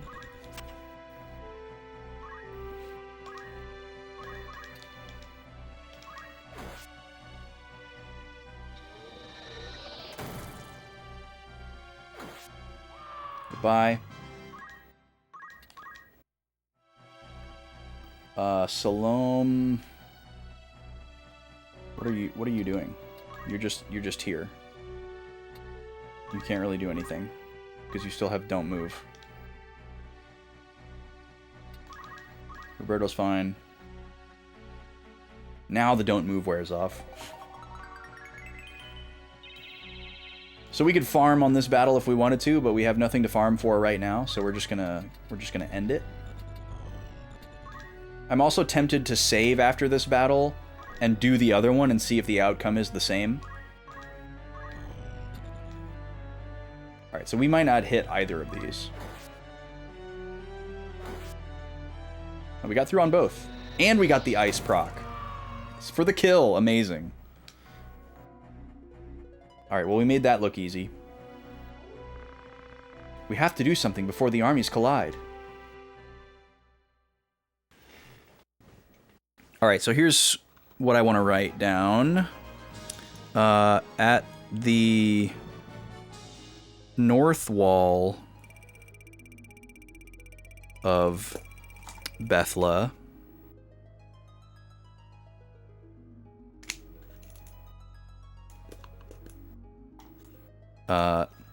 the non-10 did not expect us. They think we are Hokuten.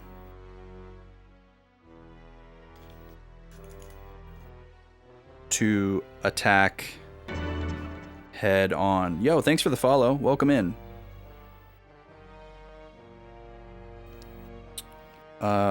And then Ramza urges that we do something before the armies collide. And then at the south wall. Oh, I didn't write south wall as a location. That's good. South wall of Bethla.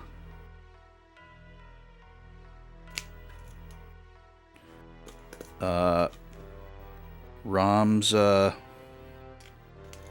asks to see Orlando and the guards take us for the rumored Goltana assassins and say that we will be imprisoned alongside Orlando. So now we're being taken right into another scene here.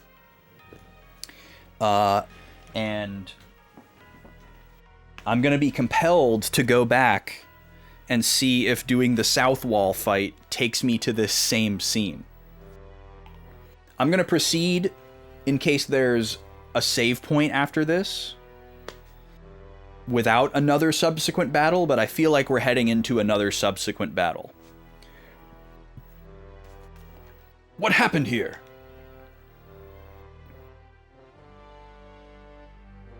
Zabag got a new outfit. Are you okay? Pull yourself together. I'm fine. Just my head hurts.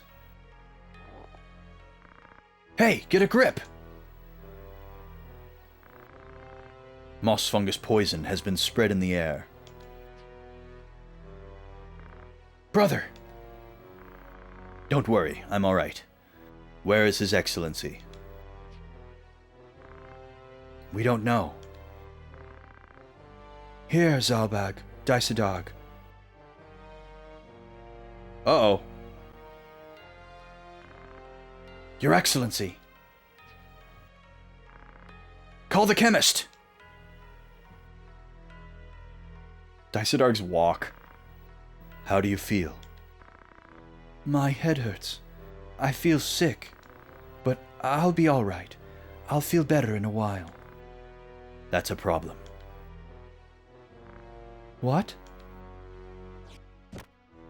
Oh. What is this? Brother! Quiet, Zalbag. You! Betraying me!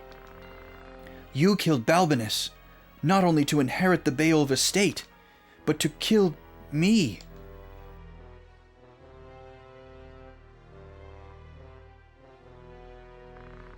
Brother, no. Did you poison? Not me. It was done by the allies who want Beowulf to take center stage. Why have they? Duke Larg died in a battle, but we'll carry on his will. The plot. Just put a dagger into one of their hands. He's the assassin sent by the Nanten, all right? Brother! Whoa. Okay, that was a lot. Okay, we're going to be given the option to save here. I'm going to save in slot 7. Let me write down what happened there first. Okay, so I'm going to specifically write after the North Wall battle.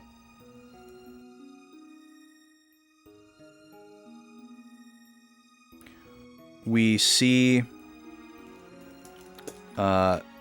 Zalbag and Dysadarg discovering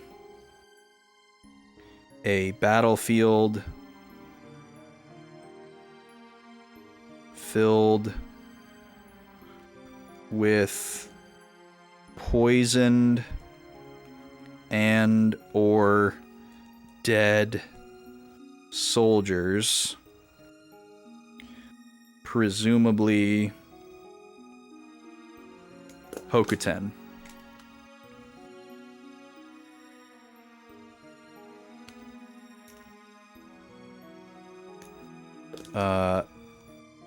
They find a poisoned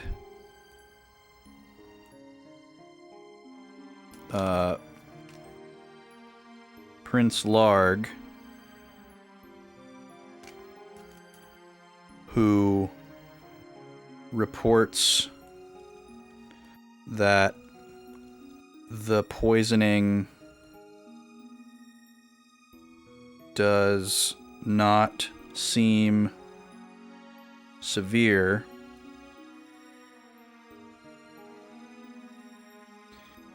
at which point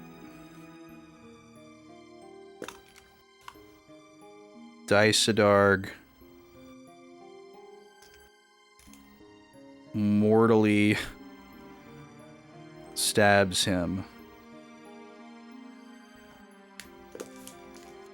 Oh.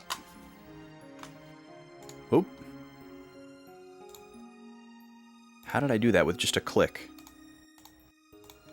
Okay. Sorry, I made chat disappear accidentally. Larg accuses Dysadarg of being behind Balbanus's death to promote himself and then come for Larg. So Balbanus is Dysadarg's dad, so he's accusing him of killing his own father.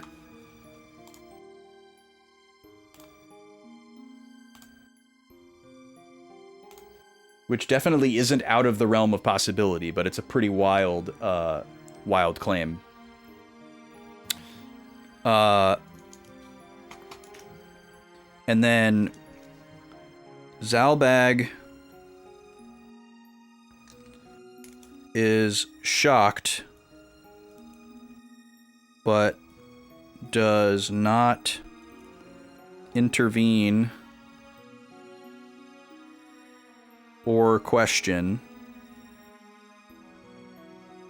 and seems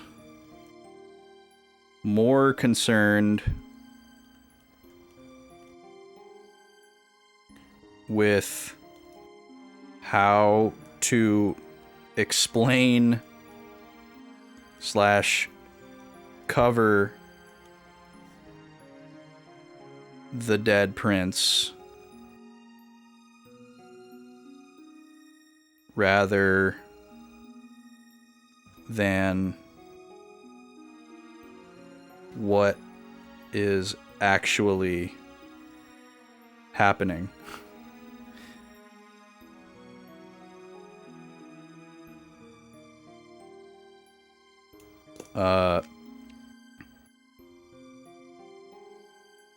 Dicedarg.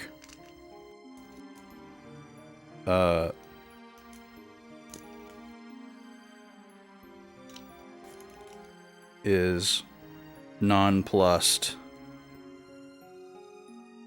and just says to put a dagger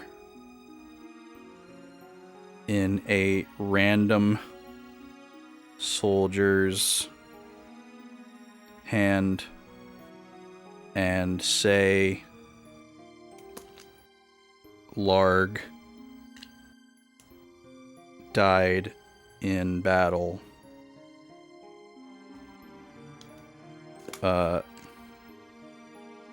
Dicedarg succumbs to poison and presumably just faints. Okay, and then now I can say that we saved in slot 7, and we'll call this post North Wall Battle. And then I'm going to advance from the save.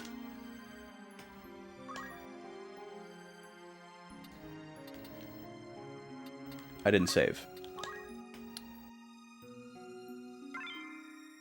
Okay, now we're going to see what happens.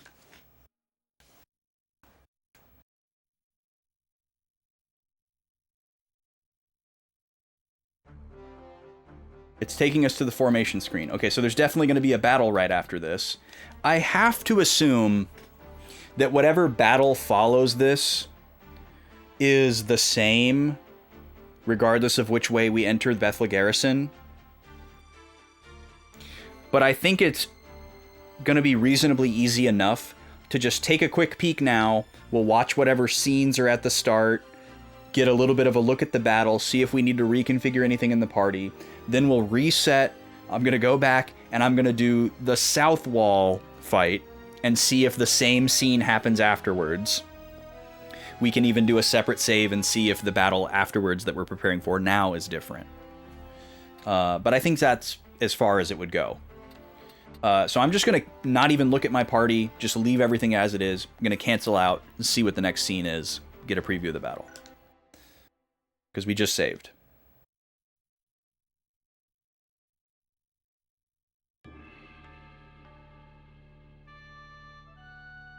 So we're going to be split into 2 squads here.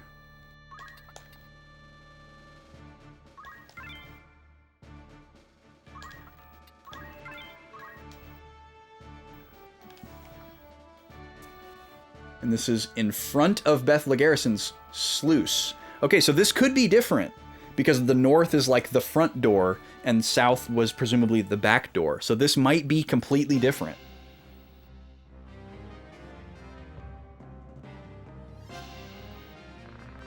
Oh, this floodgate. If I open it and release the water, they won't be able to fight.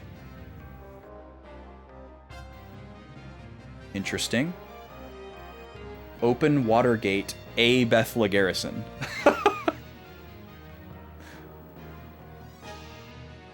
So is there like an object that I can attack? A piece of the environment? How do I open the floodgate? Probably by pulling the levers on both sides. I think I see them, but first I have to get there. So, are they talking about these, I guess? That the knights are standing on?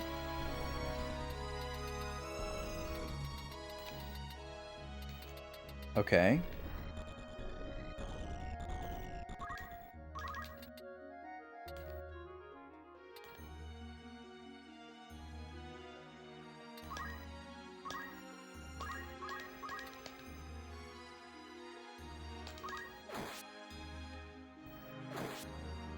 Nice. 1-2 coin tosses there. That's huge.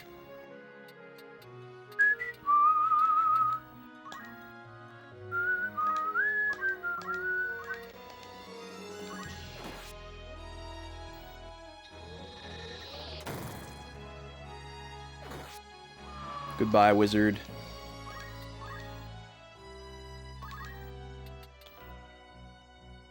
There's only one archer, thankfully. Oh, no, there's two.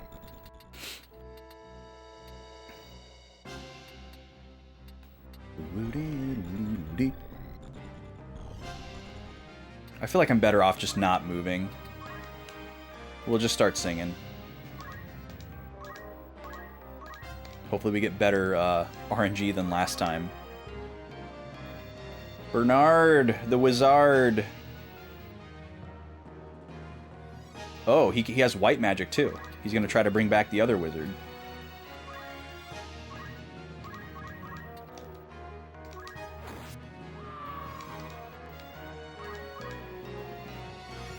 Tatulu.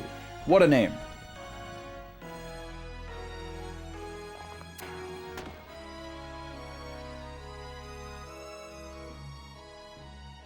Masahiro. Sakurai?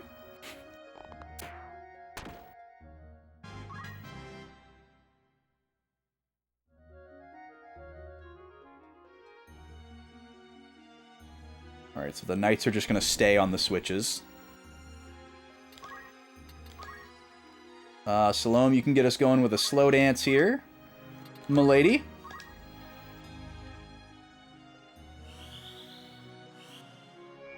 Raise is annoying.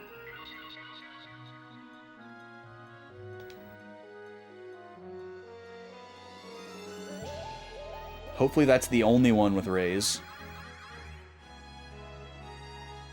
We got nobody with cheer song. That's horrific. Yo, welcome in. Thanks for the follow. Okay, so we need to press up here. I'm gonna go for the archer.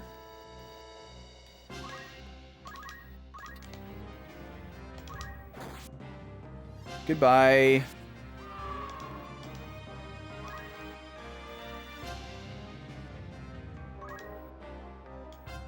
Okay, let me look at something really quick.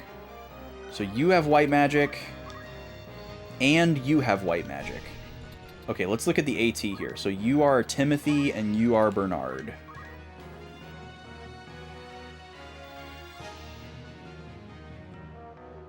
Okay. Dragonfly, welcome in. How you doing? Maybe I should just go for the archer? I don't think I can take him out in one. 300 is a lot. Alright, this should work. We should be able to take out the other wizard before this guy gets a turn. Even that wasn't enough. Home from work. Nice. What a great feeling. Doing well today. It's been good. I'm a little tired. Sleep has been a little difficult this week, but I'm happy and having a good time. Okay, we got a really good slow dance there. That's wonderful. Making up for Roberto. Let's see. We'll just go for this guy, I suppose.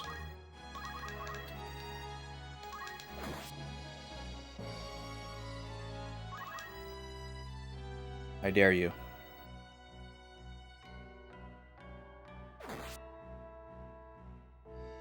Fair enough. Nothing but the good vibes. Alright, what are you gonna do? Interesting. Oh, okay, you're gonna move. Let's see. How am I doing like 100% of this game? I'm definitely not doing 100% of this game. I've pretty much completely abandoned the propositions, like the little side quests. Haven't been focusing on those at all. And I'm not, like, trying to max out all the job classes or anything like that either. So I'm more so just focusing on, and this is the first playthrough, so I'm mostly just focusing on really, really understanding the story. That's kind of the main thing I'm focusing on, is just like the characters and the plot. Taking really good notes and whatnot.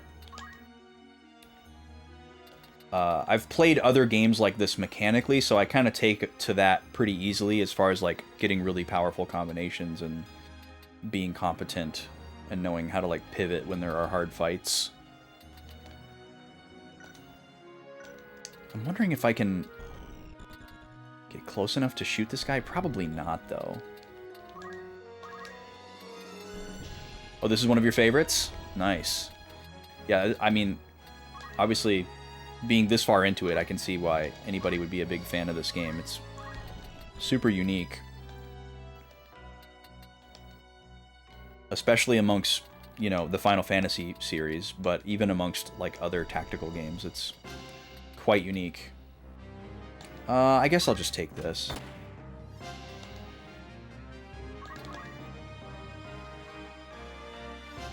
Alright, Roberto, this is your last chance. I'm switching you off of this after this.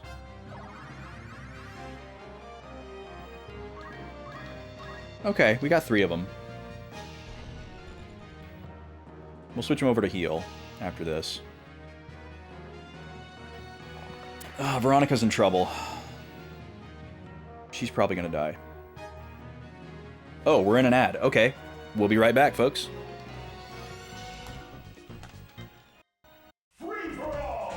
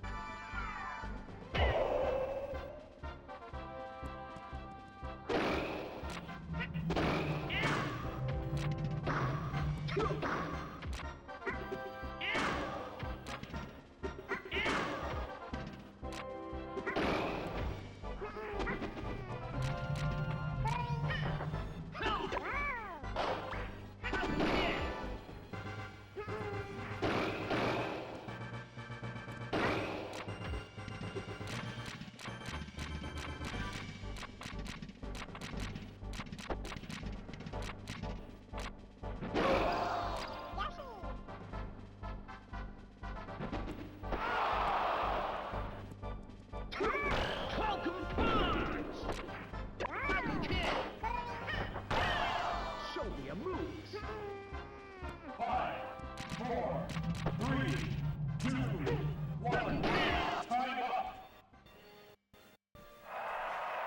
This game's winner is Captain Falcon.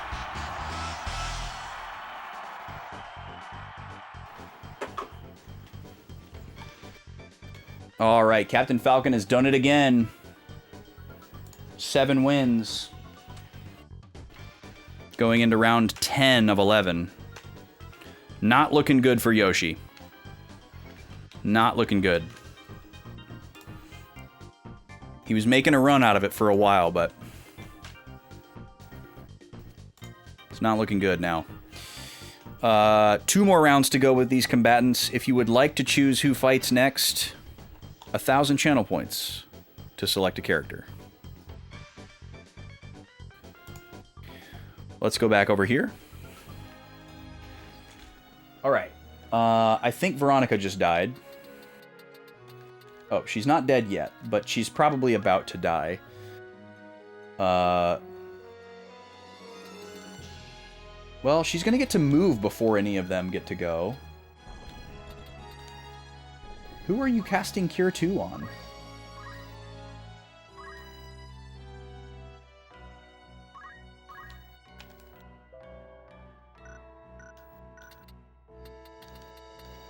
The other wizard? I thought he was using magic on Veronica. Okay. Let's see. I probably want to move Roberto up in case he is needed. So let's bring him up here behind Matsuo, I guess.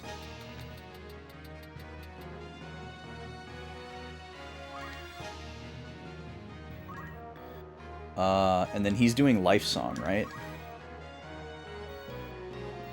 No, he's doing Cheer Song. We gotta get you off of Cheer Song, my guy. You've had your fun. We'll switch you over to Life.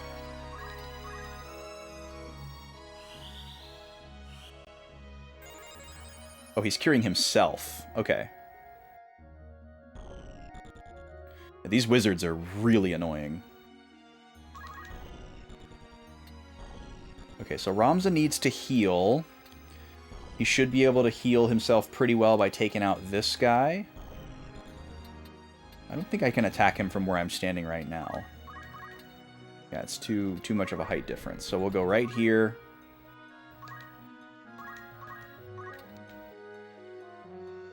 Oh, this is a little bit dangerous, but he can't counter. Okay, we get our heal, but we don't get the kill. Alright, Veronica needs to get out of harm's way if possible. I don't know if it's possible, though. I think the best thing for her to do is to run down here and try to kill this wizard that's casting Bolt.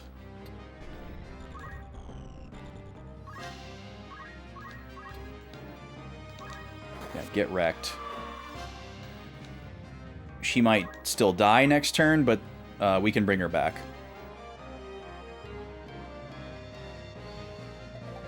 She'll get a little chip here, but it's not really going to push her out of kill range from anything. We got to watch out for that archer. The archer is going to go after her. When does he get to go? Bernard is the wizard. Which one is Radcliffe? Radcliffe is a knight. Okay, so we might be able to pull this off, because she's going to get another turn before the archer gets to go. Is the archer Kinnison? Oh, Tatulu. Got it. Okay, yeah, we might be okay. So right now Matsuo gets to go, and we pretty much have to go through this guy. So we're gonna have to just whack him in the face and hope that we don't miss. Oh, apparently we can't. Works for me. I probably want to have Salome potion Veronica so that we can just stop thinking about it.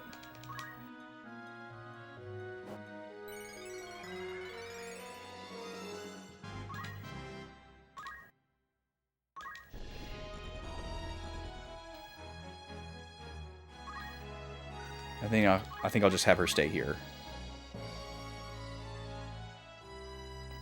Alright, you're going to move up and you're going to start charging something. You're going to try to bring back the other wizard. Alright, we need to stop you from doing that. Or we're going to be stuck in this cycle forever. Roberto, you can just keep going Life Song.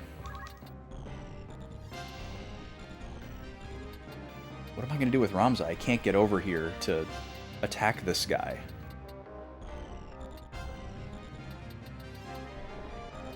I don't have any range right now, other than a boring old shuriken.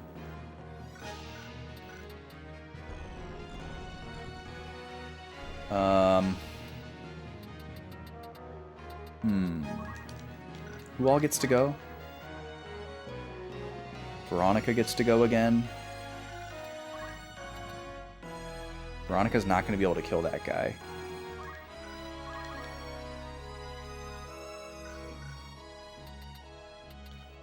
I don't know. She might be able to, but her damage was surprisingly low.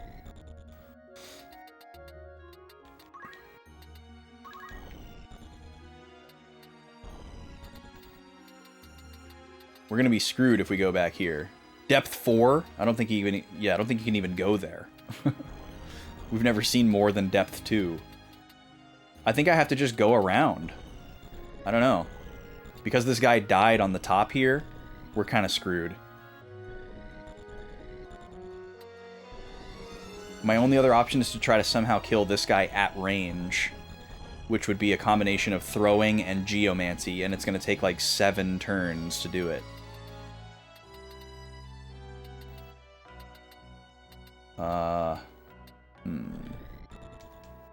This is interesting. And we don't even get good accuracy.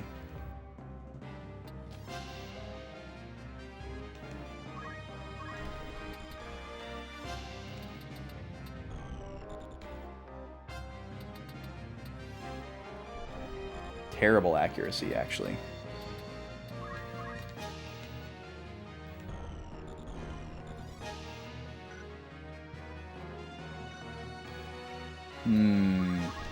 I'm just debating whether or not I want to go down here and work my way up the other side that's less crowded.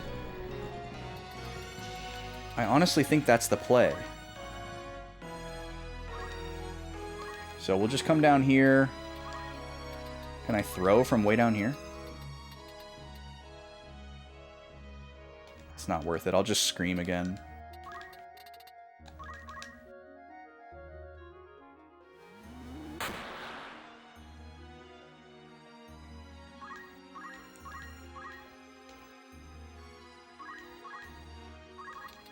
Okay, we really need Veronica to kill this wizard before he can bring the other one back to life. Please die. Okay, we got the extra ice. That should be enough to do it. Okay, good. No more bringing people back. Thank you.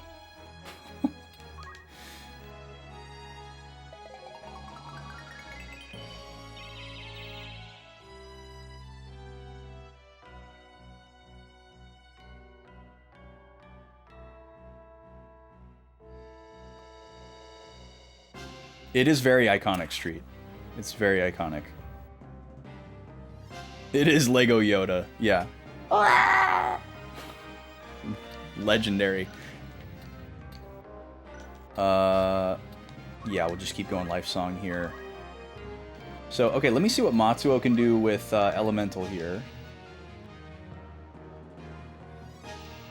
We'll hit him with this. If we get the stop, I'll move away. No stop. Okay. I'll probably just stay right here and keep doing that to him. Veronica, can you shoot this guy? You can. Okay. Why don't you go ahead and do that?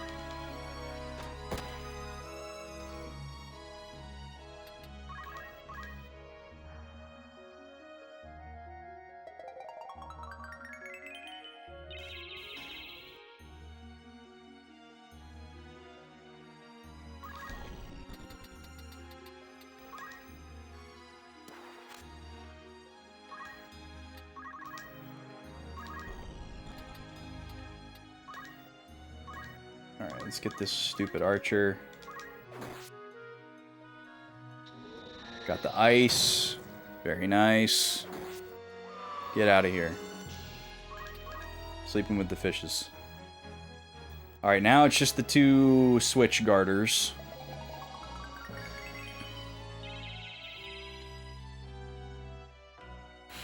This gun I found. The power of chemistry. Yeah, it's pretty amazing, isn't it? Oh, treasure box. We'll get that. These guys might have some good items.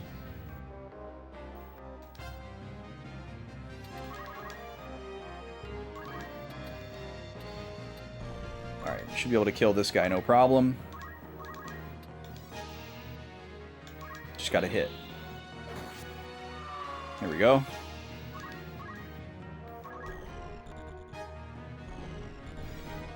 Veronica might be able to shoot this guy from here.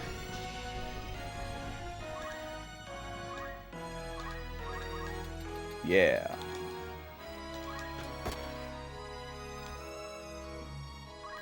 Or Salome. Sorry, I always call her Veronica. Veronica started out as a chemist. That's why that keeps happening. I can tell women apart, I swear.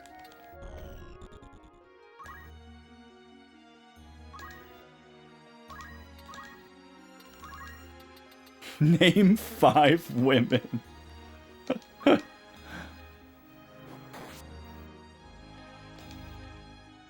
Oh, that's amazing. Okay, I need Roberto to get a turn so I can get this chest. And hopefully it's something good.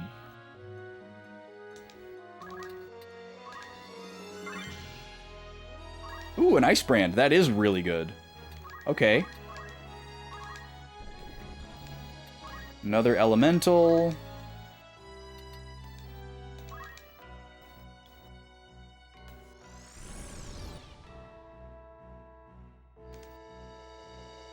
Yeah, that's a great pickup. Those are expensive. Alright, we can finish this off here. The question is, do I want to wait around for any more chests?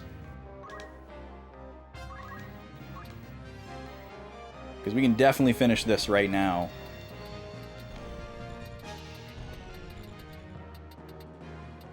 And I don't need any JP for anybody. So we would only be waiting for items. I'm just going to end it. Because we might end up doing this again anyways.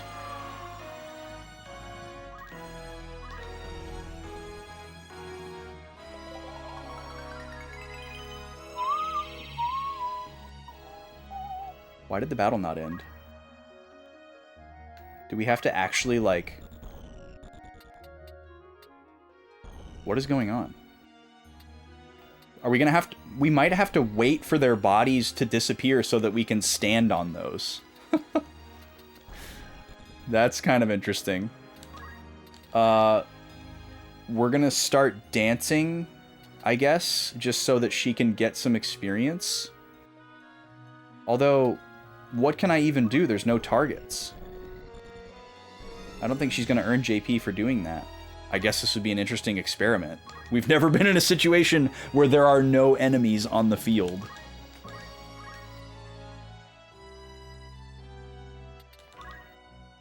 Everyone's just waiting. Matsuo, why don't you grab this crystal, I guess? What do you got? Sure. Take your jump 3. Got nothing better to do.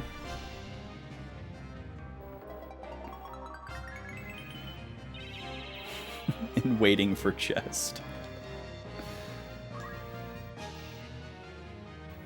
Yeah, we'll wait a long time for that, won't we? Wait. Oh, I thought we were soft locked. Whew. She didn't know what to do there. That was funny, but also scary.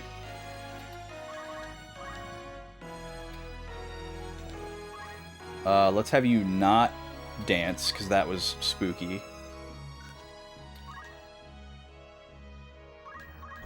Anybody need a potion? Level 1 potion, anybody?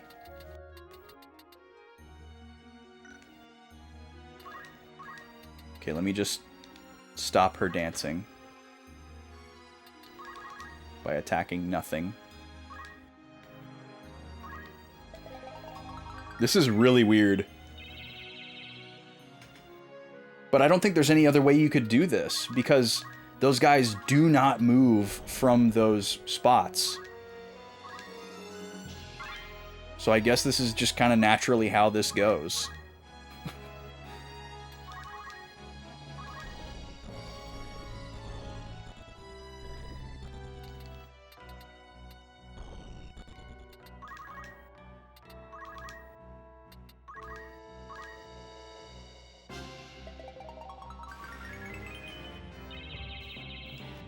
I should just turn off the life song. There's no reason for Roberto to be doing that.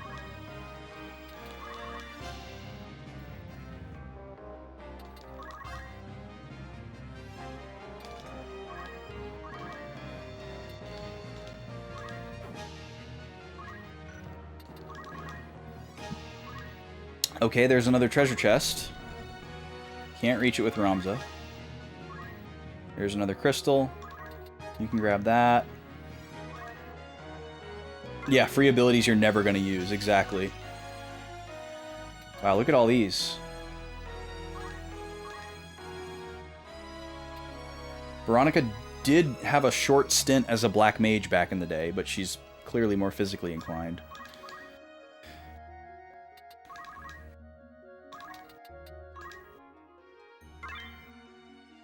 A black robe, that's a pretty good pickup. For selling, if nothing else.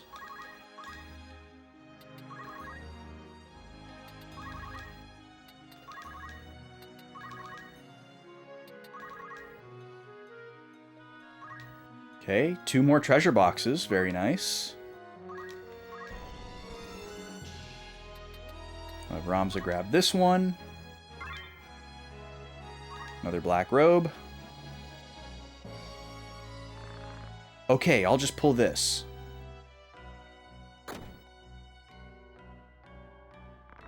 And pull that other lever, too. As soon as that man's corpse disappears. A black costume. Interesting. Don't know what that is.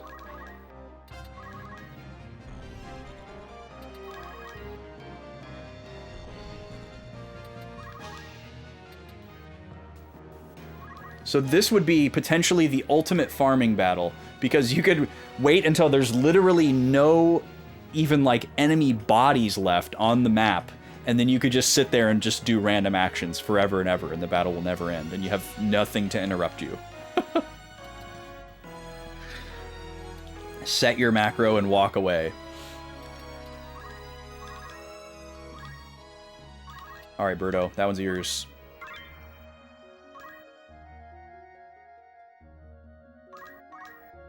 Screaming into the void, exactly. Oh, does Ramza have to get on that tile? Okay. That's silly. Roberto's not capable of pulling that switch.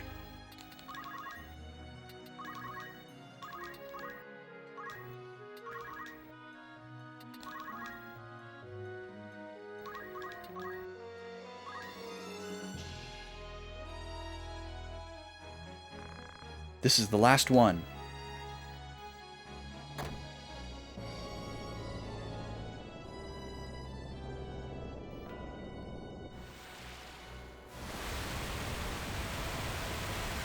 Cool.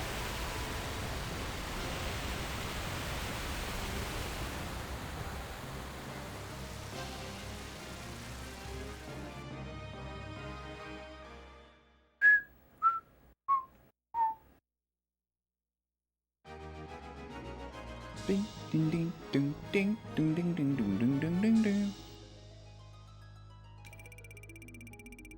Okay, so let's write something down here really quick. Well, first we're gonna get thrust into a scene, I guess. Unless it's gonna let me save immediately. Yeah, we're getting thrust into a scene. We're not auto-advancing though. Okay. So, after the North Wall battle,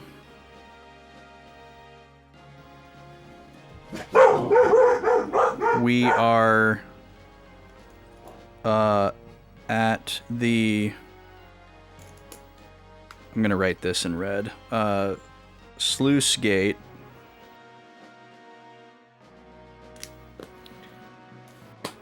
Oops.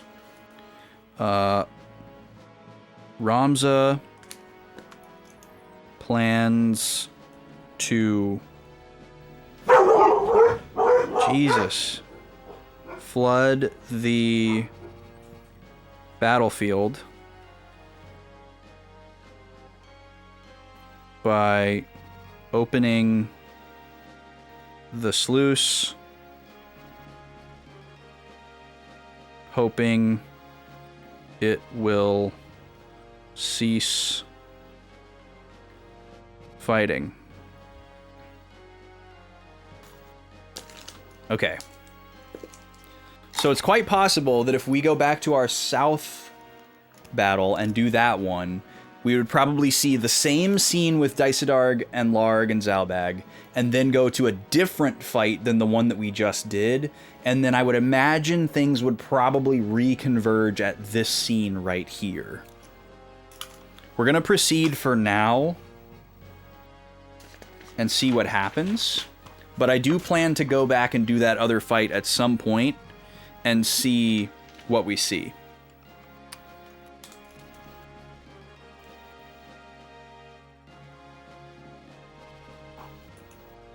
Okay, so Olan is here. Father!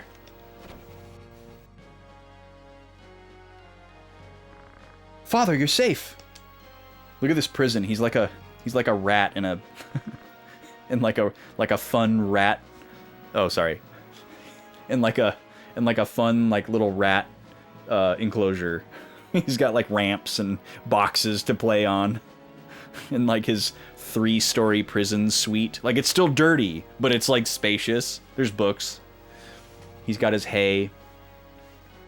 If I ever forget to take the notes off the screen, you can do exclamation point notes. Yeah, he's got his enrichment, exactly. Yes, I'm fine. You must be Ramza. You've grown. I recognized you. You know me? Of course, it's no wonder you don't remember me. You were only 3 or 4 years old when I last saw you. Okay. We next see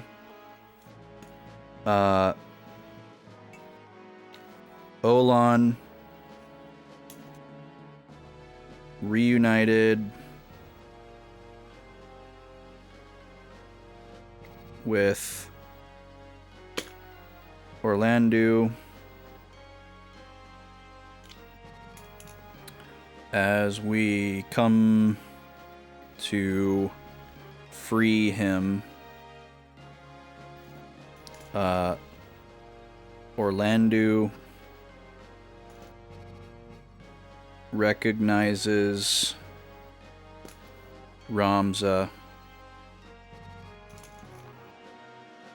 but Ramza doesn't recall because he was 3 or 4 years old. We know that Orlando was friends with our dad, so that tracks. That he would have been around.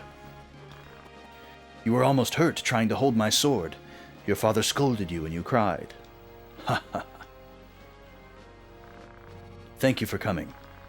Both of you can relax now.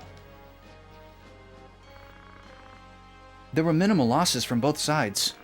Thanks to Ramza, we were able to avoid all-out war. Is that so? Babanez sure has a fine son. Let me thank you on behalf of everyone, Ramza. Okay, so Olan says, thanks to our efforts, we avoided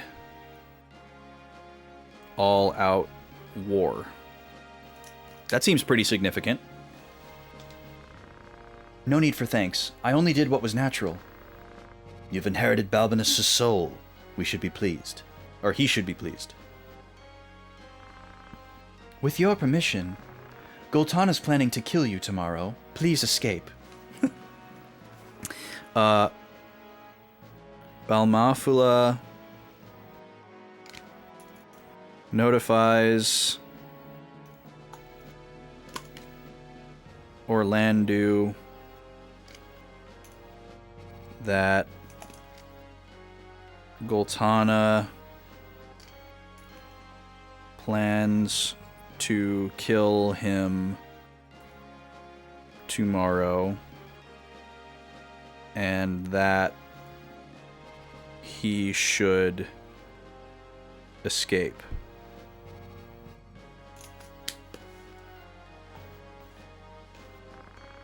Father, what she says is true. For now, let's... I know. I can't stay here while Goltana's like that.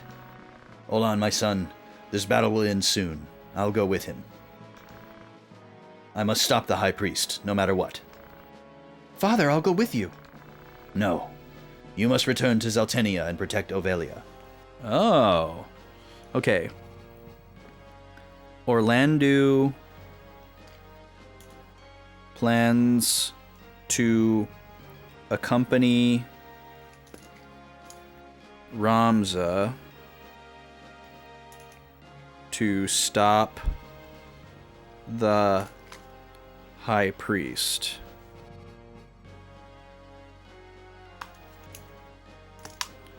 Olan wants to come along, but Orlandu urges him to go to Zeltenia to protect Ovelia. Now, why didn't we visit Ovelia while we were there?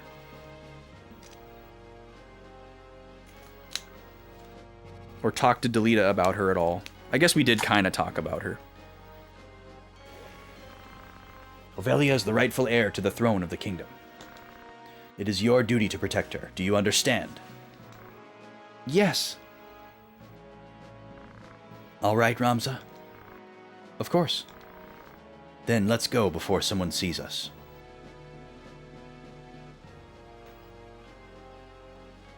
Holy Swordsman. Oh my god, he has Excalibur. And all crystal stuff. And a brazier. Woo! Yeah, we'll add him to our party. He's got 500 HP. But we have no one that we can dismiss. I guess we dismiss our Chocobo.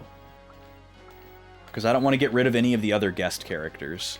So, we're going to say goodbye to this yellow Chocobo that we've never used.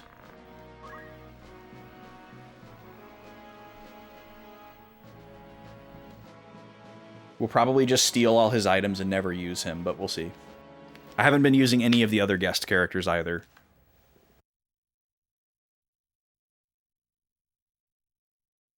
Even though they're all really cool.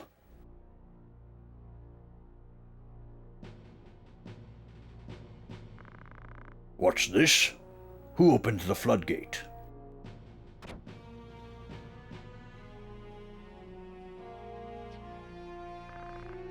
Yes, Your Excellency? Gather the soldiers and attack the Hokotin. Okay, hold on.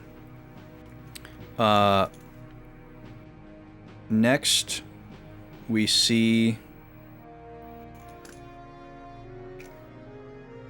Goltana wondering who opened the sluice. He asks Delita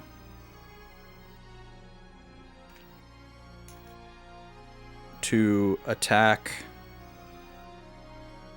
the Hokuten.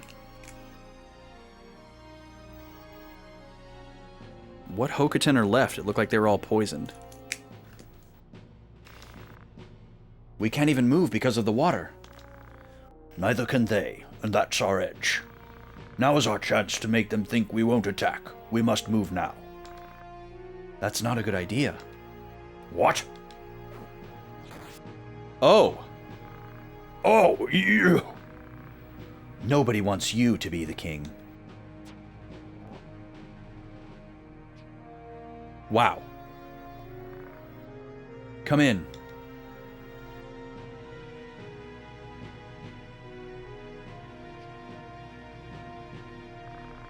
You understand, your death won't be a waste.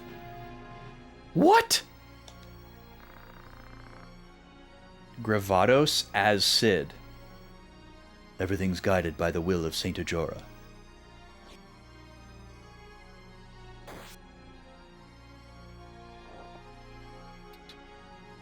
Whoa. Oh, thank you, Street. Sorry. The real Cid and Ramza have escaped. Oh, so he knows that's not the real Cid. Okay. Good. Pray that Ramza will take care of the rest.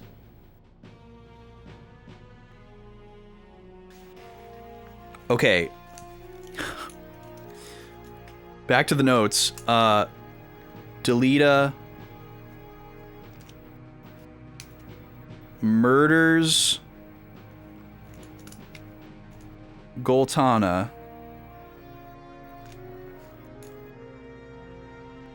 and then kills a random man dressed as I'm just gonna keep calling him Orlando. As Orlando.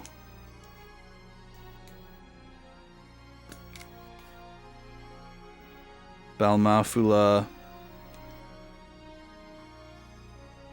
tells Delita that Ramza and the real Orlando got away clean. Okay.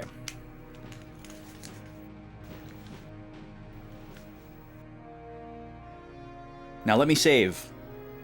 Oh.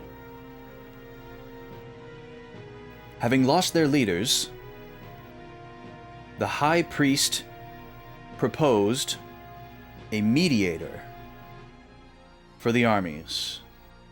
But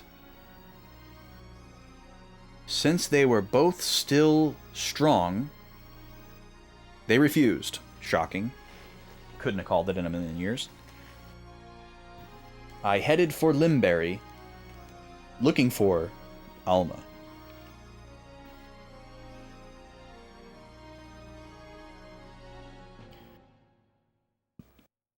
Now let me save.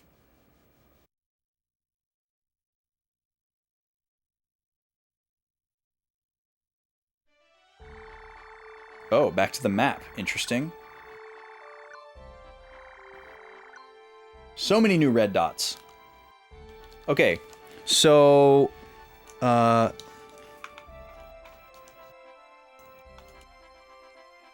the High Priest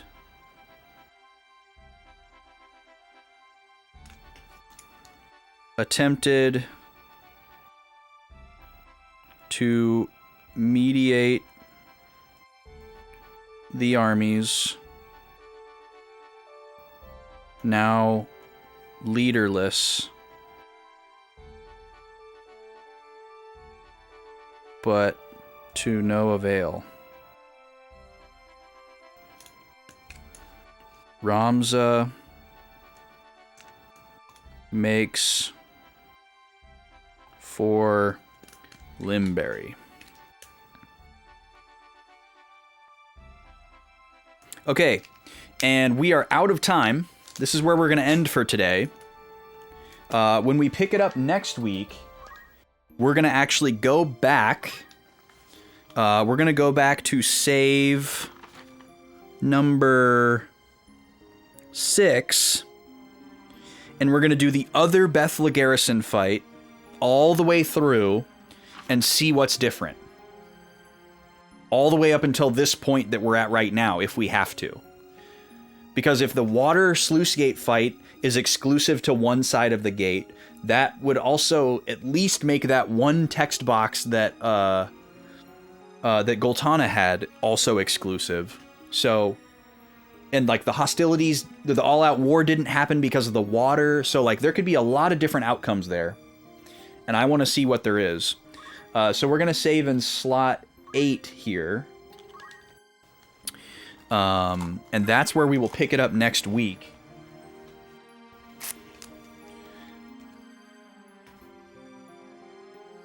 And if the outcome seems better, we'll proceed with that file. Otherwise, the plan will be to just see what's different and then come back to this save that we're making right now. So this will be post Goltana scene.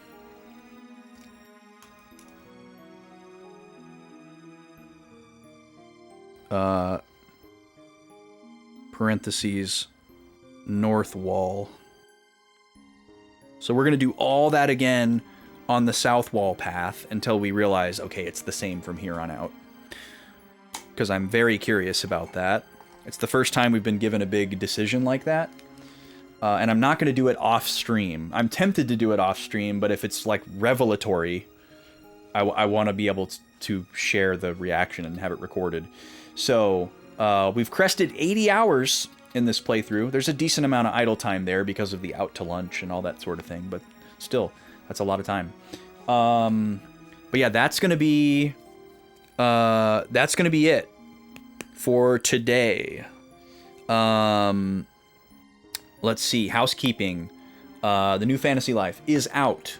If you're playing it and you would like to play with other people, let me know. I know a lot of people who are playing it, including me. I'll be doing some cozy no-cam streams in the Discord. If you want to hang out for those, check the game out, chill and chat, trade items, whatever it may be. I will ping the voice chat role for those, so add the voice chat role in the server if you want to be notified about those. They won't be on any particular schedule. It'll just be when I feel like it, as I work on this game for the next probably year. Sea of Stars DLC is out. Go and get it. It's totally free. If you have the game already. I will be doing a Switch 2 launch stream in about 2 weeks.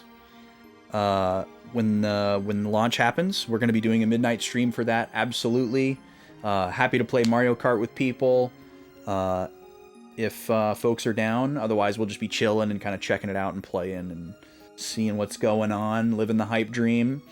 And then I think that's all I have for housekeeping. VODs are going up for Suikoden 4 still. There'll be a gap after they end. I'm working on the Tactics VODs, but Tactics VODs are not going to start uploading until I finish the playthrough. That's my rule. People do be spoiling in YouTube comments, and I'm not taking any chances. So I always wait until the entire playthrough is done before uploading anything. So let's find someone to raid. Oh my god. Jackie's playing Ico, or Eco if you prefer. We're going to see Jackie. I'm not even going to look at who else is online. This is exciting. I didn't even know this was on her radar, but that's kind of how Jackie rolls. Let's see. Oh man, I pressed the other button too fast. Oh well, we're gonna have double music, sorry. I guess I can fix that by turning the console off. Thanks for being here today. It was a good time. We made a ton of progress in the game, like 3.5 pages of notes. We absolutely destroyed every battle we were in. I'm feeling very powerful. So, Yeah, huge. But anyways, appreciate y'all hanging out. We're going to go say hi to Jackie and see what she's thinking of Ico so far. This is her first stream with it, first day with it. She doesn't know anything about it. Don't tell her anything. Same rules as here. Otherwise, we'll see you on Tuesday for more Kirby's Dream Land 2. We'll be finishing that up and going into Dreamland 3. That'll be a good time. And more Tactics Thursday and Friday. Y'all be good. Have a good weekend if it's your weekend. And if you get Monday off, enjoy that too.